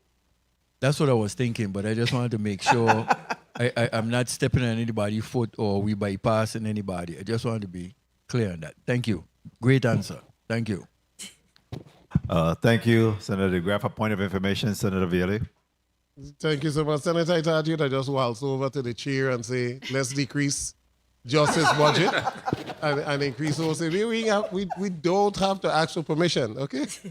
We could do that. Thank you so much, Mr. Chair. Thank you very much, Senator Bailey. Just real quickly, because I think it's important that we put on record that I don't think that the legislature give themselves a lot of credit for a number of initiatives that we have done from this body. And, I don't want to gloat. I really don't want to gloat, but I think that we had an opportunity, a great opportunity to work with. And you started some of that work, Senator Bailey, and when you left, somebody had to carry on the role of responsibility, right? So I took on that responsibility. But, we we had the discussion. We had gone to see the clinics in Florida with the GSC in terms of how do we transform what we're seeing in terms of health and wellness here in the Virgin Islands. We talk about creating a clinic.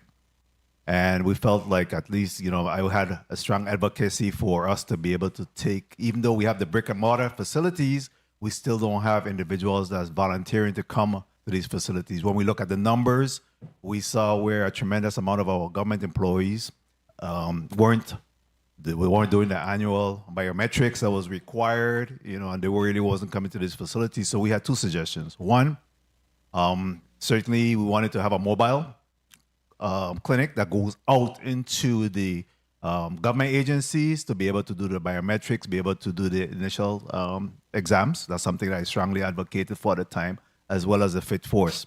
And even at the legislature, we led from the front where we established on our compound, our building, measurement. We work with the GSC. We got a grant and to be able to do marking so that the physical fitness could be done at the legislature. So those are some of the things that we carry on. Even in furtherance to that, when we look at taking care of employees, we came up with a annual increase for our employees of 3% on an annual basis. However, there was a merit increase that was made available where they could earn up to 6%, provided that they exceed standards. So we came up with a mechanism, and I know that there was a little bit of pushback at times because one of my finance objected to it, but we felt that after Act 4440, and we saw that it was really taken away where we want to recognize those same employees that we talk about and recognize employees of a year, that we should have a merit incentive where they're actually able to earn because they go above and beyond their call of duty, and that they could earn up to 6%, based on the annual evaluation where they exceed standards. So, those are some of the work that was done, and there's just so much accomplishment. I can't remember all of them, but certainly, we carry on the torch or what you got. Senator Lewis, you recognize your point of information. Thank you, Mr. Chairman. Good afternoon, colleagues. Good afternoon to the testifiers, Division of Personnel, Collective Bargaining. Director Springette, let me ask this question. Recently, this body, we bloating again, increased the government's minimum wage from 27 to 35,000. Now that you have resumed bargaining, how is that impacting you at the table? Josh Springette, Chief Negotiator, Office of Collective Bargaining. Well, we definitely have to comply with the law as to the minimum salary, but it then affects the cost of any negotiation and the parity, for example. Remember that increase of the minimum salary resulted in a 30% increase from the previous minimum salary. So those on the lowest end of the pay scale already received about 30% in 2018 and now is receiving another 30%, which then causes a domino effect throughout the pay plans and increases the cost. But do the other employees then receive that amount? No, they do not. So it could pose a challenge. It does pose a challenge in negotiations in terms of creating parity. And also, the increase also went into effect for those non-unionized employees, right? To comply with the statute, that would be something that the Division of Personnel would have to confirm. But to my understanding, the employees that are classified non-union would have received the increase to $35,000. I thank you. And Ms. Director Richardson, you may answer in the chair time to that question. The last one. You may respond, Director Richardson. Just for clarification, you're asking about the new GS pay plan? Yeah, so that GS pay plan goes into effect, the new one goes into effect October 1 of this year. And when we did our analysis, that's going to impact about approximately 250 employees. And our analysis that we did back in February, I believe it will cost, as mentioned in our testimony, around $1.8 million to implement. Thank you. Before we go on to the next senator, which will be Senator Hubert Frederick, I wanted to ask you, Director, do we have a remote work policy? Is that something the Division of Personnel is working on? We do not have a remote work policy. We have a telework policy. Remote work to me means off island. Right. So those individuals that would be able to, come in and work, from their location, be able to be housed here, and enjoy the benefits of working remotely. Is there any such policy that's being contemplated? It is something that we can look at, but currently, right now, we only have the telework policy Just the telework in place. policy. Okay. We also had a recent, well, let me give some thought to that, but the recent legislation where we were supposed to develop some policies surrounding, I know, well, we had the disability one, but those individuals that were able to take some time off from work to be able to do doctor's visits. Where are we with that? So I believe you're referencing The rules and regs. the Caregivers Leave Correct. Act, which allows for employees to receive up to 4 hours per month. Yeah. So we have completed the policy on that. It has been shared with all the agencies and their HRs. We recently did a training with the HRs on June 18th. So we also have the information and the forms uploaded onto our website. Yeah. We did a testing with the new pay codes with Department of Finance. We tested that on the payroll run for June 11th, and those codes actually go active tomorrow. Excellent. Very well. Thank you. At this time, the chair will recognize Senator Hubert Frederick. You're recognized for your 6 minutes. Thank you very much, Mr. Chair. A pleasant good afternoon, everyone, colleagues, testifiers, my office, and central staff. I just love when the Department of the Division, I guess, of Personnel comes before me, because I like to talk about employees. You know, that's who makes the government, the employees, and people don't realize that. Last year, when the legislature voted to increase salaries, those employees that made between $27,000 and $35,000, they were elated because it was an $8,000 pay increase.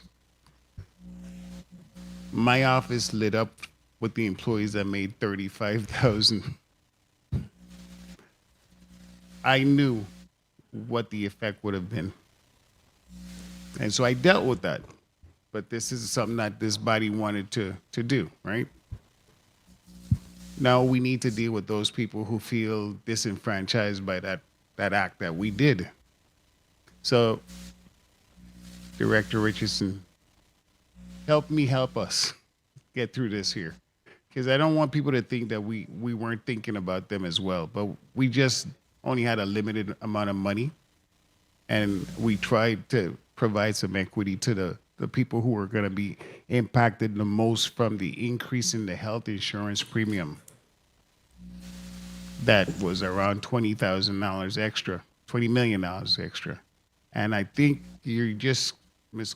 Squashy said, it's going to be $19.9 million again budgeted for FY27.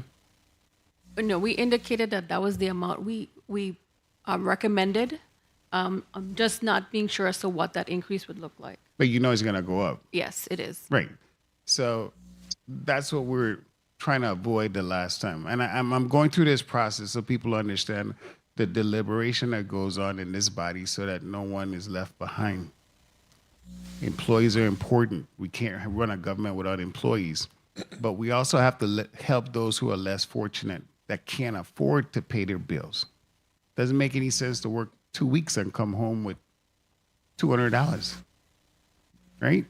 Just because something happened beyond your control, like health insurance premium. I hear it all the time. So now, of the $62 million that you're managing, of which for the last 9 months, this is the part I love about government, the last 9 months since May, you only got $32.1 million out of that, but yet all your employees get paid. You haven't gotten the allotment, but you guys still get paid. And that's something that doesn't happen in the real world. In the real world, if the money doesn't come, you don't get paid. In the government of the Virgin Islands, money don't have to come in, and still people get paid. And that's what's frustrating to the rest 25,000 employees out there that don't have that luxury. Sometimes their employees have to turn around to them and tell them, listen, we didn't collect for the job we did, so guess what? I can't pay you. That's the reality we have. Government employees, we complain that, we get taken advantage of, but we're really blessed. We're lucky. We're in a really good position to have the health insurance that we have, the assurances that we have right now in terms of getting paid. We must get paid.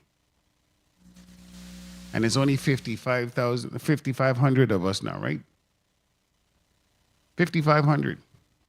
So I'm asking those people who are here, let's continue to be grateful for the jobs we have, because other people are doing worse. We might not be the top paid employees. I agree. Our salaries aren't the best, but they're better than having a high salary and being told that you can't get paid. So that's my little soapbox for the day. Let's get to work. All right. Let's talk about. I want to talk about some of the advances that you're making to ensure that we get more productivity out of the employees that we have, so people can see how wonderful we are as government employees. So from what I'm seeing here, your KPI increase in terms of how fast you process NOPAs from 5 days to 2 days. What other KPI indicator can you brag about? 1 minute. We can definitely talk about the increase or the meeting our KPI numbers as far as number of individuals trained on a quarterly basis. We also we have a KPI in which we have to get, once a position, the vacancy is closed, we have to get that referral listing to the respective agency within, I believe it's 5 days, and we're now down to 3. 3 days. Yes. And let's brag about 30 our seconds. successes, right? Your fellows program, which is a real big success as well. Let's talk about that. Look at the impact that's having. We're training our employees to work in different agencies, have a broader workforce experience. We're getting ready for that $25 billion that's coming down. Let's talk about that as well. Well, the GVI Fellows has been a really successful program. We have currently, we started that program. We're into now cohort 5. And I also want to just recognize we do have Miss Kiera Deshabert from the island of St. Croix. She's here with us in the audience. She's assigned to the Division of Personnel. So I really want to just take a time to make mention and recognize her for the work that's being done. But this program has definitely filled a void in many of the agencies in bringing in some young, fresh energy where these individuals can rotate among the government agencies. And we've definitely seen the impact. We've expanded the number of agencies. At first, it might have been just a handful. We now have a rotation schedule that touches and impacts over 12 agencies within the government. And right now we have, at least when we look at the numbers from where we started, we have at least 60% of those individuals still employed in the government today. Thank you very much for your responses, Mr. Chair. Thanks for the additional time. Thank you very much, Senator Frederick.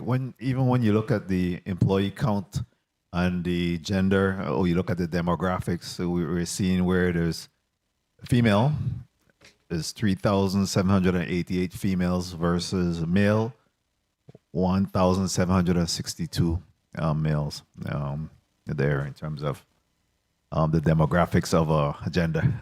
That is profound. And you can see a little bit of equalization between the St. Thomas and John district is 2,829, and the St. Croix district is 2,721. This is very good data. And we certainly have in classified employees, we have 4,099, exempt 1,350, part-time 40, per diem employees 57, and temporary employees 4. When we think about the number, though, I think that these we have to also be equally mindful that these are central staff employees.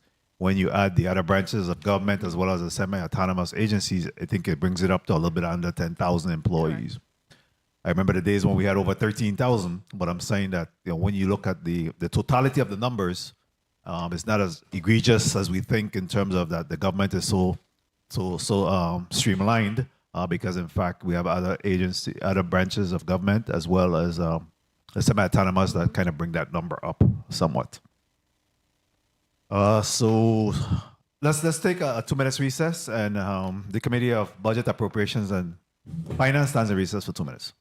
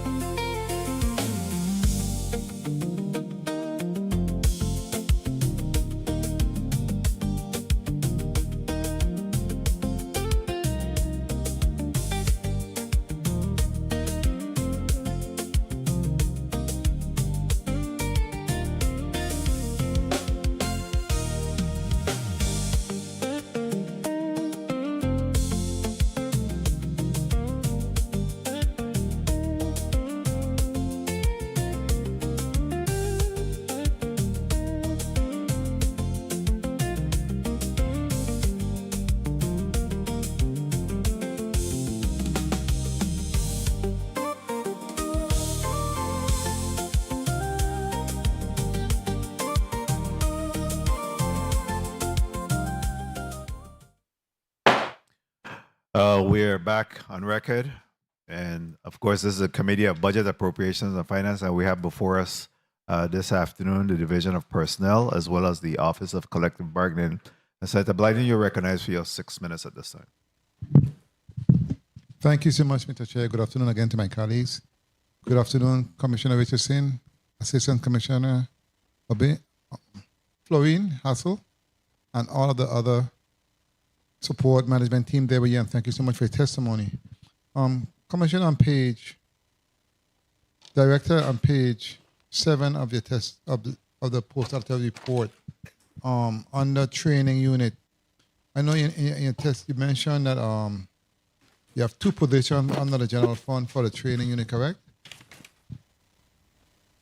Based on the post-alter report. Is that adequate? And how much training do you do annually? Page 7 of the post-alter report.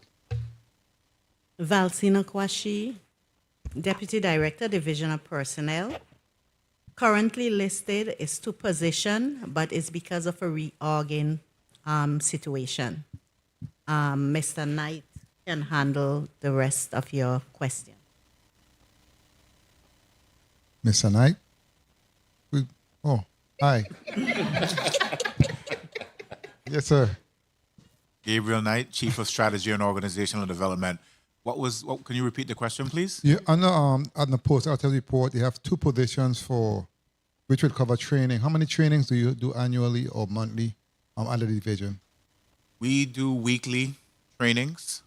It's bi-weekly for new employee orientation. We do customer service trainings and monthly trainings for sexual harassment prevention and also any other additional trainings that come in by request from the agencies. Okay, very well. Because I know that on the training, in the post-alter report, was reported an increase of some 4,800 recommendation for the 27 budget, right? But let me ask though, when it comes to recruitment, etc., I know we used to do recruitment efforts off island. Do we still do that? Recruitment? Currently, we have not done anything recently off island, mainly local. What the reason for that? I would have to say it's more so from a funding perspective and being able to travel abroad. We do have partnerships with certain on a social media aspect where we do online advertising in the Maryland, Virginia, D.C. area, Atlanta, Texas, and also Florida as well. What was the price tag in terms of to accomplish that mission? I don't have a price tag, but we usually cover that under our advertising cost. Okay, because while I'm speaking of that, what about conference days? Do you attend conference days and or attend those areas also in terms of certification? Because you guys are professional and you're the Department of Personnel, so I wanted to ask about those. So I have to say, over the past year or so, we have not been able to do so. We are trying to see what we can fit in before the end of this fiscal year. I would love to see the staff attend more trainings, and I know I can personally say for FY24 and FY25, I personally did not attend any off-island trainings. I would try to have the staff attend. Right now, we are in need of some EEO and investigation trainings. We also would like to make sure that we have different public sector and private sector HR trainings that we would like to go to. It's not been what I would like it to be. But I do think it's something that we need to focus on to ensure our staff receive the training necessary, as well as we train all of the GVI. My staff needs the training as well. Well, let me ask you then on page 8 of the post-alter report, it's a minimal amount, but at the same time it had doubled from 7,000 in 2026 to 14,623 for travel. So what does that travel entail? Does it include any of what we just spoke of, or that's just for local travel? You said on page, repeat? 8. It has doubled. The ask for 27 is 14,000 plus, and it was 7,000 this year. You're looking at travel, transportation, not actual travel. Because we sometimes have situation where the badge is not working, we have to transport. We have a lot of activities that goes through the Division of Personnel, and we have to transport packages from St. Croix, St. Thomas, St. Thomas, St. Croix, Got you. and that's where that comes in. Got you very well. Also, let's talk about your career incentive programs. That's also a very important area under your division. I know you spoke earlier about a fellows program, which is a very good program, but also what about a certified certified public management program? That's another important program. And how much individuals you said graduated? 21 from St. Croix and 20 from St. Croix and 21 from St. Thomas? Yes, so right now, that program, which is our cohort 7, is going to conclude this coming October. So we currently have 44 individuals participating in that. So that breakdown would be 22 in St. Thomas, 21 in St. Croix, 1 in St. John. Okay, very well. And earlier... 30 seconds. I thought was coming up, said I heard you mention in terms of the retirement program, whereas individuals can come back and work. Correct. And you stated, who does it affect? Even though it helps certain individuals, it's affected others. Who would that group? Who you So spoke to? right now, initially when the program came on board, individuals were able to come back for three years while continuing to receive their retirement annuity. But recent amendments has now allowed for that period to extend from 3 years to 6 years. Correct. However, there's a section that's affecting the statutory provisions affecting our nurses, teachers, and police officers, because that was separate from the law. They are now just limited to only coming back for 2 years. And those are 3 critical Correct. Time profession that we need here desperately. So I'm sure Correct. we're gonna do what we have to do to amend amendment Thank moving you. forward. Thank you so much, Mr. Chair, for the time. Thank you very much, Senator Blyden. Director Richardson, in respect to the fitness centers, I know that my colleagues made reference to perhaps expanding the amount on St. Croix. How many government employees do we have on St. John, and do we have access to a gym membership on St. John? So we do not have the numbers for St. John. It is combined into the St. Thomas, St. John districts. I do not, Valerie, do we have information? on We that? currently do not have any gym access on St. John. However, if our wellness funding increases, we can extend that offer to any licensed gym on St. John. And then, as I indicated, we are looking into getting 2 more gyms on St. Croix as well, so that we can meet the needs of the employees on St. Croix and on St. John. Well, what is the ask? What do you believe would be the adequate funding to accomplish that feat?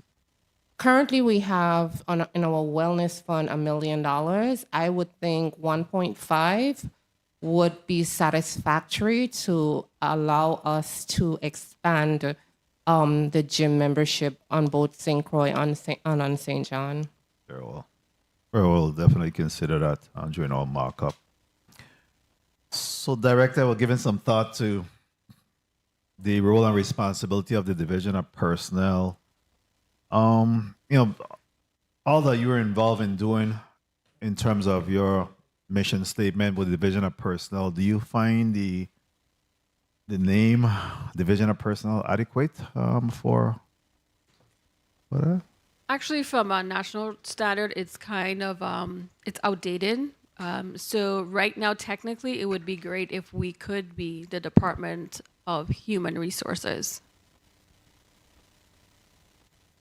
Department of Human Service, the Human Resources. Correct. Human Resources.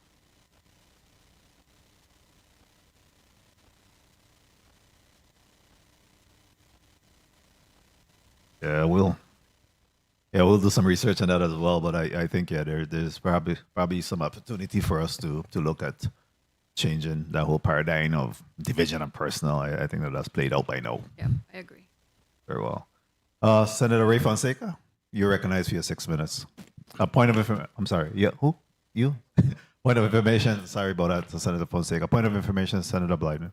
Yeah, sorry about that. I just want to know that I didn't ask Josh Springette any questions. But she's okay in terms of her budget, and I really had no question, but I didn't recognize you, so I apologize. Thank you so much, Mr. Chair. You want to ask her a question? You recognize to ask her a question. You good? All right. So, thank you. That's Ray Fonseca recognized for your 6 minutes. Well, Sapopa, since you mentioned Fredericks, I was going to say that's a big hug. Good afternoon to Josh Springette, Chief Negotiator, and also to Sydney Richardson, Director, Division of Personnel. I think I got that right. Okay, and all the staff and all the viewing and listening audience. I want to follow up on the line of questioning from the senator from Princess. Okay, the number of active employees, 6,957. Can you break that down between tier 1 and tier 2 employees? Do you know how much of that number is tier 1 and tier 2? And while you're looking for that, I wanted to ask you, you mentioned here the total that you currently cover if members with insurance is 19,370. The number I have written down was close to $25,000. I mean, 25,000 persons in the last year. I'm not sure if that was your statement or Beverly Joseph's statement. So, Cindy Richardson, Director of Personnel. When I was here with the financial teams, that is the information that we had on hand. But as of the last board meeting, these are the numbers reported back to us from Cigna. Okay, so does that mean that several employees came off the health insurance roll, or the numbers weren't accurate? Senator, every day we have people who, whether or not they resign or they're terminated or they get transferred over to United Healthcare. So the 19,000 is an accurate number because that's the eligibility listing that is provided to Cigna, and that's the count that they gave us at the last board meeting. So that's an accurate number. Previously, it was an estimated number that was provided. Okay, you know, that spells bad for our hospitals and our clinics, because those are the persons that pay the bill and are charged a good rate, a profitable rate, or a rate where you can pay your bill. So that's a drop of a little bit more than 5,000 employees and family members. So not that I'm defending the hospital, because they probably ain't sending out the bill anyhow. So let me go on now to so you say you've paid 132,732,592. That's as of May, right? Yes, that's as of May. Okay. And the total contract is what, 220? What is the number? The total for the budget for insurance for this year was 20.2 million. 20.2 million. Yes. 20.2 million or 220 million? Well, 220. Okay, good. But it equates to, for the government's portion, is 20.2 million. I don't know. The government is 73%, and 73% of 220 million is a lot more than 20.2 million. But anyway, let's go on. The GLP-1 medications. How is that going? Can you tell us how that's going? I know I've gotten calls from some physicians on how to get it on, et cetera, et cetera. Are you planning any changes to that? Valerie Dale, Chief of Group Health Insurance, that would be a board question. Okay, that would because be a the board sets the policies. We, Division of Personnel, administers the health insurance program. Okay. Director Richardson, you wouldn't know the answer to that? Okay, good. So the total employees now, the private, the semi-autonomous agencies, do you have an approximately how much is the total? Because we've having discussion where the government employees have dropped substantially over the last maybe 10 or so years. Do you have an idea of what that is? Good afternoon, Cordell Reimer, Chief Technology Officer, Division of Personnel. Right now, we look at the total count, central government as well as semi-autonomous, we're around 9,825 individuals. 9,800. Okay. Correct. So that's good. Now, you know, I just want to know if any surprises, because, you know, last year around this time is when we got the news that the insurance premium was going up substantially. And you were considering 1, 2, 3, I think it was 4 different options. How are we now this year? Is that, you know, hanging over our head? So Senator, at the last board meeting, that is when the carriers did present certain options for the board. They are still negotiating with their consultants and the carriers. They should, I would assume, by next month have something a little bit more definite so that when they come before you between August and September, you would be able to have a better idea as to what those options will look like. Okay, because I think, Mr. Chair, correct me if I'm wrong, I think the insurance went up like 19.1 million 1 minute. last year, right? Something like that, Director Richardson? It went up 20 million? $20.2 million. 20.2. Correct. So are we in any kind of range like that? We're looking for zero. I agree. So again, I don't don't have that know. information. Okay. It Thank says you. a renewal year, so they're in negotiation. Okay, good. Let me go 30 to seconds. let me go to the chief negotiation, Springette. Congratulations again. You've been helping and you've been doing well. I want to ask you a question about the nurses. Do you know the average salary of a per diem nurse or a traveling nurse? Do you know what they're paid? No, I do not. You know, I was told that the I haven't traveling looked at it. nurse is about 185 and the per diem is about 105,000. And I say that to tell you that means that is what we are actually paying a nurse locally. So that means that's what a RN nurse is valued. So I know you've been working on it, but every time I go to a nurse graduation at the UVI, and we graduate a lot of nurses, I think it was 23 this year, most of them are always leaving the island. They're here, they get the nursing degree, and they leave. And of course, you know, nursing is a profession that we need. But congratulations, I know you're working on the Bureau of Corrections, and I know we've been on that for quite some time. I think increases coming for the Bureau of Correction nurses, right? Senator, the nurses at the Bureau of Corrections are not in a union. I know, but the director gave testimony that. Okay, well, I'm not involved. Oh, you wasn't I'm not involved. involved in those. Well, in those. Sapopa, you see again your credit for stuff you ain't doing then. Thank you, Mr. Chair, for the time. Mr. Chair, may I comment on the nurses, please? You may. Please note that, well, I want the senator and any other senator to be mindful that there are a lot of nurses who are on similar programs as the free tuition program from their island and may have to return for that purpose. They may not just be salaried, may be that they're required to return after completing their education. However, I would say this short statement: if you don't appropriate, I cannot negotiate.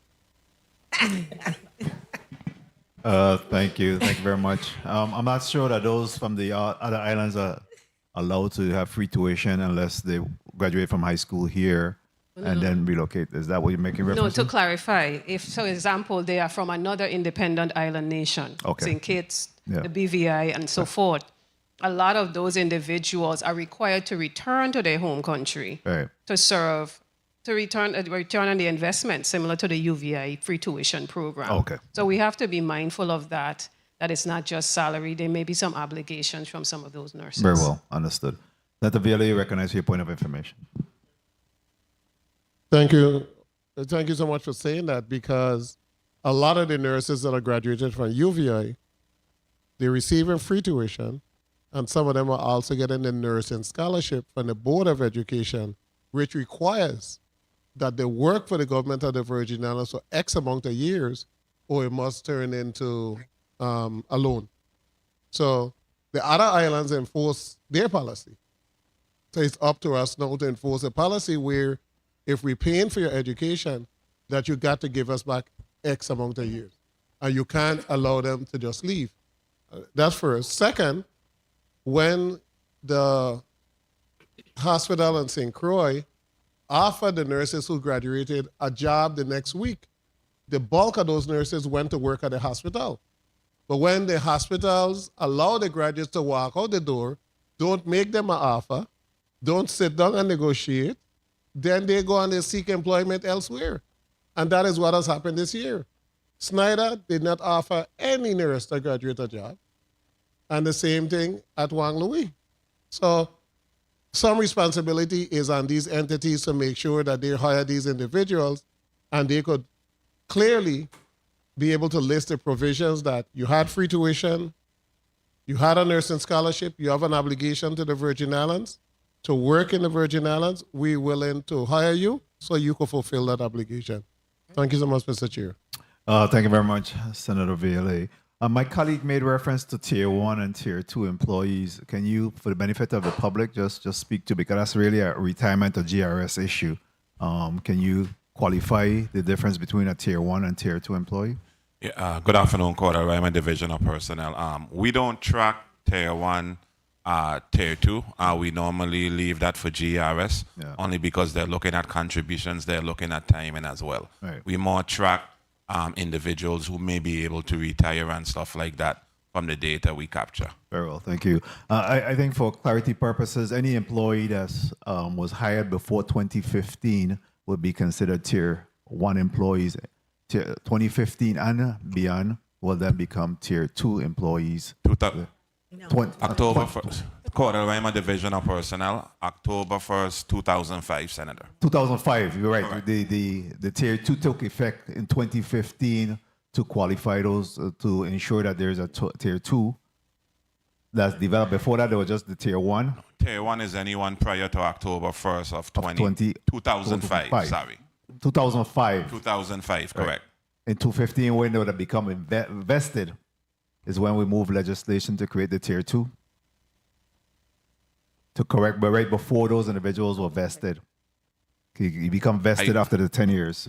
Yeah, Court, I'm a division of personnel. I don't remember when, but I know Tier 1, as far as how we capture it, Tier 1 versus Tier 2. Tier 2 is anyone hired after up to October 1st, 2005. 2005. Yes. That's Tier 2. Yes, Tier 2. And Tier 1 is prior to. Prior to, 2005. correct. Correct, Very Senator. well, very well. Second? To October 1 of 2005. Yes. Director, what does technology look like for you over at Division of Personnel? That's a very good question. My staff will tell you that I'm always sharing new ideas and concepts as a way that we can work smarter, not harder. So, I push AI a lot with them to help them be able to do what they do, make it easier and more efficient.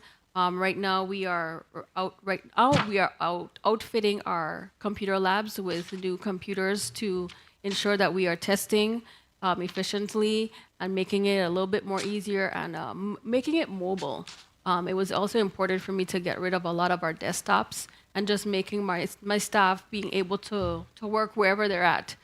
So we do have a lot of advances from a mobility standpoint.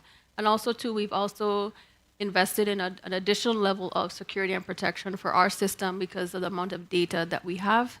And we're right now in the process of sharing that with BIT, OMB, and Department of Finance. So that kind of falls in line with in terms of ensuring that you have proper cybersecurity as well to protect any breaches of information as well. Mm-hmm. Okay.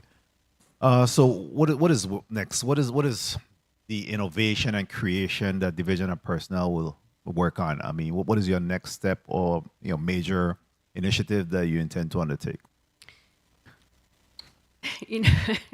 My staff to tell me, stop saying yes, director, stop saying yes. But right now, I think our focus is going to be on this new learning management system that we're going to launch in October. It's going to be available to, sorry, what did I say? August. It's August 1st, sorry, August 1st. And going to be available to all of our GVI employees. And I think that's a big win for us. It's an ARPA-funded project. We're trying to make sure that the government employees have ways to upskill and to learn new skills. As you see before, you hear the different agencies of certain things that some staff may not be fully efficient in. And it offers courses in everything from human resources to grant management, to financials, to leadership and management. And it gives us the ability to customize our training and to upload a lot of the training that we currently have in place. So for me, that is our next big thing, is being able to offer these courses free to all government employees. And also too, I do think OCB can be able to use it as a negotiation tool as well. Excellent. I know that we were talking earlier, and we talked about, years ago when you came before us, we always talking about this NOPA process. We beat you down about the NOPA process. Where are we in terms of the processing of NOPA?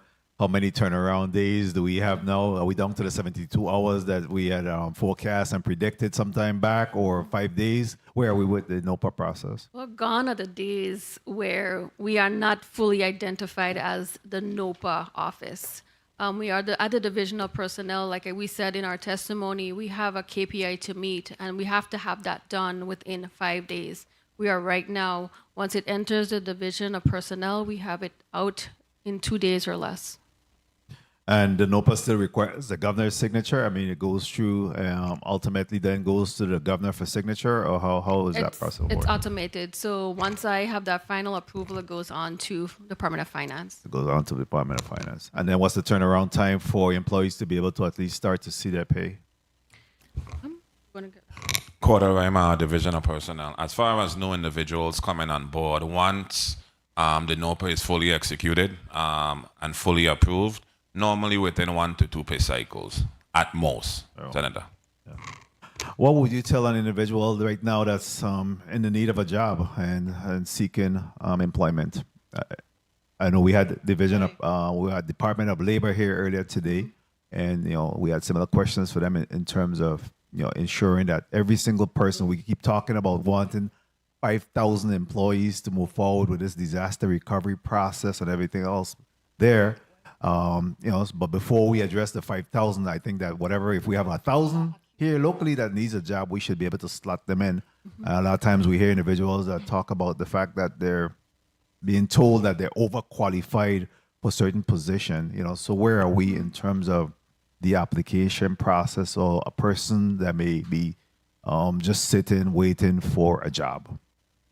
So thank you for that question. We always encourage individuals to go up onto our website.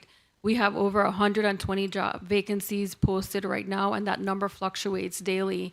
One of the things that we definitely push, our system is automated, and it's something that majority of the agencies use. Not all of them, but majority of them do use our online application. It is something that we ask everyone to make sure that you are following the prompts and answering all of the questions. One of the things that we are really recently seeing is the use of AI, where they're taking the job descriptions and just trying to get AI to create a resume that would help them to qualify for that position. So what we do is that we've noticed this. We've shared with our HRs different tools and tactics to recognize that and how to take that referral list. And one of the things that AI cannot take away is that personal touch. So we are encouraging HR officers to not always use those teams forms of interviewing. Call them in, see them in person, get back to some of those in-person interviews, and or maybe create some sort of a testing afterwards. Throw them on a computer and have them type up a letter. Do something that would to test their skills and not have it just be camera to camera, and bring those individuals in, do different levels of interviews. So it's a matter of being able to keep up with the times. And again, our benefit packages everything that we offer, the GVI, it is something to look into, and we do have that opportunity not only for upward mobility, but to also to expose you to other agencies. Once you're in there, you have access to all of the other agencies to look at and consider. Very well, thank you for that. Chief Negotiator, we're in an election cycle, and union members are often approaching us in respect to the fact that they have not been able to get a seat at the table for wage increases or consideration of contract renewals.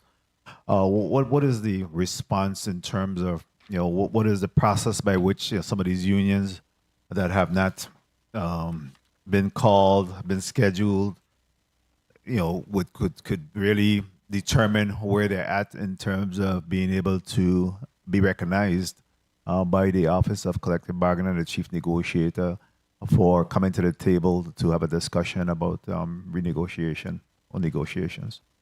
Josh Springette, Chief Negotiator, Office of Collective Bargaining. I want to correct part of that statement. All unions are recognized. Maybe coin it, all unions matter. And so I've had open communications with all unions throughout the time that I've served in this capacity. And in terms of this fiscal year, the challenge has been funding. Once the minimum salary, I believe Act 8995 was passed, it was key to ensure that those salaries were implemented, and so that I can, in good faith, make wage proposals to the unions. During the implementation of the new minimum government salary, we learned that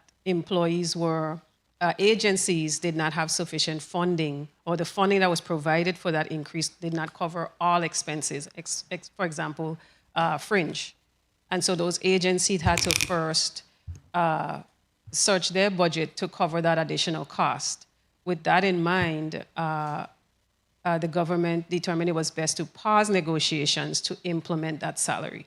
We've since resumed that, and we've contacted all unions with expired contracts for available dates, so we can coordinate with our clients, the agencies, to schedule negotiations. It's never been where there was no communication with any union for any specific negotiation. The key is getting everyone to the table, getting everyone to agree to times and dates, and getting to the table, and having sufficient funding to do so.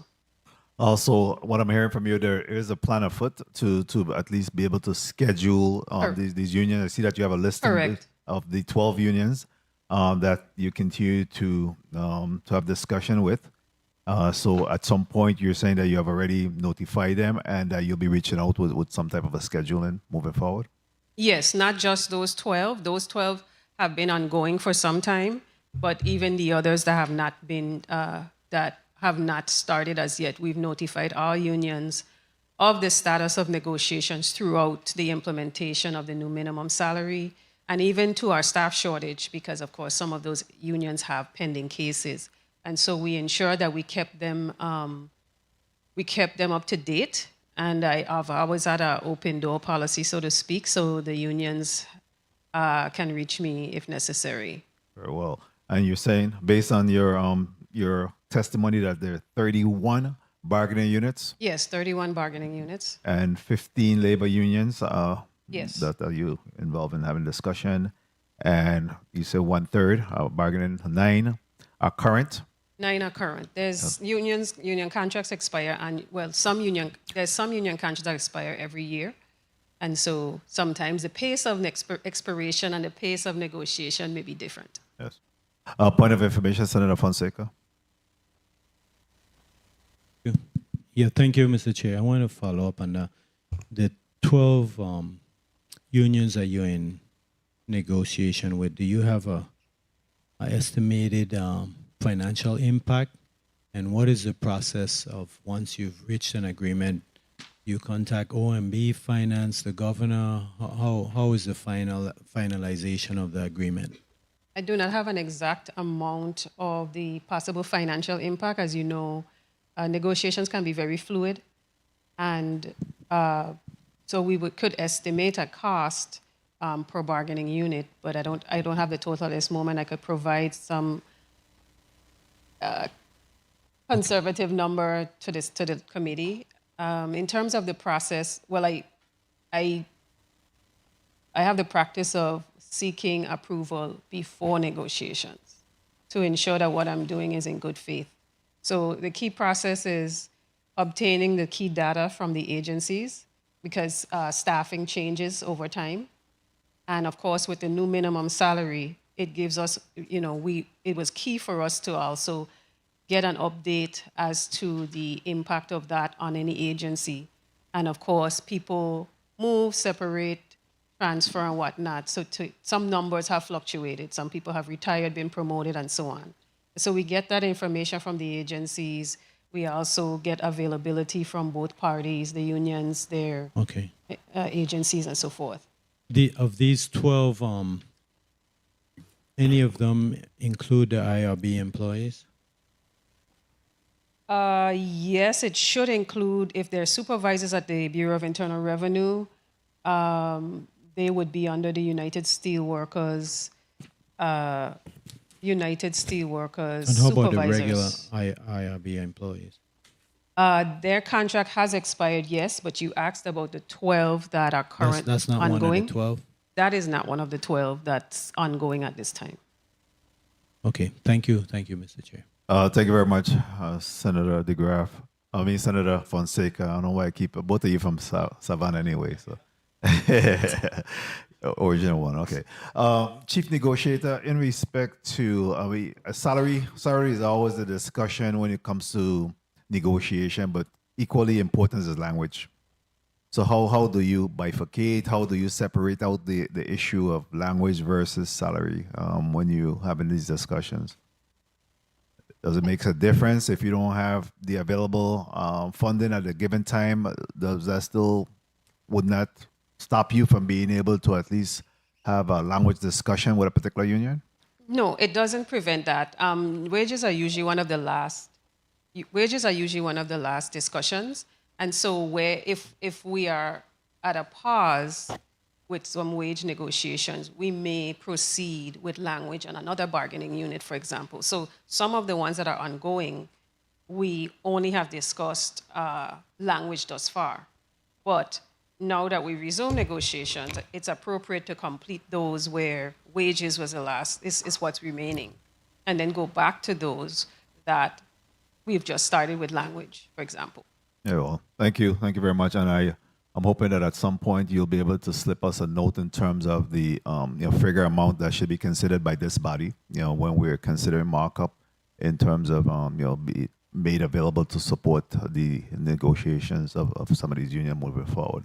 Senator DeGraff, go ahead. You may respond. I will remind the committee of the OMB director's proposed budget of $5 million.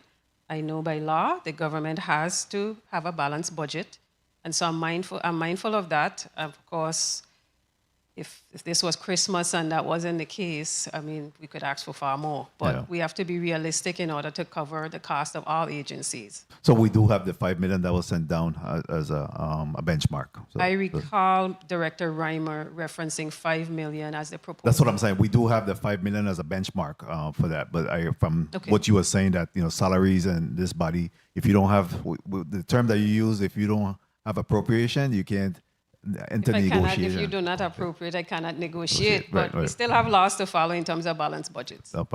Absolutely. And this chair definitely mindful of that. Very good. Senator DeGraff, you recognize for your burning question.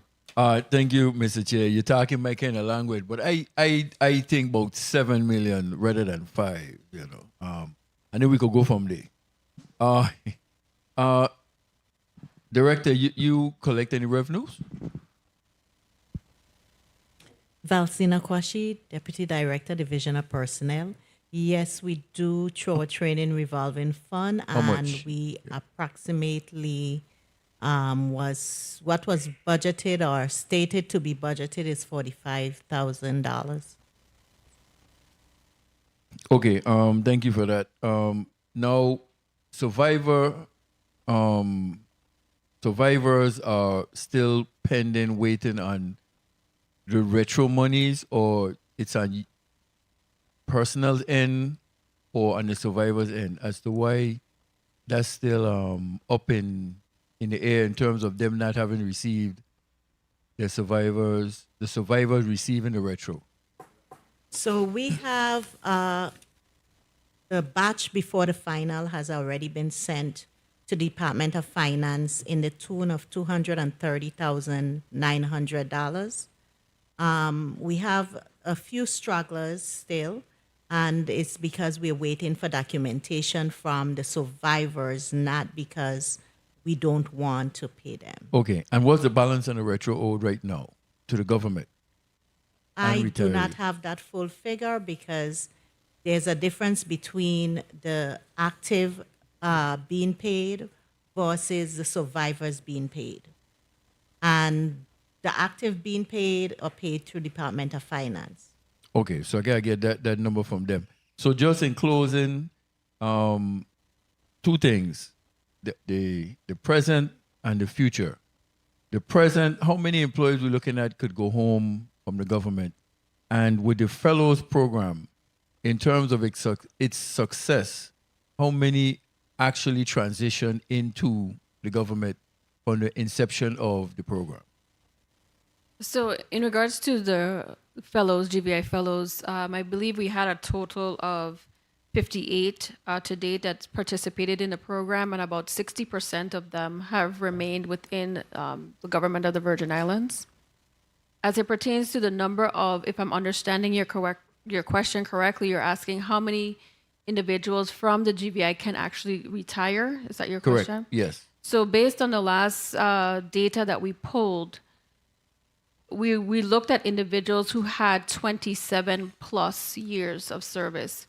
That total came up to about approximately 830 individuals. 830 who had 27 and up? Correct. Okay. Wow. That's a lot. Okay. Do you have any 40 plus people still left in the government besides me? I mean, Yes, we do. Yes, we do. just checking. Thank you for the time, Mr. Chair. Thank you very much, Senator DeGraff. I think that rounds out our questions for this afternoon. I wanted to give you 30 seconds to wrap up. Both the Director of Division of Personnel, Cindy Richardson, as well as the Chief Negotiator of the Office of Bargaining, Collective Bargaining. But before we go, I want to ask you, what keeps you up at night? What keeps me up at night? I really don't sleep much, but I think what keeps me up at night is maintaining that balance at the Division of Personnel. There's a lot of things that we do. There's a lot of things that we've accomplished. There's a lot of things that we have to do, as we are one of the four wheels on the bus that keeps the government running. So ensuring that we have that succession plan in place for the individuals, as majority of us sitting right before you can leave at any point. It's maintaining that balance of keeping the government running, but still being able to address the day-to-day fires that we cannot predict, and being able to just make sure that my staff, small but mighty, is capable of doing that and staying whole at the same time, and ensuring that not only are we working efficiently, but we're maintaining and taking into consideration their wellness and health at the same time. Very well. Thank you very much. And I'll ask you the same question, Chief Negotiator. I do get sleep. But what keeps me prayerful and concerned is the well-being of our current staff, because of the size and the additional responsibilities they take on without any complaints. That's why I started my testimony acknowledging them first, as well as filling the vacancies. And of course, if I wish I could negotiate a contract every single day so that I could have all of them current, and all employees would be, receiving fair wages under fair salaries under the circumstances. Very well. And while you have the mic, you could go ahead and just give your 30-second closeout. I'd like to thank this committee for the opportunity to testify and our proposed budget of $1.5 million. It's definitely an increase from the prior year's budget. It will definitely go to good use considering the need for critical staff and to replace important equipment and things like vehicles, and of course to provide the salary increases for employees. I urge you to not only approve the budget, but keep in mind the other needs of the office that you can help to effectuate through the budget markup process. Thank you very much. And Director Richardson, you could do a 30-second closeout of this time. Again, I would like to just thank this body for the opportunity to have us here at the Division of Personnel before you to defend our 2027 budget. I do think that it's a reasonable ask, and under the Brian Roach administration, the Division of Personnel has accomplished a lot, and we're very proud of all that we've done. And I would just like to say that I'm just proud to be able to be here with my amazing team, and that knowing that within the 5 short years that I've been here, knowing that I have left the Division of Personnel in a better place than how I met it. So thank you. Very well. And thank you both, as well as your team, for your testimony here today and answering all of the probative and provocative questions. And it helps to frame the budget that we have the awesome responsibility of moving and passing. Thank you for the work that you do as a public servant in this community. We truly appreciate it. I want to apologize to Central staff. I promised that we won't get out of here at 5 o'clock today. Unfortunately, we went over an hour, but I appreciate the work and contribution that you put forth today. I want to thank Central staff, of course, our post-audit division, our public affairs media division, our certainly our reporters, our security, my colleagues, of course, everyone that assisted in making this day possible. We look forward to tomorrow, our 4th day of budget hearings, and tomorrow we have before us Department of Planning and Natural Resources, Department of Sports, Park and Recreation, as well as the Virgin's Olympic Committee. So we look forward to doing that tomorrow. We have a late start tomorrow of 12 p.m. However, we hopefully will be able to get through the day in a reasonable time. The Committee of Budget, Appropriations and Finance of June 24th, 2026 is hereby adjourned. God bless.